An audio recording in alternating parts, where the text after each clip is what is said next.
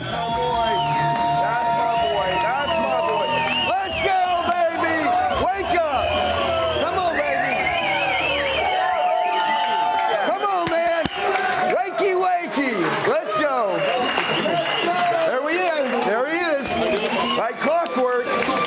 Every time. What's up?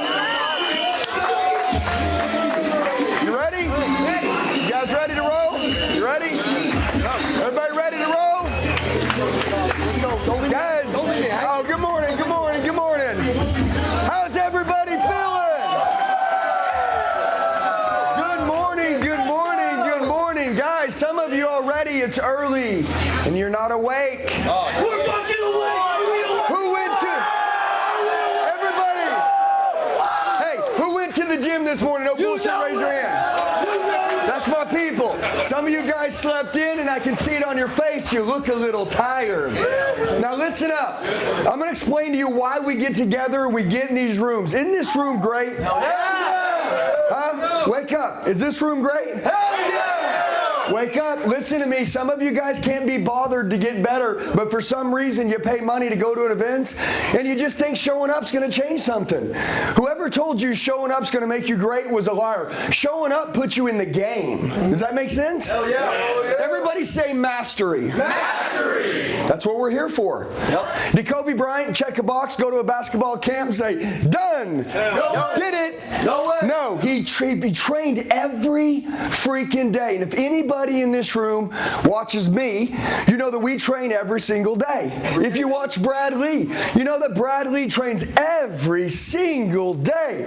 I'm 43, he's 53. Some of you are fucking 20 and you can't even get up. Come on.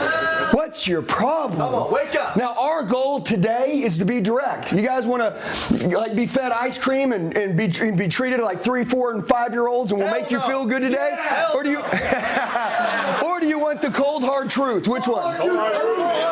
Cold hard truth is this. Everybody say same resources. Same resources. We all got the same fucking resources, am I right? Yep. Does any of you have access to people that other people don't have access to? A few. Most of us have access to the same resources, yet some of you, you're not as good as you should be. So today, me and Brad's goal and my team's goal is to change that. That is it. There's where you are, where you want to go, and what you're willing to sacrifice. And in order to be great, you're going to have to give up some shit in your life and replace it with some good stuff. And to us, that's called wealth, it's called training. The only way to wealth is through self-improvement. If you don't make time for self-improvement, you can't bitch when you don't get better. Am I right? Right.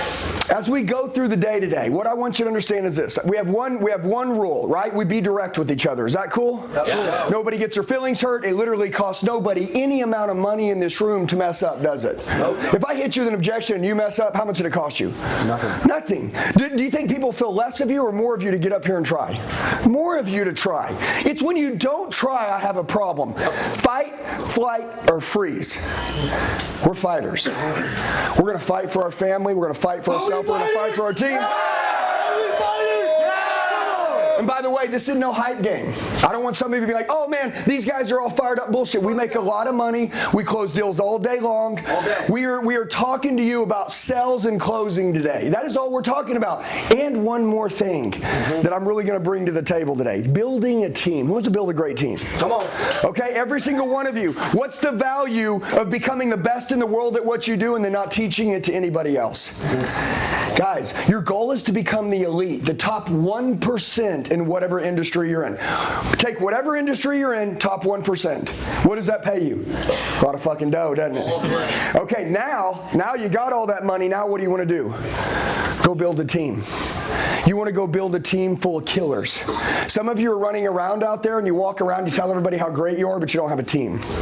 Okay? Did anybody feel the presence of my team as you walked in here today? Oh, yeah. Would you guys love to be surrounded by a team that had your back like that? Oh, yeah. Guys, listen to me. That is my ultimate goal for all of you. That's the end goal, is to create a community around you that holds you accountable daily, that literally, even though that you're the leader, you come in, sales meetings are already being had, teams already fired startup, sales are already being made, revenue's already done, and you don't even have to tell them what to do. You were the example, and they came with you. Does that make sense? Hell yeah. Okay, so it's about finding the right people, it's about becoming the right person, and ultimately, about closing every motherfucking deal. That's what we're going to talk about all day, okay? But let's have a seat, guys. Let's get ready to roll. Let's go. I want you guys to understand that some people can't be bothered at all. I asked who went to the gym this morning. Who worked out with us last night? Raise your hand. Guys, hey guys, tell Brad, how hard was that workout? That was a ball grinder. That was a ball grinder. I wish I was there. Guys, I'm going to tell you, some of you last night, I was like, damn, man, I got my ass kicked. And I work out every day, and I thought, my gosh. Now, by the way, can I say a couple things to some of you? We talk about working out, right? You know, some people, like, it gets old. Right, Brad? You're like, exercise. Like, man, hey, let's talk about money. Dude, what's the value of freaking making any money when you look in the mirror and you hate yourself? You think you're going to make more money if you like yourself? Yeah. Yes or no? Yeah. Guys, come on, man. So, number one, everybody write this down. Become a leader. This is where we're going to start this morning. Me and Brad are going to go back and forth. Hey, can I say something? 'Cause Absolutely. when you say write down become a leader, you're already a leader. Facts. You're just a bad one or a good one. Serious, like everybody is a leader. Hey, by the way, write that down. Everybody is a leader. It's either a bad one or a good one. Yeah. It's good to know that. Leader, if you have influence over anybody, even your kids, like it doesn't matter. You are a leader. So when people are like, I don't know, can I be a leader? You are a fucking leader. 100%. You just need to freaking realize it, and then realize that leadership, right, and practice go hand in hand. You don't want to talk about it, you want to be about it. Hey. All right, guys, hey, and by the way, look, until 4 o'clock, all we're going to talk about is becoming fucking great. You guys cool with that? Yeah. All right, now listen to me. Everybody, give me your mind. You'll hear me say this over and over, but give me your mind. I want to tell you the cardinal sin to growing. Brad, wherever you are, be there. You're with your children at home. I know Brad personally. He goes and spends a lot of time with his kids. He's also all over the world. He's also training, he's doing events, he's doing all kinds of shit. But wherever he is, he's there. Does that make sense? What's that? Yeah. All right, see? This is going to be a fucking great day. All right, now here's my goal is this. Melissa ain't going to call him right now, which is his wife, because she knows he's in here fucking helping people go to the next level. But what she is going to want when he does come home and he gets done traveling on Sunday night, she wants to feel fucking love from him. Does that make sense? You want some of that special energy. Yes, she does. And then you know what? His kids, he puts the phone down and he spends some time with his kids. Even if it's 30 minutes, he wears them out. So I want to tell you guys, some of you, you're here with me right now and you've got problems at home. Get fucking rid of that shit out of your head. I cannot, listen to me. We need to put a high fence around your brain right now. If you want to grow and you want to go to another level, you're going to have to give me your mind. You're going to have to give Brad your mind. You're going to have to give yourself your mind. For you to come down here and bring your problems through that room into this room and expect to learn and grow with other things going on, it ain't going to happen. You will walk out of here the same. Now, I can assure you'll walk out of here different if you can say, hey, I'm here to grow. I am open-minded. Everybody say open-minded. Open-minded. I am open-minded. Let's talk about stuff today. I want to challenge the status quo, which is what Brad loves, to take people out of this life and put them into this one. But in order to do that, we're going to have to reprogram the way you think, the way you operate, the way you speak, the way you communicate, the way you act, your behaviors, right? This is a great room to reset in. By the way, I don't give a fuck how much money you make. I know a lot of people that make a lot of money and lose it. You ever know somebody that's had a great marriage and then they're divorced a year later? Yep. Yeah. Okay, it's called death by 1,000 paper cuts. Shit starts to happen, shit starts to happen, shit starts to happen. All of a sudden they resent each other. They get divorced. They don't even know fucking why. That's why people fall out of love with their business. You got in, you couldn't believe you had this great opportunity, you fell out of love with it. So I want you to understand, just give us your mind today, okay? We're not going to go crazy and psycho and nuts. We're going to work this mind, the one thing that most people don't use. Hey, All right, maybe we might. Everybody write this down, right? Everybody wants to be led by leadership that reaches for more. Listen to me. If you're a leader, who do you want to follow? So write it down too. What's written will be retained. People want to be led by a leader that's going to reach for more. Brad, you want to be around people that are constantly leveling the fuck up, right? Totally. That's it, guys. Am I right? Do you guys want that same thing? Yeah. Okay, do you need to become that? Yeah. Okay, so you need to reach for more every freaking day, and your people will run close to you. Hey, you guys know the word apathetic? Somebody can Google that if you don't. Apathetic, if you write it down, it's a-pathetic. Just remember that. All right, I love it. Here we go, guys. Leadership, right here, Brad. Leaders have one thing, and that's called followers. And by the way, I am a follower. I follow Brad Lee. You say, Andy, I thought you said you were a leader. No, listen up. Let me explain what a follower is, okay? A follower is somebody that follows somebody regardless of their rank, regardless of their title, and regardless of their seniority. We don't give a fuck. See, because you're my boss doesn't mean that I follow you. Does that make sense? I can literally walk into most organizations, and if I was to strip the titles from the leaders, I would ask, would you follow him now? They would say, no. I followed him when he manipulated me to run for the paycheck, but I don't want to follow him. I don't want to be like him. That's right. Okay? Now watch this. A follower is someone who volunteers to go where you go. Guys, listen to me. It is completely okay. My mentors in life are people that have gone where I want to go. Find people that have been where you want to go. And guess what? If they're cool as shit, go follow them. And you will eventually have what they have. Does that make sense? Yep. As long as you emulate. Guys, there's a difference between envy and emulate. Everybody's like, I don't want to fucking be like him. Dude, you're not envying him. You're emulating him. Do you want what they have? You want the Lamborghini paid off cash? You want the $100 million company? You want the wife, the one that doesn't cheat on you, rides or dies with you? She goes everywhere with you. She's loyal to you. She's fun. She's awesome. Yeah. Okay? You want the kids that look up to you. You're their hero. You want the great fucking body no matter how old you are. You feel like you're 18 and you're on fire. You want that? Go find someone who has that. It's okay to be a follower because I am one to a few people also. But I'm very selective, and I want to make sure that the people who they are on social media, they're really that way in real life. And that's why me and Brad connect so well. So volunteer, right, to follow. Now, they choose to follow you. That's a big word. I chose to follow Brad. 2 ways that we're going to influence, Brad. 1, by manipulation, and 2, to inspire. So if somebody's in this room and you're looking to build a team, see, if I'm in the solar, who's in the solar business? Raise your hand. See, if I'm in the solar business, my goal is to become one of the #1 solar salespeople in the world, build my name. I want my team to know I'm a fucking killer.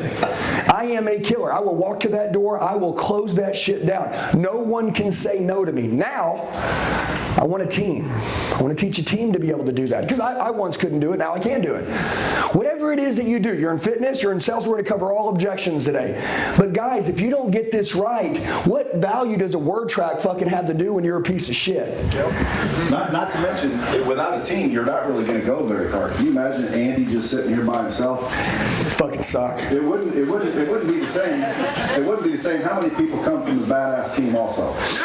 Yeah. Because it's demonstrating. He's demonstrating that he can build a team. And without a team, I've seen a million people. Without a team, you're not going anywhere by yourself. That's a fact. So you're going to have to build a team. So I pay close attention to it. Yeah, and by the way, listen, what Brad just said, and I want you to notice, you don't even notice why you're here. A lot of you, it wasn't a word track that got you here. It is that we are surrounded and immersed. Tony Robbins believes in total immersion. When I studied Tony said total immersion. Whatever I do, I'm going to totally immerse myself in it. Okay? So when you guys see something that's great, you know what you see and you don't even notice it? Is that I've got fucking 40 guys surrounding me that are ready to die at any moment for the fucking cause. You feel me? And that's it. And you look at me like it's me, it's not, it's us. Not only that, look at the work that's done by all these guys that would not be done if it was up to him. Like, again, I'm telling you, it's nothing against Andy. It's nobody. individually is better than a team of people. Nobody. A team, you must have a team eventually. Like once you master what you're doing, and because I'm not going to follow someone who doesn't know what they're doing. Like if you're telling me you're excellent at something, and it's obviously you're not. Like I say, I don't do fat trainers. You see the fat guys that come out at the gym, they're like, hey, we show you how to do that? Fuck no. I want you to do it. So at the end of the day, I'm only going to follow people that are demonstrating, and that's what a leader does is they demonstrate. Because if you're not doing it, how are other people going to volunteer to follow you at all? And you guys might sit back and think, well, I don't really know, and that's where the confidence comes in. You guys need confidence. Some of you probably have it, some of you probably don't. Looking at some of your faces, I think a few of you don't, because when I look at you right in the fucking eyes, some of you go, like, what's the problem? I ain't Medusa. But you got to walk into a room like you own the bitch, and roll out like you sold it. And it takes time. It takes time to walk around that way. There's 6 steps I'll be sharing after lunch.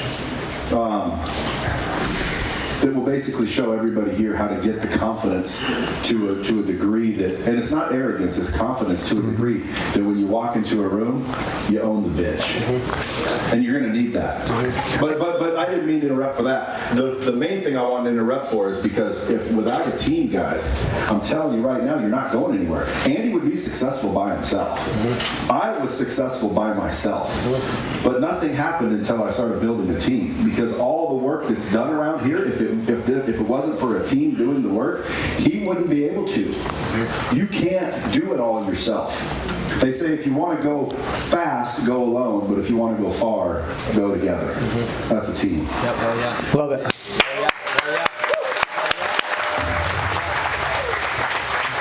Yeah, so they also say there is no I in team, right? But there is in win, motherfucker. That's facts. And by the way, he's not interrupting. Today is all about teaching, am I right? Yep.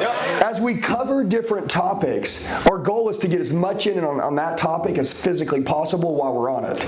Because everybody's probably got ADD in this fucking room. So if we're on a topic, let's get it out, right? Okay, so manipulate and inspire. I inspire people. That's what I do. Are you yawning? No. Don't you fucking yawn, I swear to God. All right. Hold on, he didn't yawn, but he got fucking close. I about busted his ass. All right. Hey. Now watch. Hold on. I was watching his ass, Megan. We were going to embarrass him. All right, listen, Brad. Brad's writing something down. Watch this. All right, so manipulation, right? That means to like leverage money or leverage I'll fire you or to threaten. Go ahead, Brad. Well, I'm just saying, you want to change someone's behavior, you got to change their belief. The reason you do what you do is because you believe what you believe for whatever reason. So, to influence their behavior, manipulate and inspire, you can inspire them or you can manipulate them, but at the end of the day, you're going to have to change their beliefs or yours. The reason you are where you are is because you believe what you believe. Facts. Where's that bomb, bitch? Yeah, so in order to change it, you got to change your beliefs. So if you're in a leadership position already, you got a team, just remember, you got to change their beliefs. You can't yell at them. You can't freaking hope they want to change. You have to change their belief to change their behavior. Now listen, I'm going to explain some stuff. Who's a leader? By the way, who manages at least one or more people in a company in here? Raise your hand. Okay, lots of hands. Everybody watch this. This is the best thing you've ever had in your life that I'm going to explain that will change your entire life. Okay? So number one, managers, I put no trust. Inspiration is trust. Look, I'm going to explain to this. I had a manager. I had a GM. I had a owner. They were reliable. Everybody say reliable. Reliable. See, people misunderstand reliability and trust. Brad, if I tell you I'm going to do something and I do it, that doesn't mean that you trust me. That just means I'm reliable. Am I right? Trust is a fucking feeling. When me and my wife, Jacqueline, started doing business with Brad, we flew out to Vegas. We don't trust anybody. We know lots of reliable people. We didn't trust anybody. My wife wanted to look into Brad's face. My team every day. My team, we look in each other's face all day long. And we all do what we say we're going to do, but it doesn't mean that we have to trust each other. Does that make sense? A want to explain, when you start to inspire people, trust is a feeling. It's a feeling. Just because I do what I say I'm going to do doesn't mean you should trust me for that. Trust is a feeling. If I'm close to you and you feel that you can trust me, then you can. People use their gut instinct. That's how trust is used. And I'm telling you how to create followers, which if you want to build a great team, if you really want to go far, like Brad said, this is it. So, inspiration, right? That's where you're going to get your trust. All right, do what... Give it up to the real boss. Yeah, dude. She's the baddest. Hey, now listen. Do what you say is not trust. It's reliability. When trust is absent, everybody say absent. Absent. When trust is absent, a follower will not be present. Listen to me. Every one of you that came in here and said, I run a team, you think you run a fucking team? I can recruit your team in 30 seconds if I have trust with them and you don't. Am I right? See, listen to me. Explain this. You think you have what you have? Some of you are like, I pay my people more money than anybody. So you train them by money. Cool. So they know how to do it, what to do, but they don't have a why. They're not with you for a why. They'll leave you for money tomorrow. I'll just offer more money. They'll come work for me because that's why they work for you. Don't ever do that. Don't ever do that. Listen to me, guys. And by the way, I know this is an unattractive topic for some of you because you're like, let's get to the closing. You're thinking too small. You're limiting beliefs of fucking like, I need to make $1. Brad always says, hey, some people would rather have a friend than $1. Some people would rather have $1 than a friend. Am I right? You're going to need people. Get it. And understand this. If you don't pay attention to this, this is going to fly by you. You'll miss this segment of the training. You were in a freaking place where you could have freaking became a multi-millionaire this year. This year. I don't know what tomorrow looks like, but I know this. Can you become that badass motherfucker when you walk out of here and stay plugged in? If you can, you're going to get it. You know what's funny is I used to sit in rooms like this, and I used to be sitting back there when someone would say something like that, and I honestly thought, that dude's full of shit. That dude doesn't know where I'm at. That dude doesn't know what I'm dealing with. That dude doesn't know where I've been. He's just saying that because he's already there. I was so freaking negative in the back thinking that statement was total bullshit. But looking back, it was totally true. I just had the wrong mindset. And I'm telling you guys right now, if any of you guys, because I bet you there's probably one in the room that was thinking, it's your mindset. Okay, there's 3 things in life, I'm telling you, these are the only 3 things you got to focus on. Mindset, skill set, habits. Your mindset, your skill set, your habits. If you have the right mindset and the skill set and the habits, you go anywhere you fucking want to go, period. Nobody can stop you. But you have to have those 3. And we get conditioned a lot of times to get weak. And trust, remember, there's always 2 sides to every coin. I can trust that you'll fuck up. I can trust that you're going to lie. I can trust that that you're going to screw this thing up. So, obviously, in this case, we're talking about, positive trust. That level of certainty that I can rely. Because to me, reliability is, again, not that. I'd rather have someone reliable than someone I trust will kill me if I give them the chance, or trust that they'll steal from me, because you can trust that someone will steal from you. So remember that. It's always positive shit, man. That's it. Mindset. Well, this is all mindset, and obviously this is the way that you think as a leader. This is what you're going after. I hear people every day that are like, I just can't find the right people. You know what's fucking funny? I know solar companies. We're talking solar for a minute, but this works in every industry. I know solar companies that have 100 people on staff, and 20% of them produce and 80% of them don't. Who's in fucking charge? No. Who's in fucking charge? The person in charge is responsible for the bottom 80% of the floor. And I'm going to tell you this, that person, those top 20%, they could leave tomorrow and go to another solar company and they'd be just fine. Those people get out of bed on their own. They do great on their own. So listen to me, be careful right now. If you've got a great team, look back and say, hey, how many people do I have on my staff? Let's take the top 20% of my floor. If they left today, now to what I really have. That's how good of a leader you are. Okay? You're not inspiring them. Go ahead, Brad. Can I write another one? Yeah. Write everything.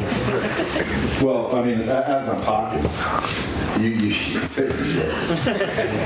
So ultimately what I'm writing down here is a quote that Jocko Willink and I had a discussion over at one time, and I disagreed with him. There are no bad teams. Everybody hear that? Mm-hmm. Only bad leaders. And I was like, no, that's not true. Jocko. He ain't one you want to argue with. But I was arguing with him. I'm like, no, I don't agree. You know, he's like, what are you talking about? I'm like, dude, listen, I got a bad fucking team. I know. And by the way, he didn't say much. He didn't argue or anything. He was like, interesting, you know, da-da-da-da. But then I got his book. Extreme Ownership? Yeah, and I read his book and I realized what he was saying, and it's true. See, again, I mean, everything's perspective, guys, and hopefully during this day, your perspective will shift a little bit, because that's all you ever need. Even when you're golfing, like you hit a ball, you know, and it goes clear over there. Yeah. If you'd have just adjusted the face of that club by one tiny ass degree, it would have went straight. Mm-hmm. So sometimes you're just this far away from it. Mm-hmm. But this is the thing that stood out to me the most. There are no bad teams, only bad leaders. So if you think you got a bad team, go look in the mirror, Bubba. Mm-hmm. Yeah, Jocko Willings, what he's talking about, they had 2 boat crews that are or 5 boat crews that are running. And if you're running a boat crew in Hell Week, the only way you get a break is to win. Mm-hmm. You get it? Pays to be a winner. Yeah, you got to win. That's it. Like if you want to fucking sit out a race and rest, you have to get first place. If you don't, you're never going to fucking die. Isn't that the world too? Mm-hmm. Right? Because if you're not the best, you don't get any rest. I mean, look, it's hard either way. It's hard to win. It's hard to lose. But the deal is they had this boat that kept winning every single race. And then they had this boat that was in last place. And, you know, obviously the Hell Week badass leaders, you know what they said? Switch the fucking leaders. Take boat crew 1 to boat crew 5. Swap them. We're going to switch. The next race they ran, guess what happened? Boat crew 5 came in first place. Dominated. How the fuck did that happen? Mm-hmm. You know why? The guy that was manning that fucking boat told everybody who they were. Told everybody what they saw in them. Told everybody that we don't fucking get tired. Everybody say, I don't get tired. I don't get tired. That's what they fucking said. I don't get fucking tired. Then they took the fucking instructor's souls. That's what he told them. You see these instructors?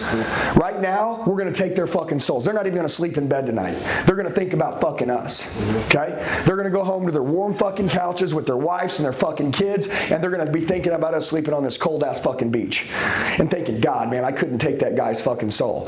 You know what will happen when you ring that bell in Hell Week? You're in fucking pain, right, Brad? You're dying. Some of you worked out last night, you're fucking in pain. You wanted to quit, but you know what happens? The second you ring that fucking bell in any area of life, or you don't listen right now and you don't give us your mind, we will walk you off that cold ass beach, right? Where the water's so fucking cold, where your shirt's so cold, where even if it touches your skin, it feels like it cuts you open. You're in pure fucking misery. You're in hell. And when you ring that bell, they will walk you over to a warm shower by the hand, and they will put you in that fucking warm shower. And a minute later, you will warm up, and you will realize you just cost yourself a piece of your soul. Mm-hmm. Yep. That's the fucking truth. And that's Extreme Ownership by Jocko. And we study everybody. We are students of the game. So when Brad just said, there's no bad teams, only bad leaders, that is the truth. If your team isn't performing the way it should be, that's your fault if you're in charge. And by the way, listen to me. If you're someone who's a sales rep in here, and you're like, dude, I'm just a setter, or I just sell gym memberships. Again, that's a belief problem. Your goal is that we knew one day we were going to be running big teams. We knew one day we were going to be doing big shit. So we started working at that fucking gym counter, selling that gym pass, making fucking $10 like we were fucking billionaires. Yep. We talked to people with passion. We talked to people like we fucking own this world. We talked to people like we knew exactly where we were going. And people were like, dude, I mean, what the hell? Every time I come in here, you're so fired up. And we had infectious energy. And our goal, and Brad always talks about building a brand, and I know we'll talk about it multiple times today, that's called onboarding somebody to you. Does that make sense?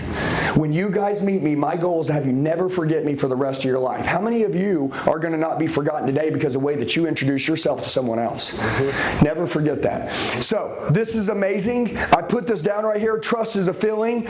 People can't feel it, they won't follow you. Now, this is all about being a leader. True leaders know how to breed true loyalty and create trust. Create trust and breed loyalty. Okay? Our team, every one of us, we all wear bracelets that say the warrior, the devil said you can't withstand the storm. The warrior replied, I am the storm. We wear them every day. Most of our guys have tattoos of lions on us. Dude, we've been changed. There's the day you're born, the day you die, and the day your life changes forever. And people see that and they're like, that's a little bit obsessive, right? I've never seen anybody win not obsessive. I am an absolute extremist. I have an addictive personality. When I did drugs, I wanted to do every one of them I can get. Okay, when I was a bad guy, I wanted to do all the bad stuff I could do. Okay, when I was fat, I wanted to eat all the fucking shit I could eat. But then when I started to do stuff for good, I got addictive on that, and I got extreme, total immersion. Are you immersing yourself into anything that's not going to take you in the direction you want to go, which Brad always talks about is decision making. But creating loyalty and trust, this is where this year, these leaders in here will build their teams. I know a lot of you, you're like, dude, you guys got people, and every time I see you, I'm like, where's the people that were with you last time? You're like, oh, that guy's a fucking asshole. What's his name? Went and worked for someone else. They offered him more money. Dude, go look in the mirror and just tell me the truth. I'm a shitty ass leader. Right? I'm a shitty ass leader. That's it. Okay? In a world where weak managers run manipulation and that's the norm, everybody's thirsty for a great leader and trust. Am I right? Yeah. Don't believe me. Stay where you're at. Okay? I wanted to share this because last time, Brad, I went straight into mindset. We went crazy. If anybody ever seen Simon Sinek, anybody know who he is? Yeah. Simon Sinek talked about great leaders think, act, and communicate differently than everyone else in the world. I call that a 1%er, okay? He talked about everybody knows what they do, how they do it, but most people don't know why they do it. It's called the golden circle. Now listen to me, okay? If people lose their purpose, what do? Burn out. Yeah. You ever heard somebody say, I'm burned out? You ever heard anybody say it? In sales, Mike, you ever heard somebody say, I'm burned out? Saturated. They don't burn out. They lose their purpose. Dude, you forgot that why you took that job. And by the way, is the leader's job to explain to everybody the why every day? Why we're doing this, why we're on our mission. Do you guys want to be the best closer in the world? Yeah. Dude, do you think you're going to be able to close anybody walking into somebody's house and not completely sold, not on what you do, but why you're doing it?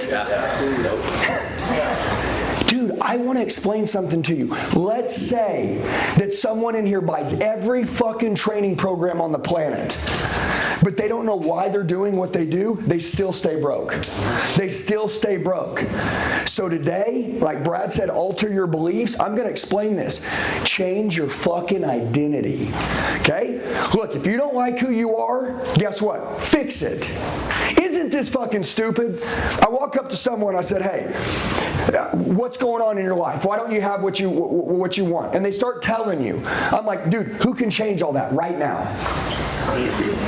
I can, but dude, you can. That's it. Shut your mouth. Okay, what do you want to do? You want to be elite looking? Go to the gym. Beat the sun up. Train in the morning. Get a piece of paper. Write down 10 things that you want to happen this year. Write them all down again so they're fresh on your face. Make something happen that day. Write out the night before what tomorrow's going to look like. Be fucking prepared. After that gym, you feel like you could just close anybody in the world. You walk out great. I don't care how you feel. Listen, winners and losers both wake up the same. Most of the time, I wake up at 5 a.m. Brad, I don't want to fucking get out of bed sometimes, but I know that winners live where quitters quit. There's another motherfucker that doesn't want to get out either, and he ain't going to get up. I'm not going to be like him. I'm getting up.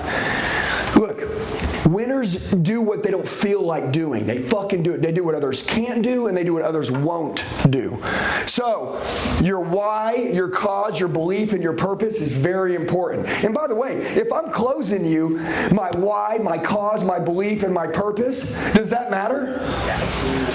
Does that matter? Hell yeah! No, but I'm asking you, when I'm in front of you, and we'll be up role playing here in just a minute, and I'm going to listen to some of you have some dead-ass dry word tracks.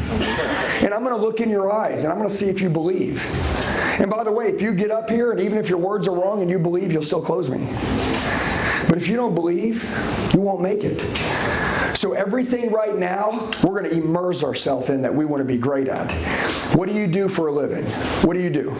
Sell insurance, right? What do you do? Marketing. Marketing. What do you do? Home sales. Okay, home sales. What do you do? Sell cars. Okay, what do you do? Sell a lot of solar. Cool, what do you do? Solar. What do you do? Teach people how to believe in themselves again. But what do you do though? Solar. You do solar. What do you do? Mortgage. Mortgage. What do you do? Real estate. Everybody does something different. He said real estate. How many people right now are like, rates are fucking high, nobody's buying. Real estate people are losing 80% of their fucking income right now. Am I right? Right. Yeah, I see a lot of real estate cats going over to solar. You know why? If everybody's getting fucking out, wouldn't it be the time to kill it? Yeah. I'd be like, dude, these guys are mentally fucked. They got rear naked fucking choked out by the market. I'm going to go right now and I'm going to tell people that 6 months ago, if you'd have bought a house, you'd have paid $200,000 or $300,000 more and you'd have probably what? Got 1% or 2% better in rate? Listen to me, you can't refinance a payoff, but you can refinance a fucking interest rate. You marry, right, the mortgage, you don't marry the rate, you date the rate. Yeah. Am I right? So wouldn't you rather right now get a better deal on a house, pay a little higher in rate, and then date the rate and refinance it later? Wouldn't you want to do that? Yeah. But why the fuck isn't every mortgage person on the fucking social media saying that? And they'd sell every house in the world right now because people, is it a buyer's market if you're in real estate? Yeah. It's a buyer's market, which means more buyers, what you get paid off of, right, are ready to buy. Does that make sense? But you know what they see? They see rates. You know why? Because the mortgage people and the rest of the world keep bitching about the rates being high. Wasn't it crazy? They weren't bitching about paying $300,000 over sticker, were they? Yeah. But they'll bitch about an interest rate. Yep.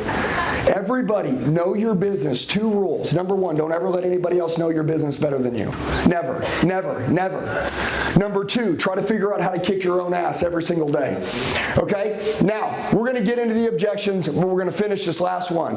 Why does your organization exist? Why does it exist? Okay? And by the way, listen to me. Do you want to be authentic and genuine? Yes or no? Yeah. Nobody wants to buy from a fake motherfucker. But this is what training looks like. Hey, listen, Megan, I need you to go to work today and be more authentic. What the fuck does that mean? You know what that means? That means just believe in what you're doing. That means understand why you're doing it. Like, dude, if you sell cars, right? I made almost $1 million a year selling cars. Fucking where people made barely 50 grand. You know how I did it? I did it because I gave a fuck and I knew that 9 out of 10 people already bought a car from someone else. I knew that if you went to a Starbucks, and people were saying, hey, what do you think about car salesmen? They'd say robbers, cheats, thieves, and liars. What would they say after they met us? That's all I gave a fuck about, right? Can I control that shit? Mike, can you control when you go to a door what someone thinks about anybody else? No, you control what they think about you. That's it. That's the goal. Does that make sense? Yeah. Okay, so every one of you in here, this is player versus player, Andrew Tate style. Player versus player. Okay? Most people, right, they say, well, he's built different. Well, if you mean wakes up earlier, goes to bed later, right, asks questions, trains their ass off, is your entertainment budget higher than your education budget? No, I mean it. Like, I know where a guy's heart is. I can find his treasure by pulling out his bank statement. Guy says, I'm fucked up. I don't know what's going on. I keep blowing my money. I can't make it. Give me your bank statement. I'll go through and circle all the food that he ate out to eat, all this shit. I'll circle all this stuff. And I'll be like, cool, there's $2,800. If you'd have spent $1,500 of that, cooked your own food at home, went to the gym, bought a $50 gym pass, and paid for somebody to teach you once a month, you'd have saved $1,000 and you'd have probably made an additional 20 grand. Come on! No, but people don't do that. You know why? Because you want to go around telling everybody else how to fix their shit, but you can't fix your own shit. Okay? And by the way, I'm going to say something to you. Everybody, write this down. Keep it fresh. Keep it new. Mike, you got to keep it new. Just because you're the fucking man today, don't mean you're going to stay the man. Hell yeah. Okay? If somebody wants everything you have right now, so I'm going to give you the secret rule. Who's got kids? Raise your hand. Okay, if you've got kids, remember the day that you took your kids home from the hospital? You're like, dude, I'm going to read you a story every night. I'm going to pray for you every night. I'm going to tuck you into bed. I'm going to brush your teeth. You have no idea. You're going to have a parent that is going to freaking give everything to you. 3 years later, brush your fucking teeth. Go to bed. Go to bed. Leave me alone. You don't keep it new anymore. You don't keep it fresh. Your newness is gone. And that's a fucking problem. Don't be one-dimensional. Number 2, okay, the love on the wedding day, you've heard it a million times, isn't enough to sustain a marriage. Listen to me. Dude, if you treated your relationship like it was fucking you just met instead of treated it like it was the end, there would never be an end. Am I right? Yes? Yes. Guys, listen, this is fucking common sense. I watch people go into counseling saying, hey, me and her just can't get along. Well, do you treat each other like it's the beginning still? No. No? Well, why not? I don't fucking know. But we'll pay you to fucking sit here and ask questions. Dude, it's so stupid. You're ungrateful now. You've lost your gratefulness. I'm going to tell you guys some stuff, and I don't want you to be me. I want you to be you. I want you to go get everything in your life you've ever wanted and more. Brad doesn't want me to be him. He's his own person. But you know what I love? I love that Brad said, do the fucking work. And I said, what does that mean? He said, stay grateful. He goes, dude, remember we were sitting there on the back balcony and you go, it's really hard to wake up when your kids are healthy and be in a fucking shitty mood. Am I right? That's what he said. And I said, man, that's fucking called gratefulness. And you know what I realized? That one of the reasons why I've passionately been able to train every day for 25 years in sales training, we've been able to grow, built a $100 million company, been broke, gone backwards, figured it all out, made a lot of money, done everything, and we're finally figuring it out, is that I needed a team, and for a long time I didn't have one. So the team part was why I started with leadership, because it's extremely important, and I don't feel like we talk about it enough. It's the secret to the Elliott Group. Okay? But number 2, I want you to think about a couple things, right?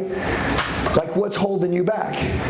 It's just you don't keep it new. You see that chair right there? See that chair? What do you do for a living? You sell cars? Yep. Okay. I know guys that make $500,000 a year, make $1 million a year selling cars. I could ask him what he makes. If he doesn't answer that question, he doesn't understand what kind of chair he's sitting in. Does that make sense? Michael O'Donnell, right? How much money did you make selling solar? $2 million a year. Okay, watch this. Michael O'Donnell sees this chair.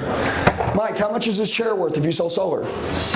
If I get it at your kitchen table, it's worth everything. He says it's worth $2 million a year. How many of you are in here in solar and you're making 10 grand? You fucking don't get it. You're disrespectful to the fucking industry. Do you hear me? But don't do it anymore. Do you want to be an industry leader? Yeah. I'm asking, do you want to be an industry leader? Yeah. Listen, in your industry, is everybody talking about you? If they're not, whose fucking problem is that? Whose fault is that? Is that what you want? If that's what you want, we're going to fucking war. This chair, when I sold cars, they told me it was 120 grand a year chair. Right, Brad? That was about what guy made selling cars. I made 716. You know why? Because my thinking, my mindset, my skill set, my habits, like Brad talks about, were 7x a normal motherfucker. Do you guys want to be normal? No. Then listen to me. Your chair you're sitting in, top 1% in the industry, what do they make? Write it down. Your goal is to be in the top 1%, not to fucking get some information today. So write down what is the top 1% in your industry earn. What's that chair worth? Okay? That's the way that we train. We train as if we're going for the top 1% in that industry. Okay? And we're going to take your family with you. So, mindset, the way that we believe, what you think about all day long is ultimately what you become. That is it. So I'm going to explain to you how we're going to do this today. And we'll take a break about 10:30, which is going to be in about 40 minutes. But we're going to start hitting objections. Let's set up some battle mics. Okay, I'm going to tell you what I want to do on the first half of today. Number 1, I love role play. Role play is what makes people great. Repetition's the mother of skill, isn't it? If you want someone to be great, what are you going to do? Role play with them. Yeah, you're going to role play with somebody. How you practice with somebody is how they become great. Hey, does everybody in this world hate role play? Yes or no? Yes. Isn't it fucking crazy? Isn't it crazy how people would rather practice on people instead of practice when they're away from people so they can get paid when they're with people? Isn't that crazy? You know what that's called? Entitlement, ego, and pride. You might as well write that down. It is the death of you. Some of you right now, the reason why when I say write something down, you won't write it down because you're entitled. Okay? That's exactly why no one will ever follow you. That's exactly why you'll never have a great team. And that's exactly why you're going to fucking die with regrets. And you're going to keep watching other people on social media make it instead of other people watching you. This room is super cool. You know what I love about this? And let's just use our minds for 1 second. Has anybody ever seen Brad speak before at an event? Yes or no? Okay, how long does he speak? An hour. He speaks for an hour and he gets out. Am I right? Dude, Brad is ate up with the game of growing salespeople. That's what Brad's ate up for. Dude, he's with us all day long. This doesn't exist. When a guy calls Brad and says, hey, Brad, I'm doing an event. I need you with me all day long. He's like, no fucking way. I'll be there for an hour. I'm in, I'm out. I go out the front, go out the back, I'm done. See this facility? We call this the Lion's Den. You know why we built this? We built this so salespeople could come in and learn and be intimate and be in a close environment to level the fuck up. Do you feel me? Woo! Guys, I mess up all the time, but what I know is that when I mess up, I learn and I get better. I don't get bitter. I don't get embarrassed. Oh, I got fucking embarrassed. I don't give a shit. I know this next time I'm gonna fuck that guy up. Right? Like that's how we are, okay? But the reason why Brad comes in this office with us and we get together, I know a lot of people that left from the last event to this event and they 3, 4, and 5x their money.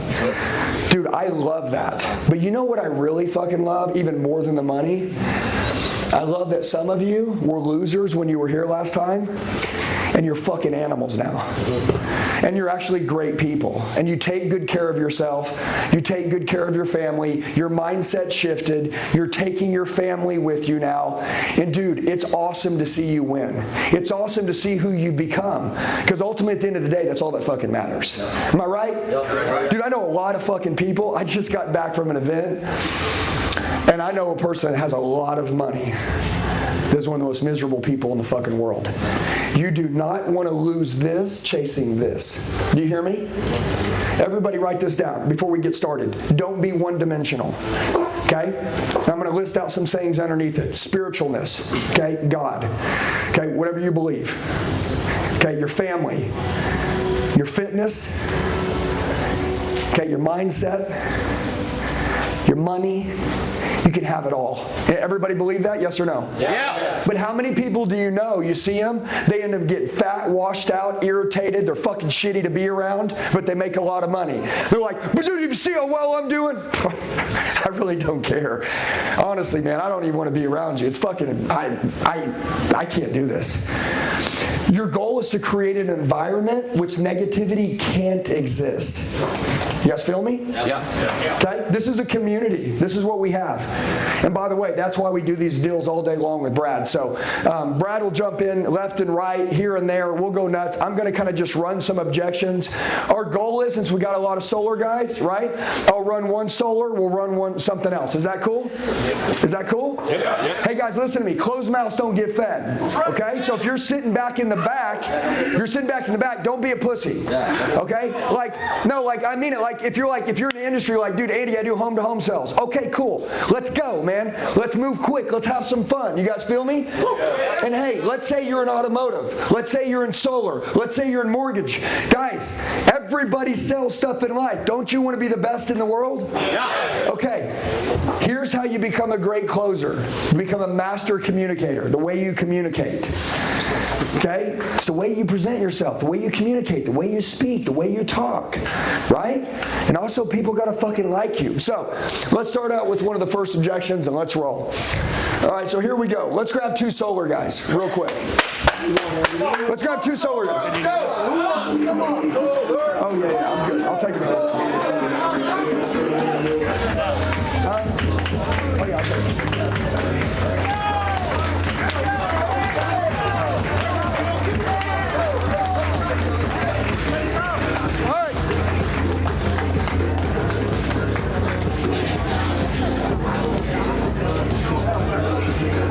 All right, here we go.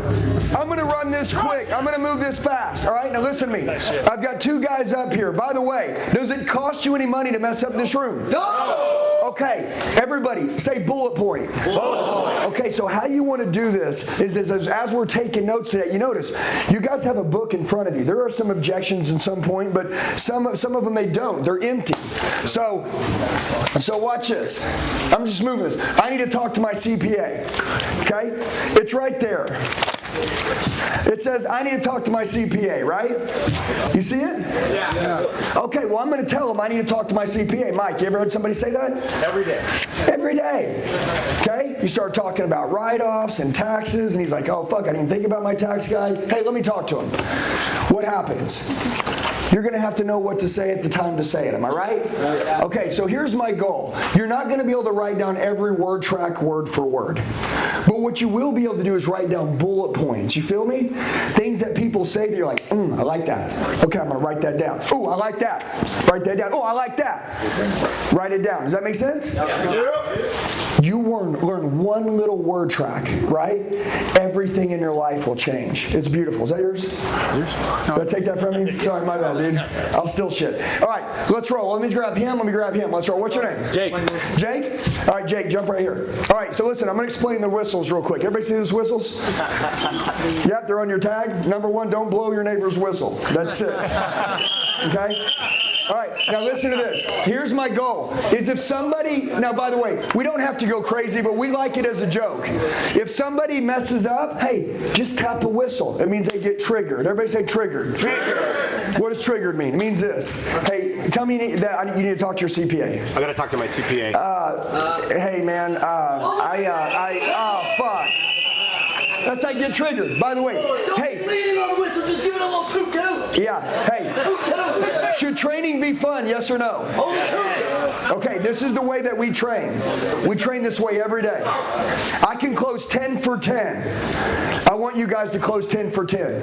It means this, if you're put on the spot, dude, listen to me. If you get an opportunity, does everybody in the world want what you have, yes or no? Yes. Some people will say no. I have a delusional belief. You don't have to agree with me. You do not have to agree. I don't want you to be me. I'm going to tell you, I have a delusional belief that everybody can buy, came to buy, and will buy as long as I do my job. I believe that. I have the ability to alter the way that you think. I have the way to alter your perception towards how you see things when I'm in your presence. I have that ability, and you do too.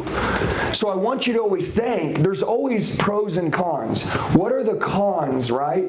You know, something negative, but what are the pros that could take somebody towards where you want them to go? So let's rock and roll. Ready? Yep. It's going to be simple, okay? By the way, I'll start with you. Is that cool? Okay, so anyways, we're sitting at the kitchen table. All the numbers are out. You're like, hey, what do you think? Let's wrap this up. And I'm like, here, and you got talking to this mic. I'm like, hey, I appreciate it, but I need to talk to my CPA. Hey, Andy, I completely understand that. Listen, we talked to our CPA. It made sense. I'll tell you what, we can call him right now. Let's go ahead and answer the questions for you, and we'll get all that situated right now. Yeah, no, that's not how he works, man. I got to set an appointment with him. Okay, let's set an appointment, and we can go together. But I'll tell you what, if you were to do this right now today, it's not like we have panels in our truck right now. We can do it later. It takes a process. So what we want to do is we want to get the ball rolling. Just get the site survey done. We'll get all these questions answered for you, and your CPA can call back. You can cancel before we put a panel on the house. It's not a big deal. Yeah, but I kind of want to talk to him first. Cool, I get it. So let's go ahead and call him or text him. What do you think? Yeah, but I already told you. Yeah, you did tell me that, right? Okay, so stop. Hold on, stop.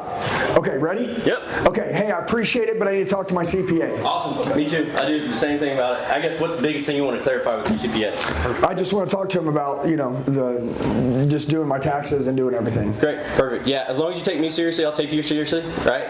I've been doing this for 7 years. I guess for you, as long as the numbers all make sense, what's the biggest thing you want to clarify with them? Well, I just want to talk to him about it before I pull the trigger. Cool. Awesome. Yeah, so today, I don't even know if you can do this, right? There's an application process, okay? So as long as you qualify today, qualifying for solar is like qualifying for a house. Does that make sense? Yeah? Sure. Cool. Awesome. So essentially... But I can do all that after I talk to him, right? Yeah, you're not pulling trigger right now, okay? I don't even know if you qualify, so essentially we're going to go through this process. What exactly do you need clarification on your CPA? Okay, so watch this. Everybody listen up for a second, okay? Everybody just listen for a second. Everybody slow down. Number one, give it up for these guys for getting up here. Okay, hold on. I I want to explain something. What's the objection? What's the objection? No, I need to talk to my CPA. Am I right? Do these people really exist? Yes, they really exist. You don't trust them. Hey, can I ask you a question, right? Do you want to push through and just try to get this freaking thing going and try to go, or do you want to overcome it, close it, and put it to bed? Mike, you make $2 million a year selling solar, right? Mike, what do you want to do? Put this to bed or act like it doesn't exist? So I'm going to. Hey, look, Mike, why don't you come up here for a minute?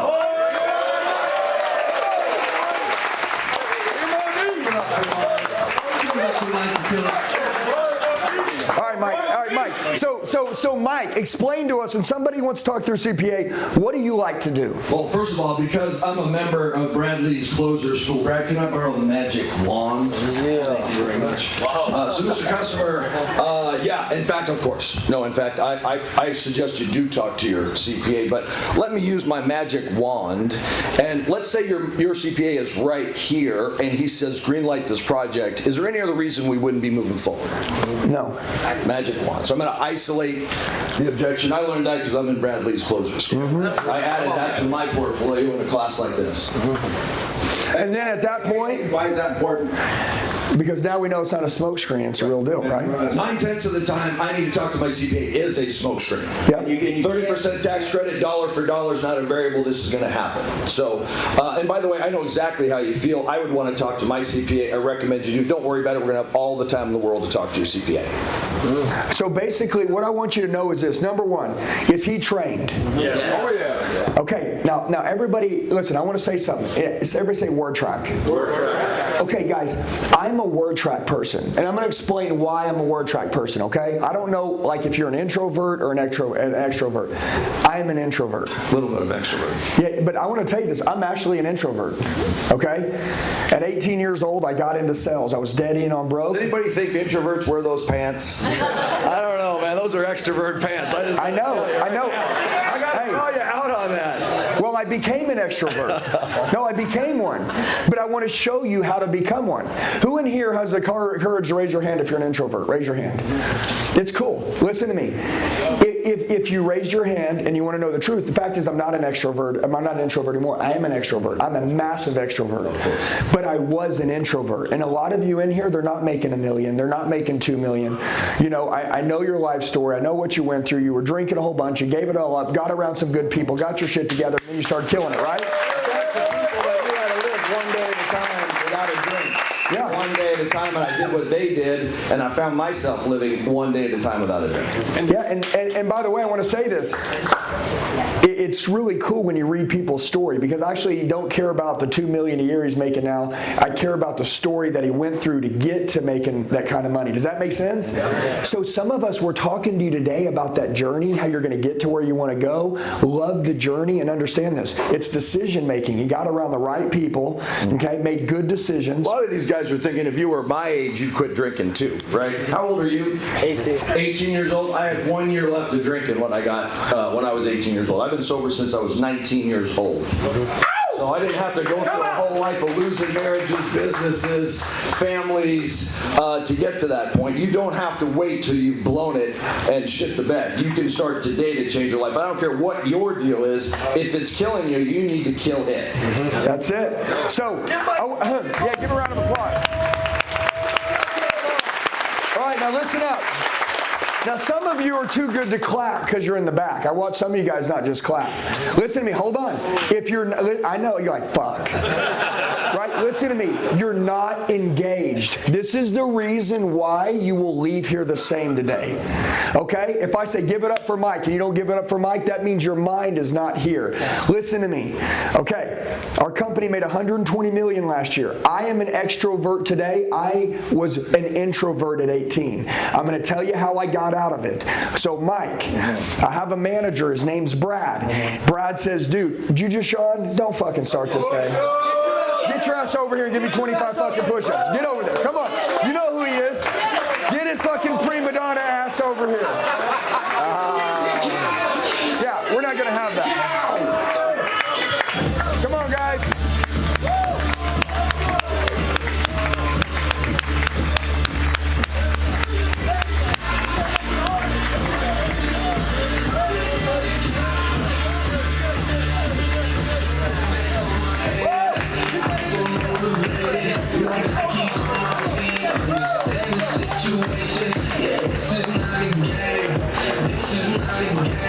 Guys, listen up. Now, I'm going to get back to why we're here. By the way, explain this. This is a community. This is the way we operate. This is the way we live. This is the way we run.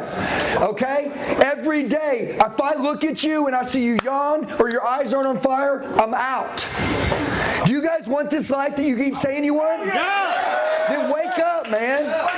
Wake up. Some of you, you look like you just got out of bed. Wake up. Okay? If you're getting bored during conversations like this, just go look at your fucking ATM account. Okay? Dude, you should be fucking pissed that you're letting that weak shit, right, have a voice and come out your mouth and yawn. Now, so Mike, I'm an introvert. My manager, Brad, says, Andy, you're going to go sell solar. People are going to say shit like, I need to talk to my CPA. And I'm actually not that guy that has the gift to gab. So I don't know how to talk my way out of situations. So Brad says, let me teach you a word track. And you're going to say this in the mirror over and over and over and over and over again. So when someone says no, you'll have the ability to get them to say yes. Okay? And by the way, not speak loud, not get triggered, not get panicked, right? Not lose your state, right? Like, take the pressure out of the deal and be able to handle it. So let me grab one of my guys, and we know all these solar objections. Let's use Junior Jacob here real quick. All right, Mike. Mike, here we go. Mike, this is a word track we teach, all right? Yeah. Okay, now tell me, if you got a solar rep in the field, would you like this if he didn't know what to say, right? Obviously, Mike used the magic wand. Dude, every great closer in a seated position, everything is written, right? This thing right here is fucking magic. Everybody knows. Get as close as possible to him, be able to put your hand around him, use that magic wand, and dude, you can get people to do whatever you want. And that's not dealing with the objection, that's isolating the objection. That's skill number one. Isolate the objection. Yeah, so I'm going to overcome it. Is that cool? Let's overcome it. Okay, I'm going to overcome the objection. Jacob, I appreciate you, but I need to talk to my CPA. Go. Hey, I totally understand. However, I can't see your CPA getting upset with you getting a 30% tax credit, would you? Absolutely not.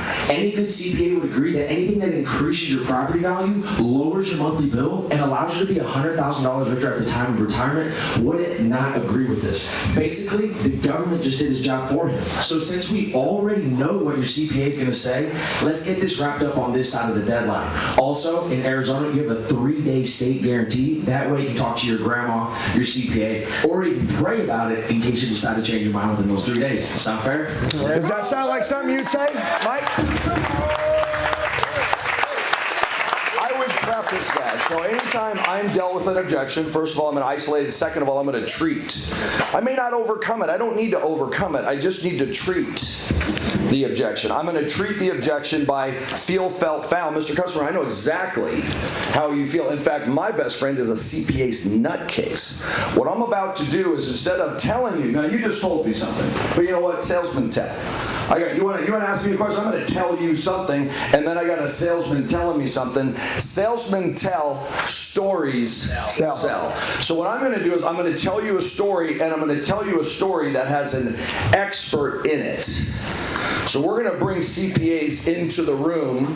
We're going to have them here with us, and we're going to treat the objection, and then we're just going to move past it. We're not going to overcome it. We're going to treat it. So that's how I do it. So what I'm going to do is feel, felt, found. Mr. Customer, I know exactly how you feel. In fact, my best friend felt the same exact way. He's kind of a CPA nut. So what he did, once we got the paperwork moving forward, he went and talked to 5 CPAs. And you know what they said? What he said. But now it's a story about an expert telling my best friend, and my best friend, he understood it, and then it totally made sense, and then he was able to use that 3-day guarantee. He had all the time in the world to validate what my story just sold him. I love that. Tell stories, sell situations every day. All right, now my question is,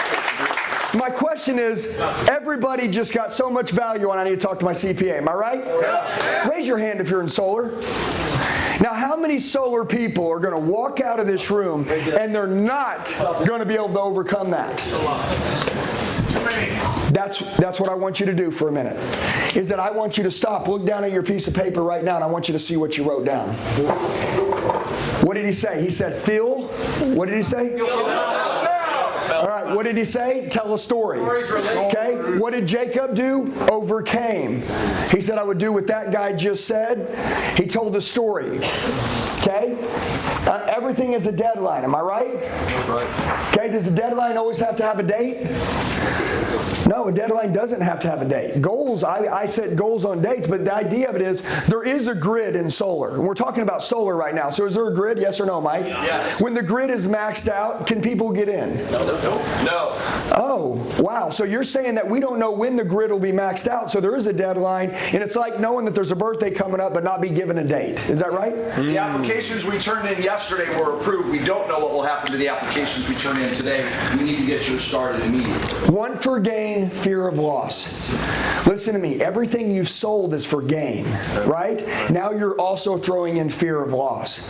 Now, if you're in solar, I love it that I've never sold a solar panel in my life, but I sell things every single day. I don't care what you sell. You should be able to sell everything if you're a great salesman and closer. Am I right, Brad? Yes, sir. You should be able to. I promise you. I understand that every product that was made, if it's a good product, could be sold. Am I right? I don't have to work in a gym to know that selling somebody on a gym pass is good for their family. Does that make sense? Right? That's it. It's easy. I know that solar is great. If utilities tripled right now and inflation went up, if it did happen, right?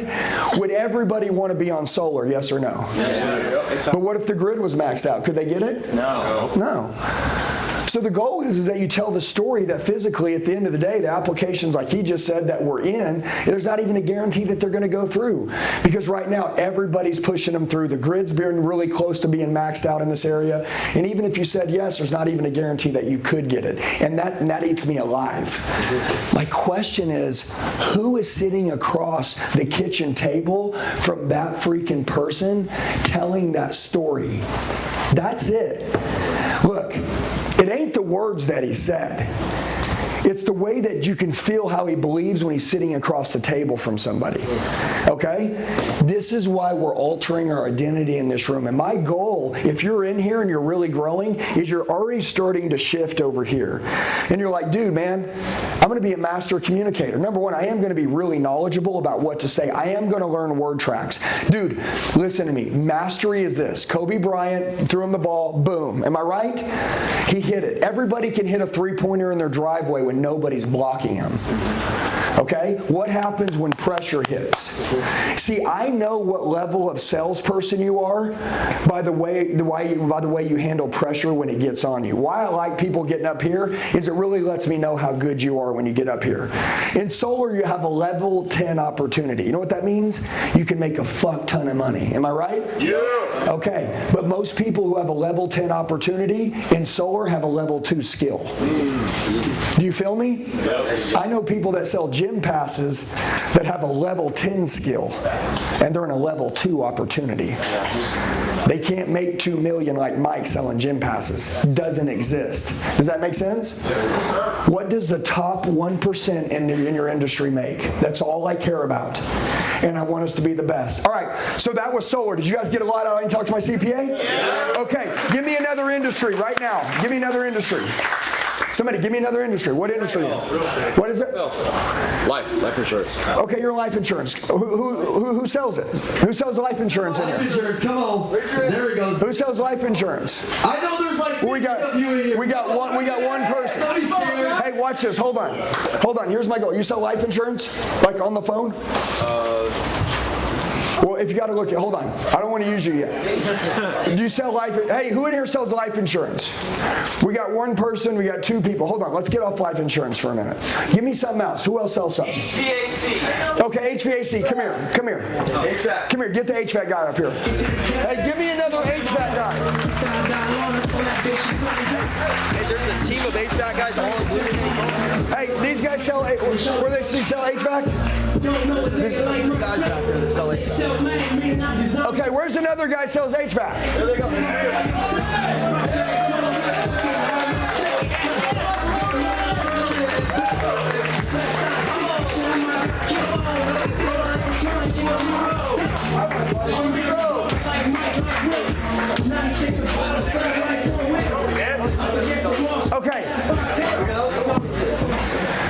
Okay, so guys, look, I'm going to run through this for 30 seconds. And by the way, I asked what other industries are you guys in, and a lot of you stayed quiet. Am I right? Dude, no, listen to me. Car sales is easy. We'll get into that in a minute. But listen to me. I'm going to go back. I'm running through the solar era right now. So I'm going to go back and forth from solar to this. Okay? And we're going to run through this all day long. But here's my goal is this. Whatever it is you do, right? What is it you do? What do you do? Sell coffee. You sell coffee? Okay, cool. What do you do? Solar. You sell solar. All right, you sell insurance, right? But you didn't raise your hand when I asked you sold insurance. See, you can't do that, guys. Do you feel me?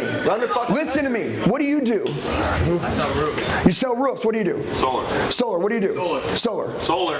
Roofs. Okay. HVAC. HVAC? Yeah, insurance. What do you do? Training. Okay, what do you do? Tires. That's right. All right, guys. But I said, what do you do, right? I want to know what you do. Do you guys want to be great in your industry, yes or no? Yes. Okay, guys, because I can stick on one subject all day long and keep rolling, but if you'll talk to me, we'll work out every freaking objection in your entire industry. You feel me? Yep. It's called mastery, right? Okay, so we're running you too quick. Are you ready? What's the number one objection you get? Just tell me what it is. I have a few more quotes I need to get. Okay, cool. Ready? Here we go. Hey, so hold on, time out. You're in the house, right? You found a couple problems. His job is to upsell jobs inside the place. Does that make sense? He's in your home. He came in because something wasn't working.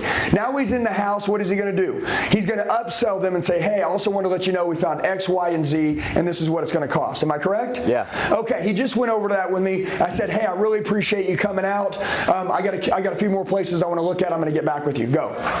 All right, so under pressure. Wow, this is not. No, just tell me what you would do. Forget about all that. So, ready, go. All right, so we already know you like Hobica. We know you like the company, right? Sure. It's the first time I used you guys, but sure. Okay, but how'd you find us? In the phone book. In the phone book? Google. So I went over that we have 0 complaints, and there's not many companies in the Valley that have 0 complaints. We're also 4.9, 4,000 reviews. I mean, we're Google guaranteed. These aren't paid from overseas, and we're not getting these reviews in. These are real reviews. Our CRM's been checked. You know, we're getting this service, right? So we're a good company. Do you like Hobica now? I mean, we went over this. Do you like Hobica? Sure. It's the first time I've used you guys. You're in my home. I just met you. You just checked my shit out. You told me I need to buy something. So like I'm not a raging fan. You feel me? That's why I'm shopping around, obviously, right? Right. Okay. Okay, ready, go. Do you like me? You seem like a nice guy. All right, I appreciate that. So we still have price. What did you budget for this project? I didn't know there was going to be a budget. I didn't even know it was going to cost us a certain amount of money. I'm stumped. That's okay, stop. Ready? Come on, ready? Hold on. Is this life, yes or no? Guys, listen to me. This is why salespeople fucking suck. No, listen to me. This is why people fucking hate salespeople. This is why. No disrespect. You came here today to get great. So listen, I love them. Yep. But I fucking, at one point in time, didn't make any money either. I wasn't making a lot, and I was a fucking amateur. Okay?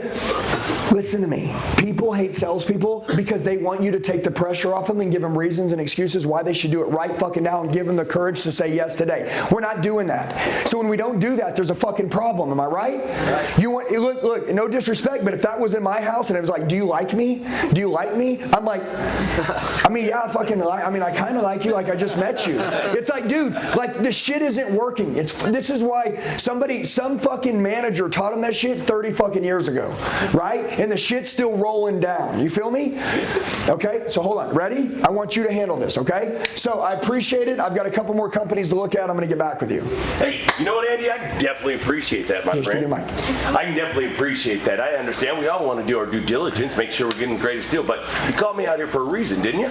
Yeah, I had a problem, and then you found some problems. You want that issue fixed, right? Yes. And how'd you find us? Through Costco, is that correct?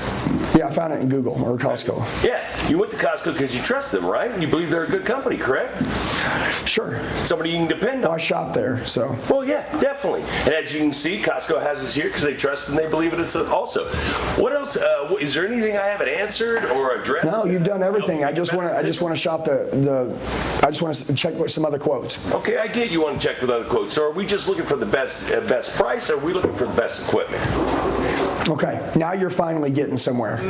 Okay, listen, hold on, but listen to me. Everybody say sniper. Sniper. Okay, listen to me. When you're sitting across from somebody, okay, and it's time to get the money, the first 90% of the time, what are you doing? Painting pictures, selling stories, presenting, and then the last 10% of the time, you're collecting 100% of the money. Am I correct? Yeah. Okay.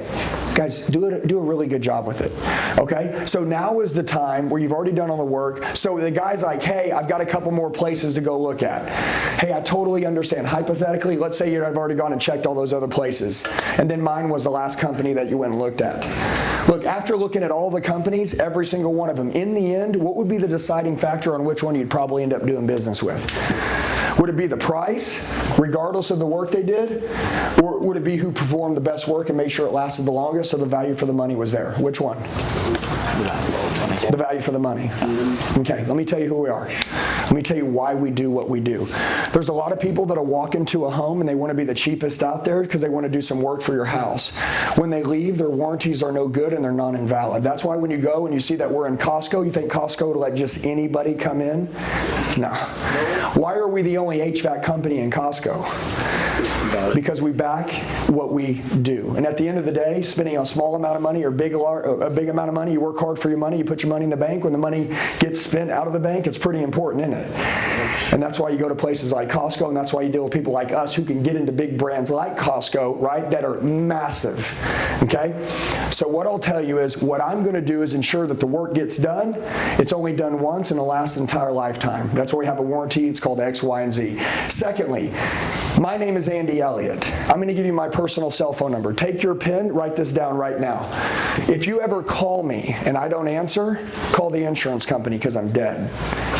I will service you at a level that you've never been serviced at before, and at the end of the day, that's what you want. Am I right or right? Right. Okay, so it's not a matter of if it's going to get done, it needs to be done. It's when. And when it gets done, it's just who's going to do it right and make sure it lasts the longest. Would you agree? Yes, sir. Well, if that's what's important to you, that's us. At that point in time, I don't care if that's your close or not. Listen to me. You have to be the person to make them advance the sell forward and move on, do the contract, sign the agreement, get the financing done, and say yes. Am I right? Right. Okay, what did I say? I said in the end, let's say you already went and looked at all those other companies and mine was the last one that you went and looked at. After looking at all of them, I said in the end, what would be the deciding factor on which one you'd probably end up doing business with? Would it be the cheapest price, regardless of the work done, or the place that got the work done at the best at a fair and reasonable price and had the best value? My goal is I'm going to make them choose, and they're going to say, well, value for the price. You're going to say, great, that's why I'm here. And then you can tie in the Costco deal. Does that make sense? Yeah. Okay. All I want is this. These HVAC guys, I don't sell HVAC. But did I handle the objection? Yes. Okay, now listen to me. I'm going to explain something to you. Can you handle every objection in your industry? Yes or no? No. Yes. Okay, hold on. The question is, can you? Is there a better version of you? Yeah, of course. Okay, so here's what I want. When I tell you no, I want it to come straight out of your mouth. Does anybody understand how to master their business? Yes or no? Yes. Okay, you guys want me to show you? Yeah. Yes, please. Do you want me to show you? Yes, sir. Well, everybody say mastery. Mastery. Okay, here's what we're gonna do. Let me grab Tyler. Let me grab Tyler Glennon real quick. Where's he at? He's right here. Hold on. No, just come here. Listen. Do me a favor. I want you to do this. Greg, give him a mic. Okay? I'm gonna grab this book and I'm gonna roll here to insurance. Is that what you sell, Tyler? Yep. Okay. I'm going to go to insurance. Here we go. Well, no, this is solar. I'm going to go to this. All right, ready? I'm going to hit him with every objection I can possibly imagine. Is that cool? Fuck him up! Okay. Here's what we're going to do. Who's got my phone? Who's got my phone? Anybody got it? I got it. Here, give me my phone real quick. All right, here's what we're going to do. I want to show you mastery. Do you guys want to see it so you understand it? And then we'll take a 5-minute break. Is that cool? Yeah! Okay, this is what I want to see. By the way, listen to me. I close 10 for 10 in my industry. What do I do? I'm a personal coach. We call it sales training, right? But it's really life training. If this dude right here has a shitty ass mindset, mindset, Brad, he ain't selling shit. Am I right? That's right. So we work on the mindset part. Also, we work on physical, mental business. If you don't physically get straight, you're not mentally ever going to be strong, and then your business isn't going to blow up. Does that make sense? Yeah. Okay. So what I'm going to do is I'm going to pull this up. This is the objections that I made Tyler learn to overcome, which allowed him to make 50 to 100 grand a month as a rep. Now, here's what I'm going to do. I'm going to run him through these very fast. This is how I know if you're mastered. Okay? I can take a guy who's broke. I can take you. I don't care how much money you make. Write down the top 10 objections you get every single day. Does that make sense? Number one, I got to work on your charisma. I got to work on your character. I got to work on your eye contact. I got to work on your believability, but also I got to work on your language. Okay? So, here's what we're going to do. He works on the phone. Are you ready? He calls someone on the phone. They filled out and requested some information on life insurance. When he calls them, these are the top 10 objections they give him, and I'm gonna rapid fire. This is how you're great. So, hey, I appreciate you, Tyler, but my kids can pay for my burial expenses. So if something happens to me, my kids can handle it. Andy, I can understand that. Even if your kids could come up with a $20,000 or $30,000 for your medical and final arrangements, I doubt that's a position that you would actually want to leave them in, making them spend all that money that they've worked so hard for their family, and just to leave any financial burdens on them. So let's go ahead and get this taken care of. It only takes us a couple of minutes. Okay, hey, I appreciate it, but hey, I'm just looking into this right now. I'm not sure I need it. I get that, Andy, but this is actually something you can't just go ahead and buy anyway. You're going to have to get qualified for it first, and that's really going to be up to the insurance company. They just have me reaching out to get some of the information from the people who have it to the people who need it, and we do that by entering in your information into the system just to see what's even going to be available for you. So, Andy, when you were looking around, was it mainly just for yourself or for you and your loved one? Yeah, thanks, but I need to talk to my wife. Andy, I can understand that, but let me ask you a question. If you're driving out from home to work or out to the store today and you were to pass, do you think she would be happy or upset that you went ahead and got this put in place for her? And Andy, you just told me you didn't have anything put in place, and I think that we can both agree accidents happen all the time, and we can't control the future. So if there was a teenager who was texting and driving who swerved in your lane and ended up hitting and killing you, Andy, how grateful would she be that you went ahead and got this put in place for her today? Now, Andy, on the worst day of her life when she's mourning and grieving, let's make sure she does not have any financial burdens to worry about. Okay, I appreciate it. Hey, but I don't want to give out my account number on the phone. Andy, I can understand that. The only thing I'd actually be able to do with your routing and account number is actually just deposit money into your account. It's going to be the debit card number that you're not going to want to give out over the phone. Okay, hey, I appreciate it, but I don't want to deal with this right now. Andy, I get that, but let me ask you a question. Is this something that's important to you? Can you see how having life insurance would save your family the headache of having to come up with the immediate money when you pass? I think that we can both agree important things should be put off for tomorrow. Let's get this wrapped up. Yeah, it's just not a good time, though. Andy, I get that. It's not the most enthusiastic topic to speak about, but we just have an open account here with your name on it, so one way or another, we're going to have to get this closed out today. Now, Andy, were you just looking around at the final expense programs, or did you want to leave a little bit extra for the family as well? Yeah, I appreciate it, but I already got it taken care of. No worries, Andy. I'm actually the underwriting advisor assigned to your account just to make sure that you have the best policy, the best rate. So who'd you end up going with? Yeah, I appreciate it. I need to shop around, though. No worries, Andy. We actually have access to over 30 different companies, so we will be able to shop around here today for you. Okay, but I need to think about it. Hey, since it isn't a matter of whether or not we're going to get the coverage, it's really just figuring out which option is best inside your budget. We'll go ahead and start you off with a $10,000 policy. That way, there's at least something put in place for Jacqueline and the kids, and we can always come back and add on more. Yeah, lastly, but I never filled anything out. No worries, Andy. Sometimes we do find that family members fill these out for loved ones from time to time. Looks like we have a date of birth here listed 8/10/1998. Is that you? Okay, guys.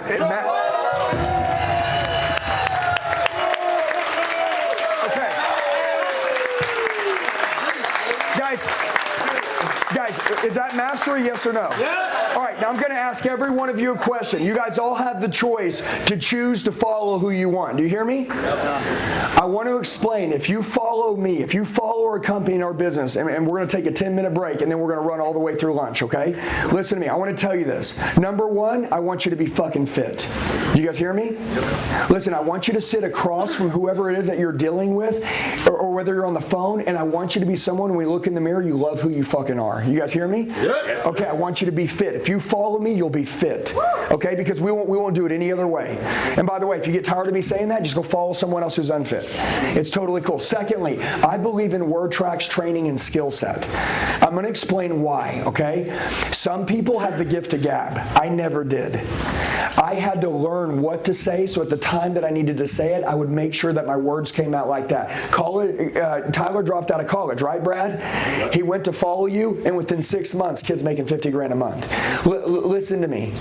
Every single one of you, understand this, guys. Is there a shortage of money in this world? No. Guys, this universe is so fucking fucking giving. It's so giving, Brad. It's so giving. It will give you whatever you want. But you got to become great. You're going to have a lot of people along the way say, man, fuck that guy. You don't have to do that. Do what I do. You don't have to do this. Do they have what you want? Listen to me, do they look like you want to look? Do they have the family like you want to run with? Do they treat their children the way that you want to treat your children, whether you have them today or you don't, how you want to treat them in the future, right? Do they speak? Do they talk? Do they have fucking energy? Are they alive? I know a lot of people that make a lot of money and they say, you don't have to do that, but they're dead. Dude, if you just yawn in front of him, no, he's about to take a break. I just can't believe it. It was like a fucking, he was like, ooh.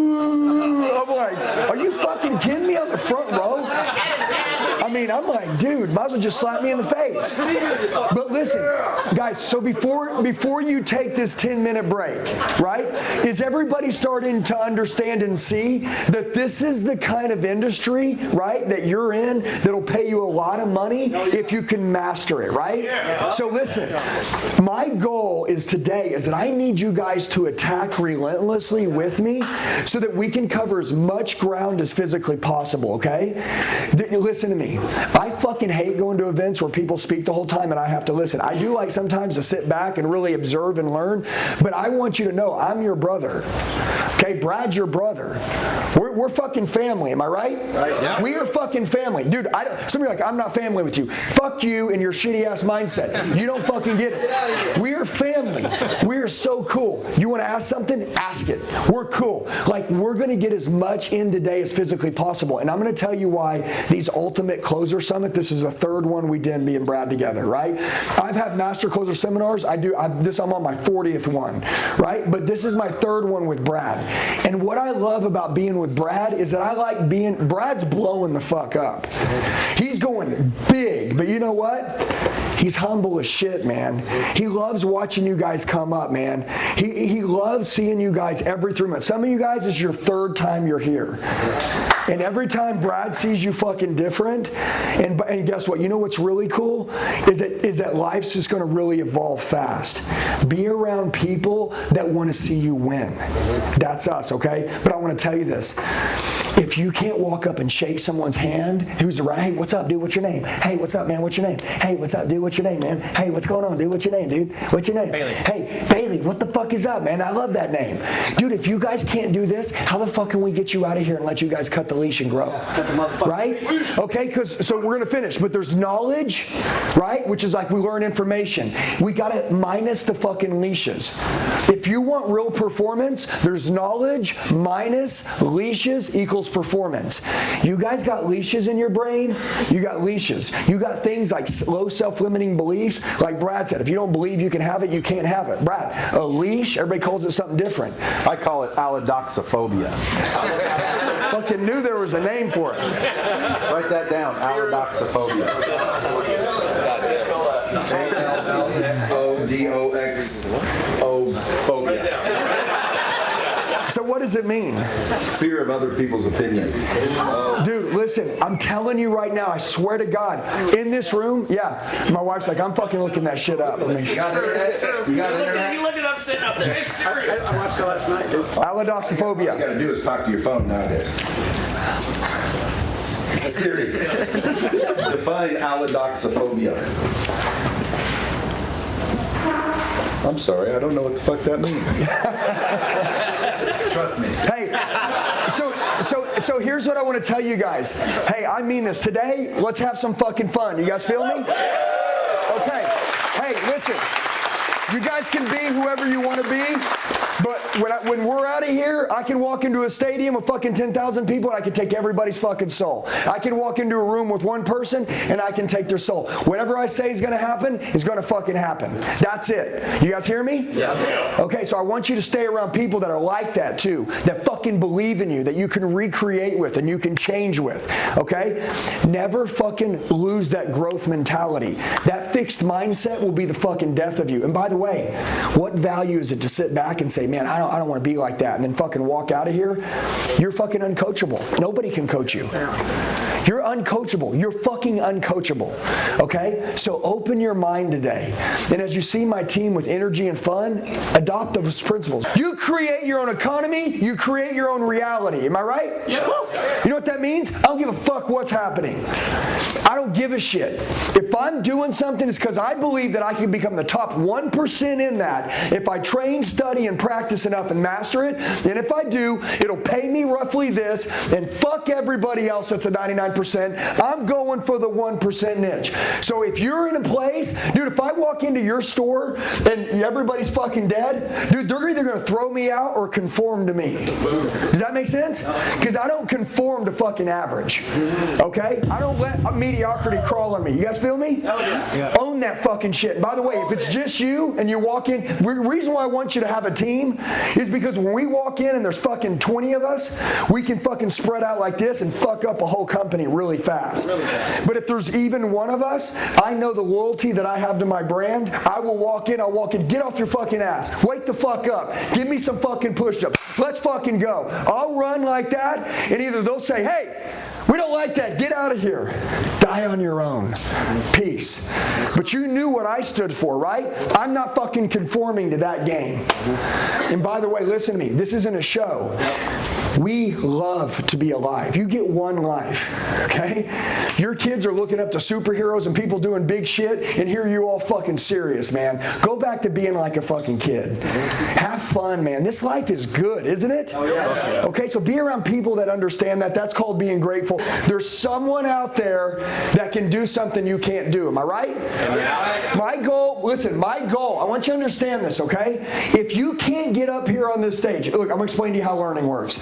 Number one, you go to the classroom, you learn. Number two, you apply it. You practice, apply, repetition, right?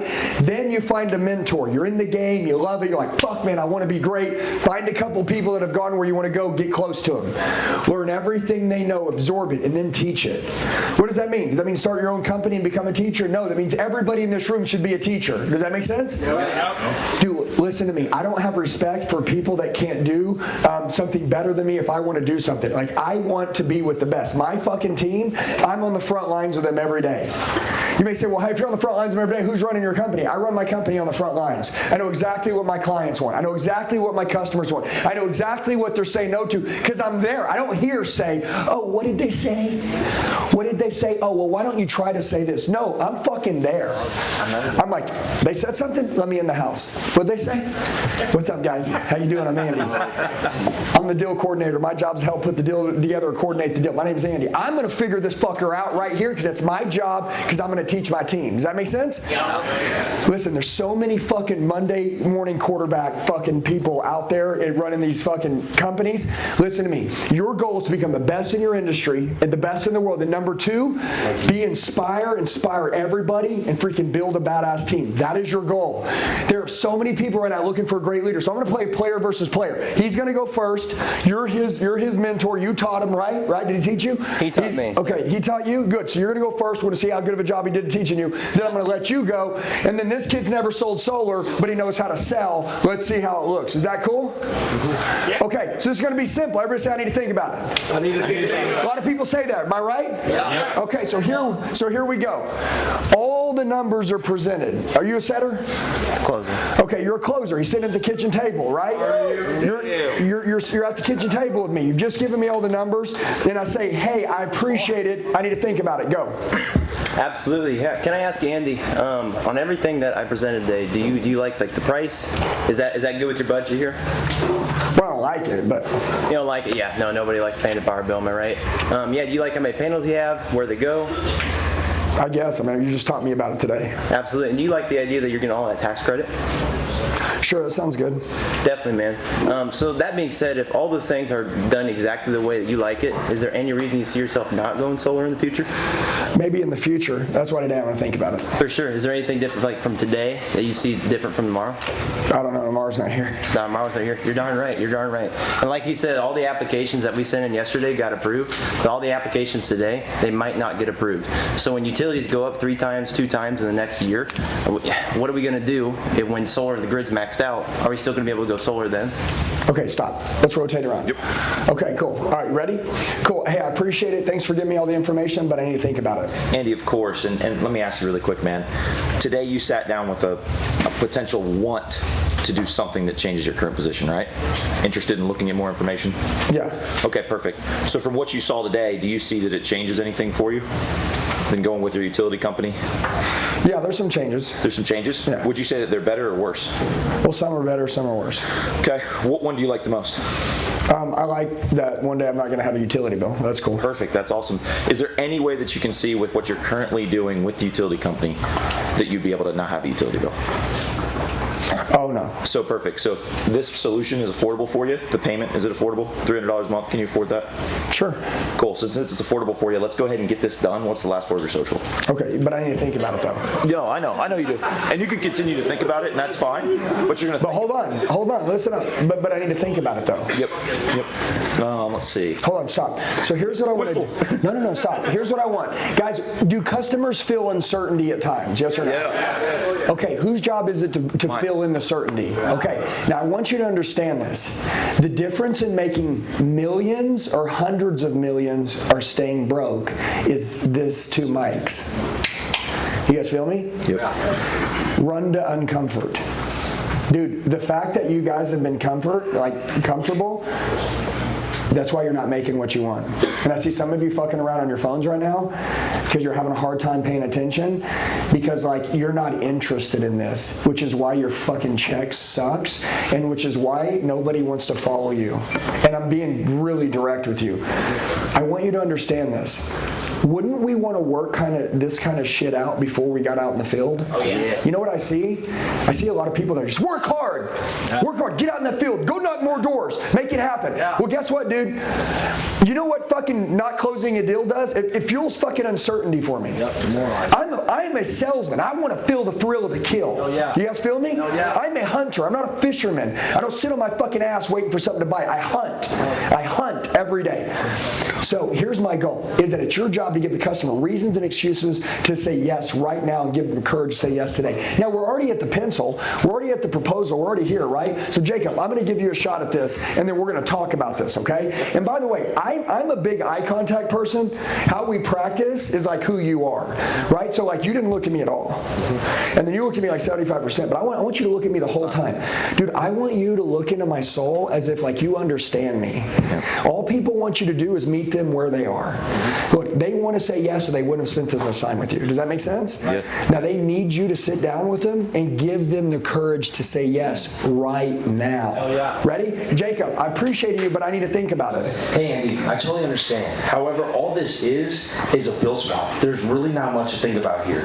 Look, if I were to take a bill that we already knew that you were going to pay and we were to make it less, wouldn't you swap that bill for a cheaper one?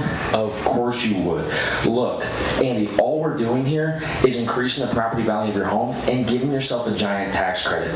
And heaven forbid that the grid fills up at 15% in your area, which right now it's at 13%. Even if you wanted solar and begged for it, you could not get it. So Andy, you won the lottery by not having it, but by still being able to get it. So Andy, you're saving money in all areas. This is a win-win.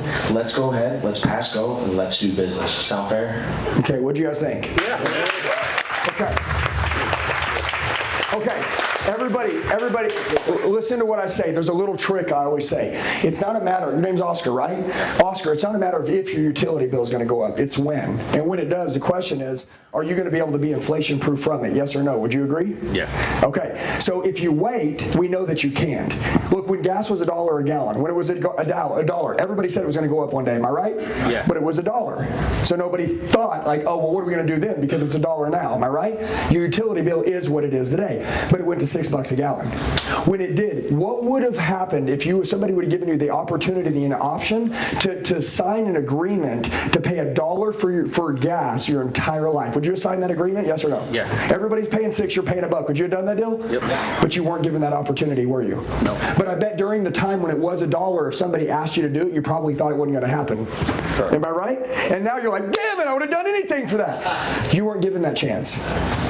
Same thing's going to happen to solar. It happened with gas. It happened with milk. It happened with homes. It's going to energy. Am I right? Right. What's the one thing you're going to pay till you die, no matter what? Or you're going to run your house off candles? Energy. Yep. You're going to pay for your energy until you die, your very last day. Unless you decide right now to sign on the dotted line and go with solar, and then you'll have an agreement day where you'll no longer have a bill. And now it's a savings account, and you get to keep all that money. Also, if you sign that dotted line, it's like signing that deal with gas for $1 a gallon. Listen to me, and listen up and listen well. This is an opportunity. This grid, the government, they didn't give 100% of the people the opportunity to get on the grid. You know why? They want your money. Okay? That's why right now you get a 30% tax credit. We're at 13%. At 15%, they cut off the grid. You're done. Even if you want it and you're rich, I don't care. You cannot have it. I don't like to be told no. Also, I like to be in control of my life and my situation. When I put $6 a gallon of gas into my freaking tank, do I get pissed off at the gas lady? No. It's just life. I see everybody getting put out of budgets because they can't have control. Right now, while I'm at your front door, I'm going to ask you one question. Do you believe your energy is going to go up? Yes or no? And when it does, when they double it and triple it, a little bird had told me in the next 18 months it's going to triple. If that happened, whatever you're paying now, if it's 3 times more, would you be pissed off? Yes or no? Yeah. I can ensure that you'll never have to worry about getting pissed off if you sign on the dotted line right now, because you'll be inflation proof, you'll own your own system, and also, guess what? You won't pay your bill until you die. One day you'll own it. Do you feel me? Okay. Let's get a piece of paper. Remember Mike over here, O'Donnell, said magic wand? I swear to God, if you're sitting at the kitchen table with anybody at any time working any deal, if somebody says no and you're in a seated position, you fucking have that pin out, you get a damn piece of paper, and you fucking draw a line down the middle of it. And you put your situation now and what your life looks like if you said yes. And you fucking run the two all the way down. And I promise you, in front of them, you talk to them and you believe with all your heart and you speak with all your wisdom. Don't speak with your mouth, speak with your heart. Put your heart out on that table. Let them know, say, man, I am telling you, literally when I say this, I watch people every single day say no to things that could have changed their life. I know a lady that was offered life insurance a year ago. She was, and she said no, because she was alive. But then when she died and her husband was left and they all had to move out of the house and the kids, because she was making 80% of the money and their life was all fucked up, all she had to do was say yes on that phone and buy life insurance and they would have been taken care of. She'd got a tax-free check for $2 million. All she had to do was say yes. All you got to do is say yes, everything changes. As I go down this piece of paper with you, I'm going to go through this line by line. Interrupt me, stop me anywhere you want. But if it all makes sense, anything that should be done today shouldn't be put off for tomorrow. Wouldn't you agree? Yeah. Let's wrap this up. Listen to me. I'm not telling you that's your close. I'm not telling you exactly what to say. I'm telling you, are you convincing? Are you convincing? Can they look into your eyes? Do they believe in what you're saying? Can they hear from your mouth? Do they believe in what you're saying? And can I ask you this? If you're a leader in here, does 100% of your team sound like this? If not, fix it. You're in charge. You know what I love about Brad Lee? He teaches the cold hard truth. Somebody isn't great, you know what he says? He goes, look, let's not get upset about it. Who's in charge? And you know what? We go to the person in charge and we say, hey, why can't these guys do their job that they're supposed to do? Would you let someone work at McDonald's if they couldn't flip burgers? How could someone sell solar if they couldn't sell solar? You know why? I'm going to explain why. And I'm going to cover this real quick. We're going to keep going through objections. Remember I was talking about this chair? Watch this real quick. Hold on. Remember I was talking about this chair? This chair right here, if you were to hire me, right? If you were to hire me, how would they hire you? Hey man, you want to make a lot of money? You want to join a badass company? Right now it's a solar boom, we're going to make a lot of money? No.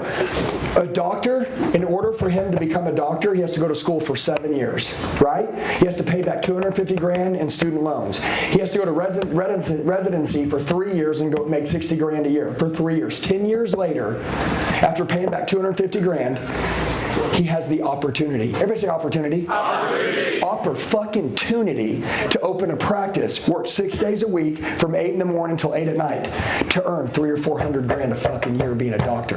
And he still has to self-educate and stay up to date with all of his schooling. Am I right? Yeah. You can fucking hire a car salesman, a solar guy, a real estate person, and everybody say low barrier of entry. Low barrier of entry. This is why your fucking teams aren't making it.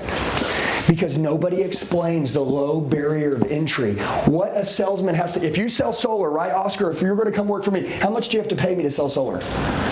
That's a fucking problem. That's a fucking problem.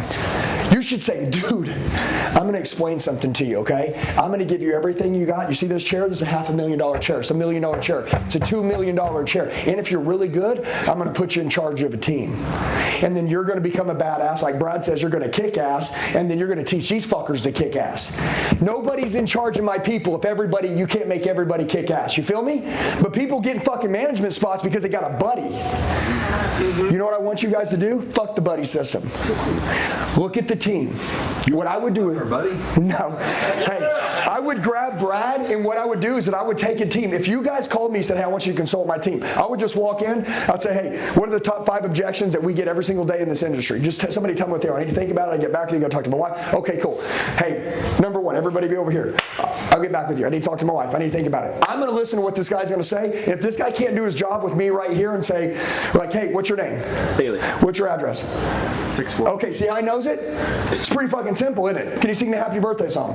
Yes. Can you say the ABCs? Yes. It's pretty fucking simple, right? If you know it, you can say it. Am I right? People are like, well, I'm fucking nervous. You're putting me on the spot. Dude, listen to me. You can sing the happy birthday song up here fucking nervous, okay? You know why? Because you know it. So if you know it, there's not a problem, right? But we don't teach people. And like Brad says, training has the highest ROI when done effectively. Okay? Has the highest ROI. It's 10 to 1, right? I mean, probably. If you give 1,000, make 10,000. If you give 100,000, probably make you $1 million or even more. Am I right? Yep. Listen. Stop tolerating weakness, but if you're a leader in here or you're a salesman, I want you to understand this. Your goal is to make sure that everybody knows how to do their job and they don't look like everybody else. This chair, you guys are all sitting in chairs. How much is that chair? What's that worth? What's that chair worth? What's that chair worth? You know what it's fucking worth. You know what we do? We forget it. And Oscar, if you run a solar company, you know what I'm thinking? I'm like, dude, you know, like, do I operate and run like I'm working for a $500,000 chair? Like these guys are knocking doors and fucking hanging out and drinking at night and running around in fucking rooms and they're kids. No fucking way. No, this is a $500,000 chair. If you really want to take everybody out, you get everybody realizing that. Listen to me. It only takes a couple years to change your whole life. All it takes a couple years. Couple good years, right? Anybody remember 3 years ago when your fucking life was shit? Now it's fucking great? Or you're in a shitty spot now, but 3 years you want a great life? 3 years, right, Brad? I watched him from 2017 to 2021 fuck up the industry. I watched it. I am telling you, listen to me. Couple good years change your whole life. Couple $1 million fucking years change your whole fucking life. Get you out of debt, get you fucking crystal clear in thinking, elevate your mind, do everything for you. But if you won't become the best and if you won't hold people accountable, it ain't gonna happen. Guys, listen to me. Why I like these events, we'll teach you how to sell, but like we do shit like the VIP afterwards where people hang out. Because a lot of people are like, hey Brad, can I get a picture? Dude, you don't want a picture with Brad. You want to go talk to him at the VIP and go fucking pick his brain. You want to spend some time with him. That's what you want to do. Dude, sometimes we just need to work some shit out, right? So we get around people that we look up to so we can talk about some shit, right? And by the way, also, sometimes it's easier to get in front of other people and have them help you find your problem. Here's the goal. Bottom 80% of your floor, if you're a leader, how do you level up? Can your people get up here on this battle mic? By the way, ego, pride, and entitlement, eye rolling. I see like if you, Oscar, if this was your company right now and you said, hey, Donnie, get up here with Joey. Hey, get up here, get up here, get up here. Every guy's like, oh man, I don't want to do this. Get the fuck out of here. Get your fucking prima donna ass out of here. Get the fuck out of here. Who fucking hired him? No, I want to know who hired him because clearly they didn't explain to them what the doctor goes through to become a doctor. They didn't explain explain to them that the only way to wealth is through self-education, and we're a fucking self-education company. Clearly, they didn't explain to them that every time we go to someone's door, we represent our fucking company, right? This is our fucking house. This is our place. We don't care who they spoke to before. They ain't never met anybody like us. Right? Are we explaining that to people when we onboard them? If not, don't fall for that shit. Well, we onboard the masses. We know 20% are going to make it. Dude, you need a different recruiting program. You know what I do? Hey, dude, let me ask you a question. Where do you see yourself in 5 years from now? Where do you see yourself? If he doesn't answer next to me, he's out of here. If I teach you everything I know, you think I'm going to train you up to go work for fucking Bob? Yes or no? No. No. If I treat you good, if I have your back, if I teach you how to make a great living, are you going to go to war with me? Absolutely. Yes. Okay, now listen to me. Where do you see yourself in 5 years? Right next to me. If he doesn't say next to me, get the fuck out of here. I ain't wasting my fucking time with him. Guys, there's 8 billion people in this world. You guys are walking around like there's a fucking shortage of shit. I walked into the gym this morning. I see fucking 20 guys looking for an opportunity. They're wanting someone to walk up to them and say, hey, man, I'll give you a shot. Oh, thank God, man. I was wanting to find a fucking leader. Thank goodness. And here you are doubling down on this fucking pussy that won't get his shit together. Kick his fucking ass out. You know what it shows the rest of your company? We won't tolerate pussies. Right, Brad? That's right. I saw you jump up like you wanted to fucking get a piece. It's funny because at lunch somebody came up to me and they said, hey, I got about, I forgot, I think they said 20% of my guys, they're bought in, they're animals, the other ones aren't. How do I get it? Who said that? What did I tell you? Stallions don't have the turkeys. Yeah, I said you get rid of them. You don't try to change fucking turkeys into stallions. You get rid of the turkeys so more stallions appear. Because stallions that come and see a bunch of fucking turkeys, they go. So you guys got to have the ability to blow people out. And it's real simple. Get your freaking standards where they are and hold them there. Like increase. Like if you want to get better people around you, increase your fucking standards. You don't want to do this. I understand, bro. Peace. Like I ain't mad at you, dog. Feed. I'm looking for motherfuckers that are in, like Flynn. And I want people that are just, chomping at the bit to go forward. Right? Yeah. And so most people, they're going to try and tell you, well, what you do is you incentivize them with this, you incentivize them with that. I don't think you incentivize them. I told them, you get rid of them. You don't try to change them. Listen, if I told you guys all, if you guys start walking right now to Las Vegas, whoever gets there, I'll give you $10 million cash. Right? Who would start going? Yeah, and again, people are like, are you fucking nuts, dude? That's a long fucking way. You're like, fuck you, bro. And nothing would stop you. I wouldn't have to go, come on, dude, what's wrong? Come on, man, look at him. He's doing it. Come on. Nor would I.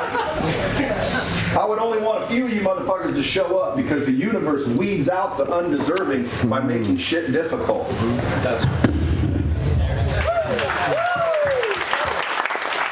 Hey, and the cool thing about it is that, listen, there's a powerful thing called social media, right? And we'll talk about it after lunch. And I told you guys, hey, get your phones out, document your experience every single day, put yourself out there. Don't be afraid to shake someone's hand. Dude, imagine this. Your leaders, I'm just going to give you an example. Oscar, I'm going to talk to you. Your leaders, they have recruiting processes that bring people in, and then they vet those people and see who can be hired, right? But I'll bet your managers, your leaders, your recruiters, I bet they don't say hi to everybody they walk in front of. Every time they see a waiter, a cell phone person, every time they go to the fucking gym, I'd live in the gym. I would go, if I was a recruiter for a solar company or any company, I'd go to every gym in the fucking world. I'd walk up, I'd be like, what's up, dude? It's Andy. What's going on, man? Hey, you serious about lifting? Dude, you're committed. You're disciplined, right? I can tell by the way you look. I know that you know how to make good decisions because I can tell by your body, right? Let me ask you a question. Can you learn how to speak? Can you learn how to talk? Have you ever wanted a great opportunity to go to another level? Yes or no? Dude, I'd be fucking picking everybody's fucking brain. But you know what? That would take a lot of work, wouldn't it? How much money you want to make? Lots. And by the way, if you did that enough and you went on the road for 1 year, what do you think would happen after 1 year? People would have learned that you were going around the world looking for killers, and they would naturally start showing up. We wouldn't even need to run an ad. We don't run ads. Dude, I only hire people that have been through my training program. People that are fucking brainwashed with what I believe, because I'm brainwashed for it. The news will brainwash you to be scared, right? I fucking brainwash ourselves that we fucking can do anything we want. And people they don't think that that can happen. Dude, you're stupid. That's your fucking story. Our story is we can do whatever we want.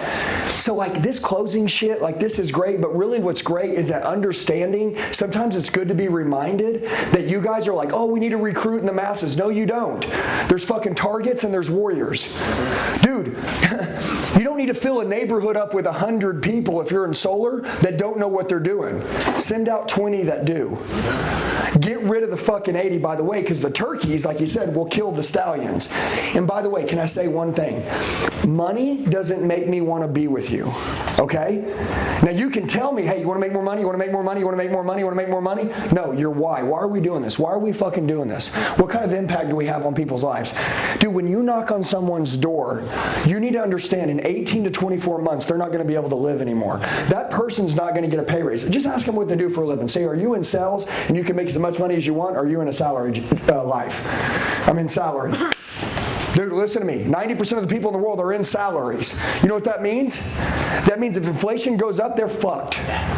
No, it means they're fucked, even if it doesn't. Yeah, that's right. Hey, yeah, that's right. That's true. Yeah, you sell your dream for a salary. But my goal is that, so if I was in solar, I would tell my people, like, dude, your job, no matter what, is to get their, if you're a setter, is to get their fucking utility bill and make sure they know they need to be at that appointment, because it's not a matter of if your utility bill is going to go up, it's when, and when it does, you're going to have to pay it no matter what.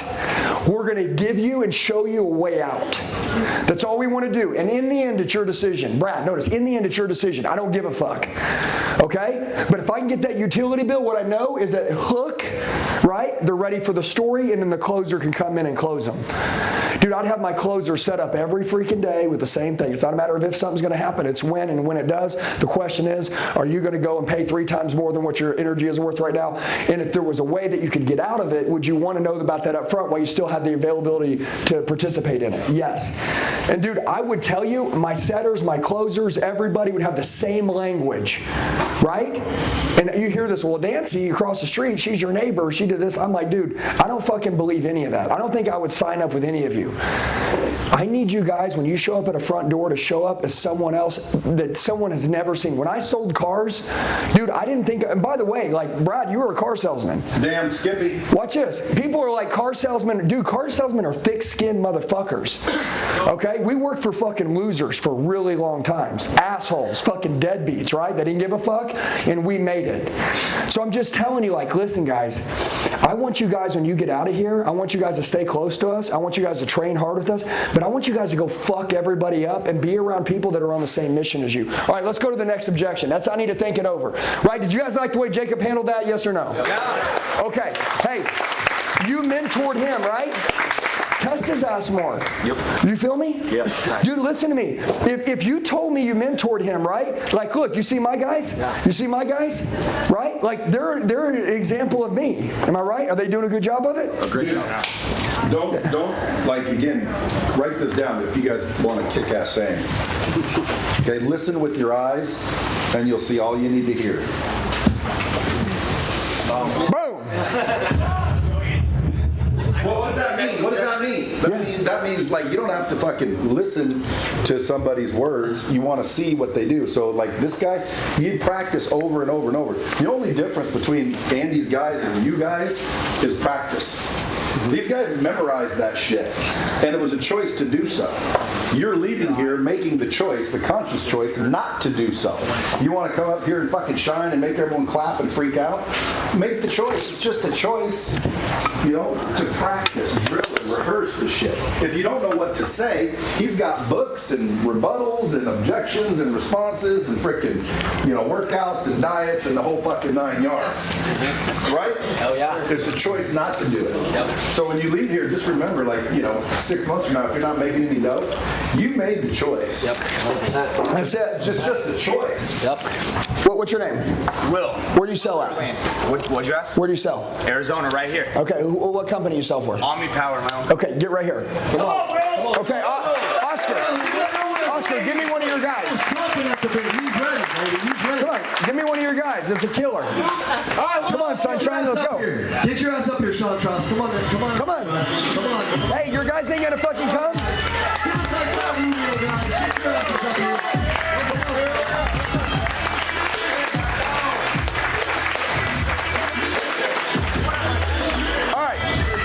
listen, you know what I love? Everybody, you know why I love this environment? Is because this shows what work has been done in the dark before you got to come on stage. Does that make sense? Yep. Listen to me. Your paycheck is directly equivalent to your skill that you have right now. If you increase your value, your paycheck goes up, right? Absolutely. Okay, my man right here. Here we go. You ready? Absolutely. All right, now listen. You guys work for 2 different companies, is that right? Yep. But you both sell the same product, right? That's true. So let's roll. Here we go. This is all the way through the presentation. You feel me? Yep. Okay, now I'm gonna start with you. I'm gonna let you go first. Okay, and it says, hey, I really appreciate it. Thanks for showing me all the numbers. But let's say the utility bill doesn't change. It's the exact same. Is that cool? I appreciate it, man. My electric bill is already small. Nothing changes. Go. Look, I get. Is this on? Here we go. Sweet, there we go. There we go. Hold on, my bad. Little touch of allodoxophobia. All right, there we go. All right, cool. Hey, I appreciate it, but my electric bill is already small, so I'm good. Hey, honestly, it doesn't even matter if your utility bill never changes. It's all about the ownership side of it. That's exactly why everyone around here has been doing it. It's just like a savings account for your retirement as soon as you guys finish paying the bill. You guys are already actually paying for solar, whether you realize it or not. Okay, cool. Yeah, but I don't know that that's enough for me to do it. Not enough for you to do it. How long do you plan on being in the home? You told me like 15 more years. Yeah, sure. Odds are, reality is we'll get stuck in the home forever, right? Everyone does it. The reason everyone's going solar is because the grid, it's sealing up, right? You're gonna pay this bill until the day you die. It's kind of a sad reality. This is your only option out. That's why everyone's hopping on board, because in the future, not everyone will be able to do it. Do you guys like having all the panels on the front of the home, or do you want me to add a couple more to the back? Okay, ready? Absolutely. All right, hey, so I really appreciate it, but my utility bill, it's small already. This isn't enough savings. I'm not interested. Yeah, no, Andy, I completely understand that. But let me ask you this. If that $60 utility bill you have today were to go 3 times in the next couple years, would that kind of piss you off? Yeah. Okay, so I mean, if someone were to say, you know, hey, we can actually protect that cost where it's at today with 0 money up front and a nice little check from Uncle Sam, is that something you'd be a little interested in? Yeah, so what you're saying is that you're currently not inflation proof, is that right? Yes or no? Yeah. Yep. Yes. Listen, we need more yeses. Yeah. Okay? Yeah. Listen, we need more yeses. So watch what he said. So right now, if your utility bill tripled, right? Would you be upset about that, yes or no? Yeah. I mean, just black and white, whether you do business with me or you don't. Yeah. Okay, so what you're saying is you're currently not inflation proof. Is that right? Yeah. Does that bother you? Yes. Does it bother you not to have control? Yes or no? Yes. They did it with gas, they just got done doing it with homes, and now it's going to energy. Everybody's talking about it. When it does, you're not inflation proof. You can't have control, and that's it. Like, that's the close. Close them up. Yep. Look, I can have you sign a waiver right here that says I came by the house, and it says that you forfeited it. That's fine. I'm happy to leave. But understand this, that when you do want it and it does go up, you'll be wanting to call me back, and I won't even be able to give it to you no matter what. And that bothers me. So if I need to stay here a little longer, maybe I haven't explained myself right, let's restart and let's take it to paper. Well, watch this. My utility bill, it's already small. Let me ask you a question. Your car that you have sitting in the driveway right now, you have it financed on 48 months, 60 months, 72 months, 84 months? You have it financed on a term, am I right? Yeah, like 48. Yeah, can I ask you a question? No matter what term it's on, if when you bought the car they would have told you that you're going to have a payment until you die, would you have signed it? Probably not. But that's what you're doing now with your current utility company. Yeah. Does that bother you? I bet you've never thought about it, have you? No. See, what the utility companies have done is they've put us in a silent agreement that we're going to have until we die. And no one thinks about it. Does that make sense? Yeah. Can I ask you a question? You paid Social Security your whole life, right?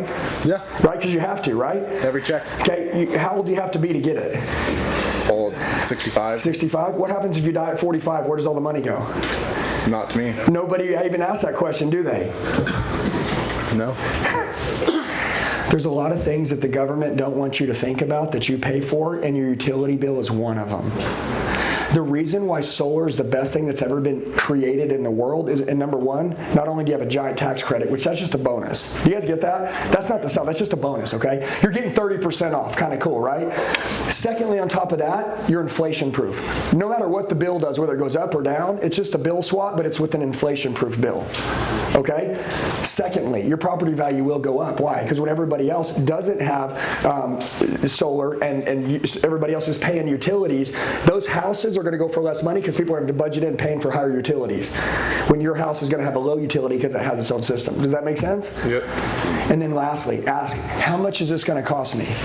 It's not going to cost you really anything. You're already spending it now. All it's going to do is save you, and it's going to give you a savings account at the end. That's right. But also at the end of the day, you're going to own your own system. You started out with ownership, right? You got to drive that fucking home. Okay? Like if that's what you want, is for me to understand that if you own your own system, you're physically inflation proof. Do you notice how I changed the subject and I went to Social Security? Right? Have you ever thought about that? No. What happens if you die fucking 60 and you don't make it to 62? Who gets the Social Security? Government. Yeah, they give it to your kids? It's all gone. It's fucking gone. But you paid it since you were 18, am I right? Yep. They don't want you to get solar right now. And by the way, when the grid goes to 15%, you can't get it. Have you ever won the lottery ever in your life? No. You just have. The fact that I'm sitting at your front door and there's room on the grid, listen to me.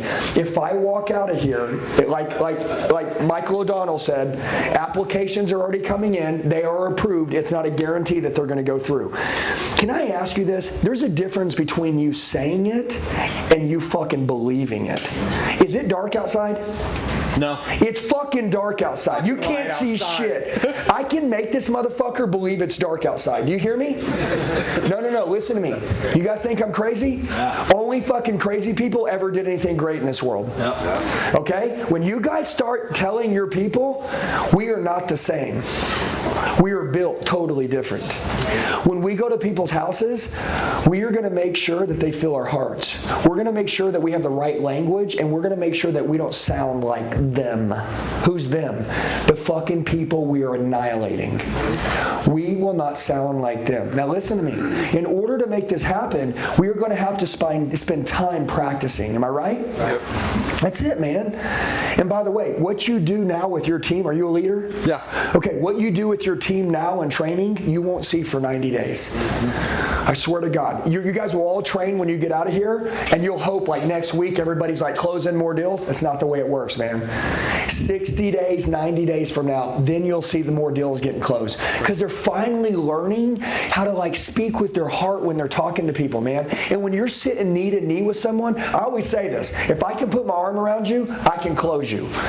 I'm positive of it, man.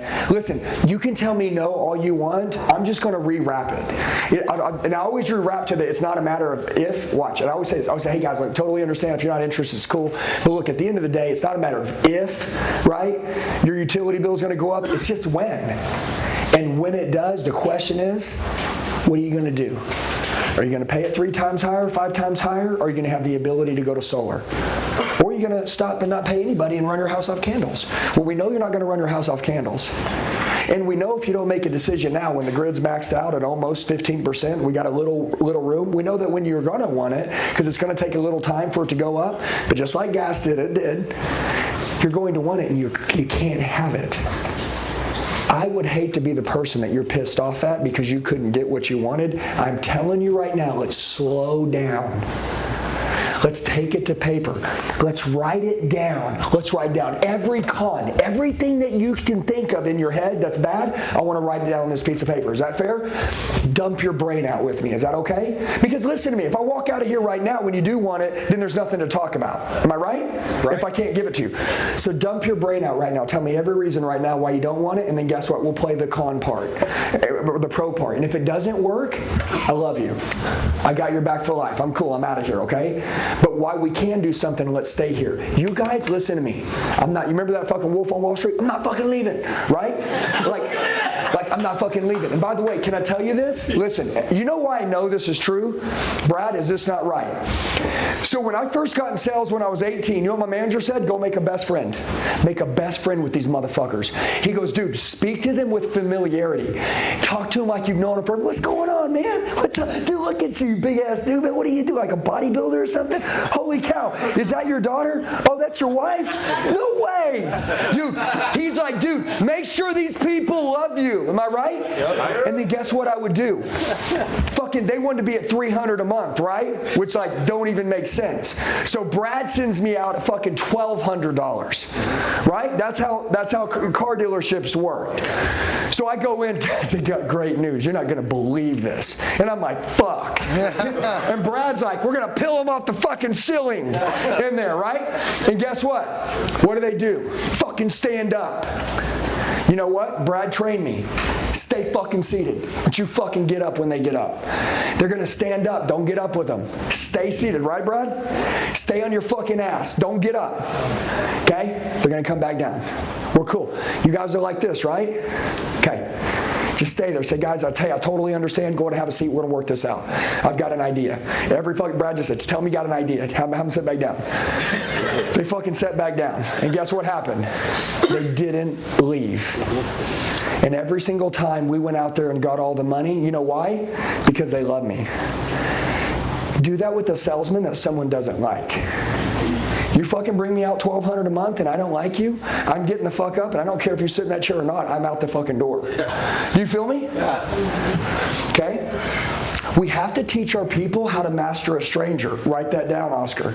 How to master a stranger. What does that mean? You know what I would do? If I was going to hire a fucking team and I was a solar rep, you know what I'd do, Brad? Hey, bro, we're going to walk into a mall. Hey, all my recruits, we're walking in a mall. I want to see you guys start shaking hands, kissing babies, fucking saying hi to people. Show me you got the fucking balls and you're not scared. Am I right? Yeah. We don't do that though, do we? Nope. We let them tell us, I promise I'm going to be really social. No, you're not. I know you're not. You wouldn't even look at me in the eye when I was hiring you. Okay? We're going to walk into a mall. Hey, what's going on? I don't know you, man, but you look fucking sharp today. Hey, nice to meet you, man. By the way, what do you do? That's the solar. Hey, what's going on, man? Hey, you got a family? Awesome. Hey, do you live around here? Or do you just come to the mall? We're going to make our people learn how to master a stranger. If you can teach your people to learn to master a stranger, it's over. Okay? Does that make sense? Yeah. Okay, watch this. Person's in a bad mood. They got a shit look on their face, right? Have a shit look on your face. Watch, and I walk by, he's like, hey, watch this. He's like, this is my face. Watch, hey, watch this. I walk by though, and I'm like this. Hey, what's going on? How you doing? Oh, hey, you doing okay? He's gonna fucking smile. You know why? Because he's gonna mirror me. You know what that means? People outside in this world, especially when COVID hit, everybody got non-social, and they're fucking like that resting bitch face look all the time, right? Dude, I'm telling you, listen to me. People, we were made to be social creatures, right, Brad? We were made to be like this. Yeah. You guys need to bring it back. You fucking tell your, dude, if my team goes out, we'll shake everybody's fucking hand here. We'll say hi to every one of you. If anybody's walked by my team and you didn't get a fucking hug or thrown in the air or a fucking fist bump or some shit, like, dude, then you know that that's not us. Then I'm a fraud. We can walk anywhere and we can own everything. I'm sitting there with some owners and I want to say something to you. I'm sitting there with some owners, and it was me and you. And this is automotive space, right? And they're like, oh, we fucking don't have enough traffic. And he goes, we're in a Chipotle. He goes, well, there's fucking 15 people in here. I bet they all got cars. He goes, I bet they all got cars. I bet everybody in here is a customer. And they go, that's stupid. Ian gets up with his brother. They walk over to each person. Hey, what's going on? My name's Ian Mack, and I work down the street over at the automotive place. How you doing? You doing okay today? Hey, nice to meet you. Don't want to interrupt your lunch. By the way, what are you driving outside? Dude, seems awkward in the beginning. I'm like over here like, fuck, man. Brad, I know you. He's like, dude, these guys are fucking stupid, man. Watch. Hold on. They get 7 phone numbers, and they sold 5 cars that day out of that fucking Chipotle. And the owners, listen, the owners were like, what the fuck? And you know what I love? Is I love these guys' courage. Does that make sense? Dude, listen to me. If someone can't have the courage to walk up and say hi to someone like this and be like, what's going on, man? And genuinely give a fuck. Listen to me. I tell people, hey, don't pretend you fucking like people. Either you really like them or get the fuck out of my company. Like we're not going to pretend we like people. Because if you care about people, you'll have a shitload of money. And I'm going to tell you this. We got a lot of fucking kids running around. I know we keep talking about solar, but this is for every industry because it's a solar boom. They think they can make a lot of fucking money in solar, so they get in and all they want is fucking money. They don't want to protect the company. They don't want to grow the company. They don't want to fucking increase the culture. Get the fuck out of here. By the way, who let him in? I want to talk to that fucking piece of shit. Who let him in? Oh, and they say, well, we needed people. Well, why didn't you go do it then? What do you mean? Dude, I'll get on the phone any day. Mark Cuban, when he bought the fucking basketball team, he got the fucking phone book out. And he goes, dude, we don't have any season ticket holders here, so I'm going to call with him out of the phone book. Dude, when his team saw him, Mark Cuban, calling out of the phone book, you know what they did? They said, let's get on the phone, man. Fuck, but Daddy's on the phone, man. We got to get on the phone too, man. Holy shit. Dude, I am telling you, when I say this, everything that you're afraid of, get rid of it. And if your team sees that you're a fearless fucking leader that will do whatever it takes, blood, sweat, and tears, and you'll get out there with them, I assure you in 2 years, you will have built a team that literally now you can do this. And they're fucking doing it now, okay? But you won't do it by telling them what to do and letting them go do it. So we got up here together, we role play around a little bit, right? What happens if somebody's deadly at this, but they're not in love with the game? What happens if they're not freaking in love with making the culture better?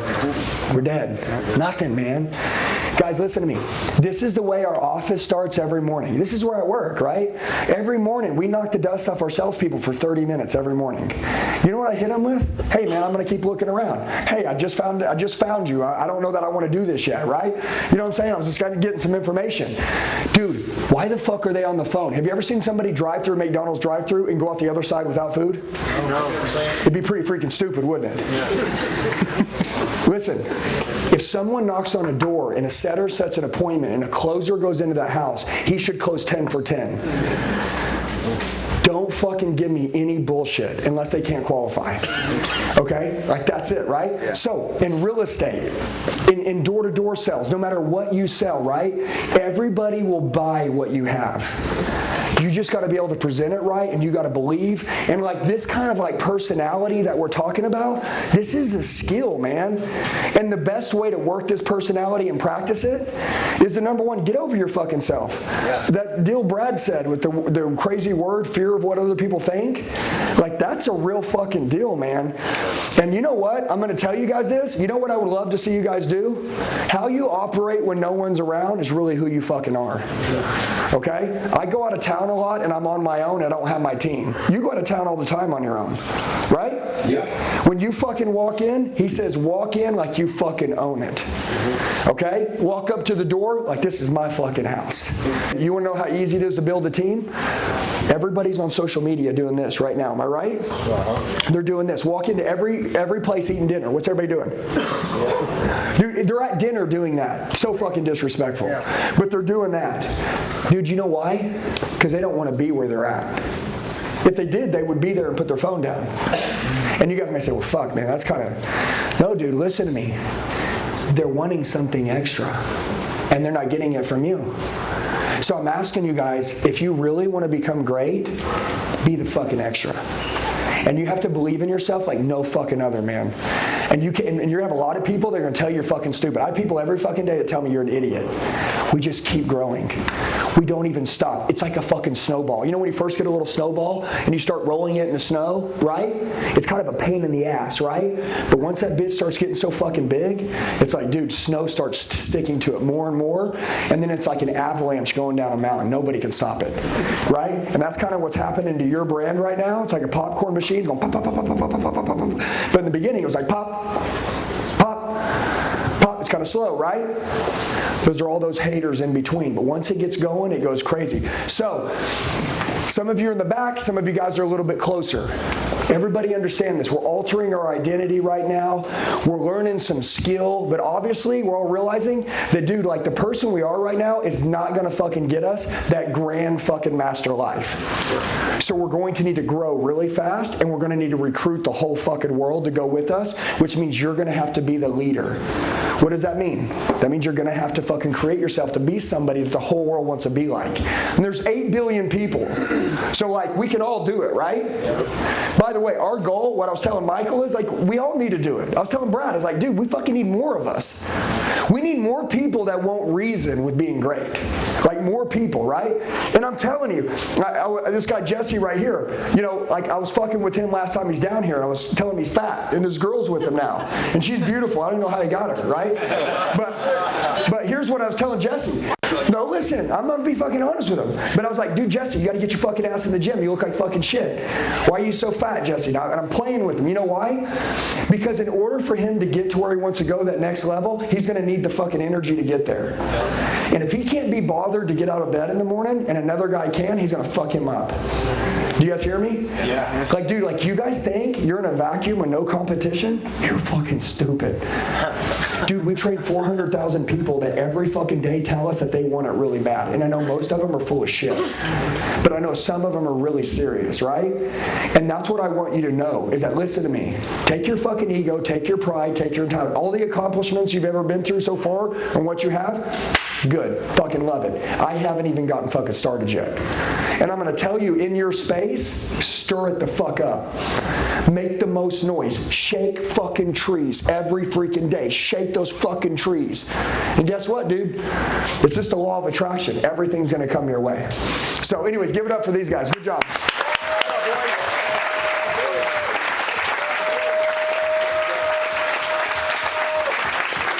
Okay. Now here's what I want real quick. 30 seconds. Somebody give me another industry in here. What is it? Solar. Solar guys. Fucking solar guys. All right, hold on. All about your dog. No, give him a mic. Hold on. Hold on. Give him a mic. Hold on. We're going to run a mic for 30 seconds. Hand it to somebody. Said rats. Come on, you guys scared? Grab the mic! The motherfucking mic. Home remodels. Okay, home remodels. Watch this. Okay, so like bathrooms and shit? Bathroom remodels. Is that what you do? That's what we do. Okay, cool. So listen, he's in my house, right? By the way, do I reach out to you, right? Because I want an estimate, right? Reach out to us for- Everybody listen up. I want to know if you could overcome this. Listen to what he's saying. Listen up. So he does home remodels, right? So he's like, you've obviously got a lead. He's like, hey, we're sending someone out. Or maybe you're answering the phone saying, I'm coming out. He goes and comes out. Your goal is when you come out, are you going to present an estimate right then at the house? Yes, yeah. Okay, cool. He's at the house. He goes through my bathroom, right, Brad? Checks that shit out, and then guess what? He tell me it's going to be 30 grand. Am I right? Yeah. I'm like, hey, I really appreciate it, but I'm going to look around and get a couple more estimates. Go. Okay, there's a lot of different companies out there. We've seen them all. You've been through all your estimates there. What's going to be the main deciding factor between all the different companies that are out there? Okay, so you're learning.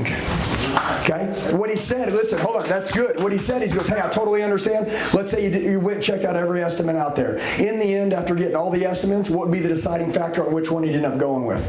Good fucking job. Right? Would it be the estimate itself, regardless of the work, or the great estimate? That's good. Okay, now watch. Let's go phase 2. I don't know, man. I guess I'm just going to do some research and then I'll figure it out. Okay. I mean, for example, would be price a big thing, or different products, or a company? What would be the biggest thing for you? Say, hey, I really want this. Let's go with this. Okay. So do you remember Mike when he was over here? He said, tell stories, right? Y'all remember that? Mike said, tell stories, right? Why don't you go into third-party closing? Hey, let me ask you a question, right? Let's say somebody was cheaper than me, hypothetically. Brad, you use that all the time, hypothetically. Let's say somebody was cheaper than me, hypothetically, right? And I was more expensive. But they came in and they did a job, and let's say it only lasted 5 years and it needed to be redone. Would you be upset, yes or no? Yeah, definitely. Okay, so are you saying that it's not as important, right, the money part? It's important that whatever's done lasts the entire lifetime that this home's up over the next 15, 20 years. Is that right? Am I right or right? Yep, definitely. Okay. Look, my name is Andy Elliott. I do this for a living.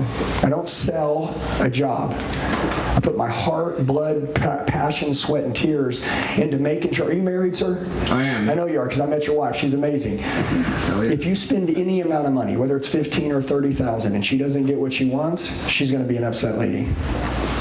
And I know the only person that's going to hear about it is you for the next 15 or 20 years, and your life's going to be a nightmare. Am I right? Not getting the right bathroom? You're going to hear. No, listen to me. Here's what I want to tell you is this. If I can ensure, say insure. Insure.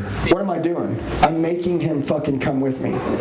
If I can ensure that this bathroom is done better than what you thought. Your wife has an idea in her head. She's putting it on paper, and she's hoping that the person that's writing down the stuff on the piece of paper can match her head. Am I yes or no? Yep, she got picked. If I could guarantee and make that happen and ensure that that happened, so she got more than what she wanted and exactly what she wanted. And I can ensure that the money that you guys spent, you guys got more than what you wanted and exactly what you wanted. And I'm going to put out my hand right now, and I'm going to tell you, you can look for cheaper estimates. They exist. Do you like cheap stuff? I don't. Not. Do you like cheap stuff? Price, but not actual. Right, but you don't like cheap stuff, right? So I don't like cheap stuff. I like to pay for stuff that's going to last a really long time. I'm going to tell you this. Whoever you do business with, there's a 99% chance that the guy that you do business with won't be around that sales rep in a year or two. In the home remodel business, people come and go because it's not that sexy. I live for this. You know what I live for? Watch my fucking face. I'm going to burn his fucking eyes out with the passion I have for my company. I live for this. I'm going to put my hand out. And if you'll have the courage to shake it, and I'll have the honor to serve your wife, to give her the bathroom remodel that she's always wanted. And I know it's taken you guys a long time to make a decision because it's a lot of money, but I could give her exactly what she wanted, and I delivered. You'd be happy, am I right? That sounds messed up. I'm going to take that fucker down. That sounds fucked up. No. He's gonna slap her right. Well, it just depends on if I'm a good-looking guy or not. See, some of you guys in here aren't that good-looking, so she won't be thinking that shit. Yeah, you wish. All right. Now listen, obviously we're all sales guys, so everybody's thinking sex, right? It's like fortune cookies. Everything ends in bed, right? Okay? Hey, yeah, I'm gonna service your wife like never before, so sign here. She's gonna be screaming happy. Yeah. No, listen. But here's what I want you to do. That's an objection, right? Okay. If your team is in there, what I'm going to tell you is the passion, the way they deliver the message is probably more important than the words. Secondly, at the end of the day, I would put out my hand. My biggest deal, if I get in front of you and I put out my hand like this, I would say something like this. Sir, let me ask you a question right now. Ask me right now, if somebody did the model, the job, and it was done and it was completed, and then in a year, something happened. Ask me right now if something happened. And if your wife called me or if you called me and asked me to fix it, ask me if I'd stop everything I'm doing and come down to the house and make sure it's perfect. Ask me right now. Absolutely. Don't even ask me, because I would do it. I would cut your eye. That's a trick. I get them to ask me, and then I cut them off. I say absolutely. Don't. It's a silly question. But isn't that the kind of person that you're looking for? Yes or no? Yeah. And by the way, listen to me. If they are a cheap fuck, if they are, let them go get a cheap job somewhere else. Okay? Your biggest deal in your business is still word of mouth. You guys understand that? I think everybody fucking forgets that. We built our company on no advertising money. Brad, I don't advertise, do I? I don't fucking advertise. We don't get it. I don't even know what that. I tell Brad, I don't even know how to fucking advertise. You know what I know? I know that if I treat somebody really good, and I know that if I give them exactly what they wanted, I know they got a story to tell. And they'll go tell someone else, and that'll bring me another deal. Are you still yawning again? I cannot fucking believe this kid. No, listen, hey, you need to fucking punch him in the face. Bro, no allodoxaphobia. No, it's called, he's sleeping on his dreams. Yeah, but we can have him do push-ups all day. It's like 19 times his job. But listen, give the mic to someone else. Let's go another objection. Come on, someone else. Let's go. What do you got? What do you got? What do you got? What is it? Bathroom remodel. We're all for the same. Okay, but give me the objection. Your number one objection you get. 3 bids. But give me your number one objection. What do they say? They say no to what? They say no to the final price. We're one call close. We go in there, spend 1 hour to 2 hours, walk out with 15 grand. Right there on the spot and tell them we'll be back in 6 weeks with your dream. And check your email, there's your contract. So we don't leave them with any. Okay, and you're telling me that they say, hey, I appreciate it, but it's too expensive. Well, they don't with everyone, but with I know, but what's your number one objection? I want you to know what it. I want you to tell me. Yeah, if you say, Andy, if we could overcome this today, I'd go home and make more money. I'm going to sound really cocky, but I'm a student of the craft, so I don't have objections because I close my sale at halftime, so I don't have to close hard. Okay. So I have a script. You give me an objection, I have a I love that. Let me ask you a question. How are you going to make more money? By them. I brought my team with me. Okay, but how are you going to make more money? By training more people that way. Right. Is that right? I'm here, and I'm the GM. These are my sales guys. That's how I'm making. I love it. Okay, so listen, here's what I want to do. This is really important. Number one, there's someone out there that's so good at what they do, they'll make you look like a fucking amateur. Am I right? Yes. I mean, me including. All of us, right, Brad? I mean, there's someone out there that lives to another game. I know. Hey, I assure you it exists. Okay? I've been looking. Hey, my goal in the room, see me.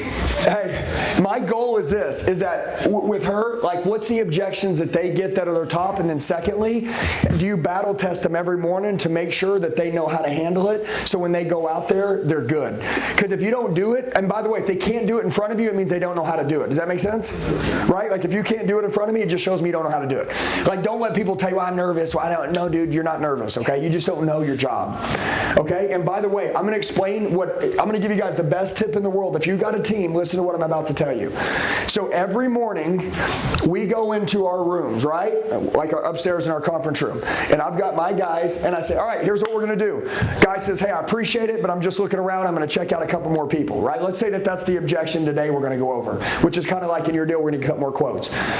Everybody on my team has to come up to me and overcome that or they don't get out of the room. Like you're fucking not getting out of this room. You know what that means? You're not going to work. You're not going to make a phone call. You're not going to talk to anybody. You're going to get this right. Okay?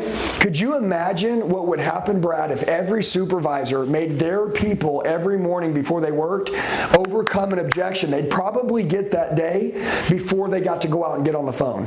They would increase their sales by about 300% to 400%. Guys, why won't a manager do it? He's Yep. And they're lazy. Okay? And they're scared that people will quit. Like if you're one of those leaders that are afraid that your team will quit you, you guys got to go back and rewind the leadership one because you can't be afraid of that. Yeah, by the way, everybody knows right now, if you've been to this point, write down on a piece of paper, 10 seconds, what is your hole? Like, what is your hole? Like, what's your hole? Like, how are you going to get better? What's your biggest fucking hole? Is it you don't have accountability? You're lazy. You're not involved enough if you're a leader. You tolerate shit you shouldn't tolerate. Dude, you know what the golden handcuff syndrome is? I worked for an employee. I was making $2.5 million a year as a GM. You know what happened? I was afraid to leave, and I didn't like where I was working anymore because I made so much money. And I didn't want to go home to my family and like fucking let them all down, right? So I didn't leave. That was a golden handcuff syndrome. I was handcuffed to that fucking dealer.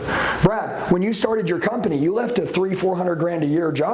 600, but who's counting? Yeah. Hey, but to go to nothing, am I right?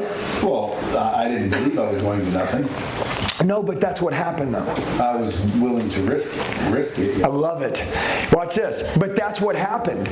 It was the golden handcuff, though. You had to build up enough courage to get out of there. Here's my goal. I wanted 4 out of 5 millionaires work for someone else. Everybody, write that down. 4 out of 5 millionaires work for someone else. Opening your own business is a fucking bitch, isn't it? It's a fucking bitch. Not for me. Brad, I'm serious. Unless your name's... It really isn't. You know what? Everybody in the fucking room, everybody in this room should have an LLC. That's the facts. Just for tax advantage. If you don't have an LLC right now, it means you don't have a business. You should go get a business, even if you're on her team. Like, it doesn't matter if you're an employee or not. You're an LLC when you operate that way. But anyway, that's all I meant by business. Well, what I wanted to say is this, is that I wanted to find someone that already had the fire, the drive, the community, the fucking, the energy. I wanted to already have the product and then just step in and know that if I killed it, I was good. Right? Hey, you want me to build these 100 soldiers? All right, I'll build them. Let's go. How many do we need? Let's go. Like, I wanted to do that. But I couldn't find anybody that had a great culture. All I found was negative motherfucking people. Weak. And I found a bunch of people that led from fear instead of inspiration. Right? And I didn't like it. So I started my own deal. But I want to tell you this. You guys all work for someone, and that person will pay you 10 times more than what you're paying you now if you would level up and become that person in this room. I assure you. So I just want to say, like, that little point, all of you guys in here could become a millionaire in any industry. And all you have to do is like learn how to speak, learn how to talk, learn how to get people to say yes. If we're closers close transactions. But also, if you're a closer, you know, what does Grant Cardone always talk about? Obscurity. Nobody knows you, right? Like, nobody fucking knows you. It doesn't fucking matter, right? You can be the baddest person in the world, but if nobody knows who you are, who cares, right? You've got to get known. You guys got these phones for social media. You got to be all over them. Everything you're doing, everywhere you're at, you know that there's people out there that are looking for a great life, put that shit out there. Have you ever met someone and then when you met them, they really weren't who you thought they were? Right? On social media, they're fucking cool as shit, and then you meet them, you're like, oh, this guy's fucking a dork. Right? Yeah. That's 99% of the people that I meet on social media. I meet them and I'm like, fuck, dude, I can't even stand this guy or her, right? Like nobody is really who they say they are. That's like in this room, really be here right now. By the way, all this stuff we're teaching you, as everybody goes back to their own lives when we leave, like this is our life. Like there's no going back to a life. This is how we live every day. This is the conversations going on in our head all day long. Anyways, let's do another mic. But so you got objections. You're good. You teach your team. Somebody else give me one more objection in any industry. All right, what is it? Go. Real estate. Okay, what's the objection?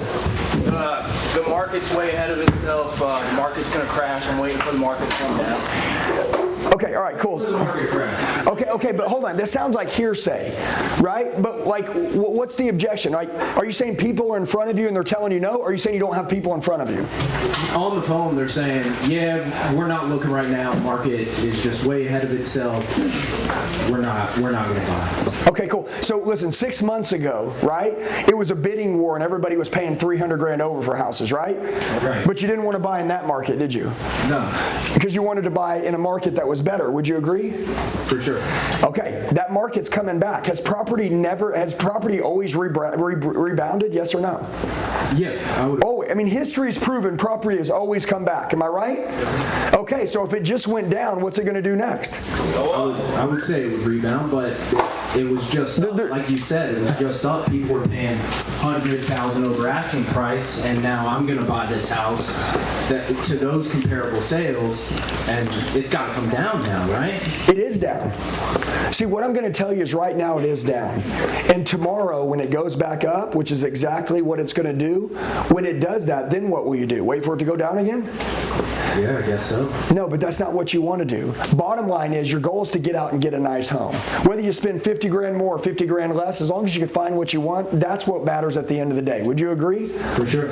Okay, then why don't we meet? Let's go find the right house. Now I get to do my job. Am I right?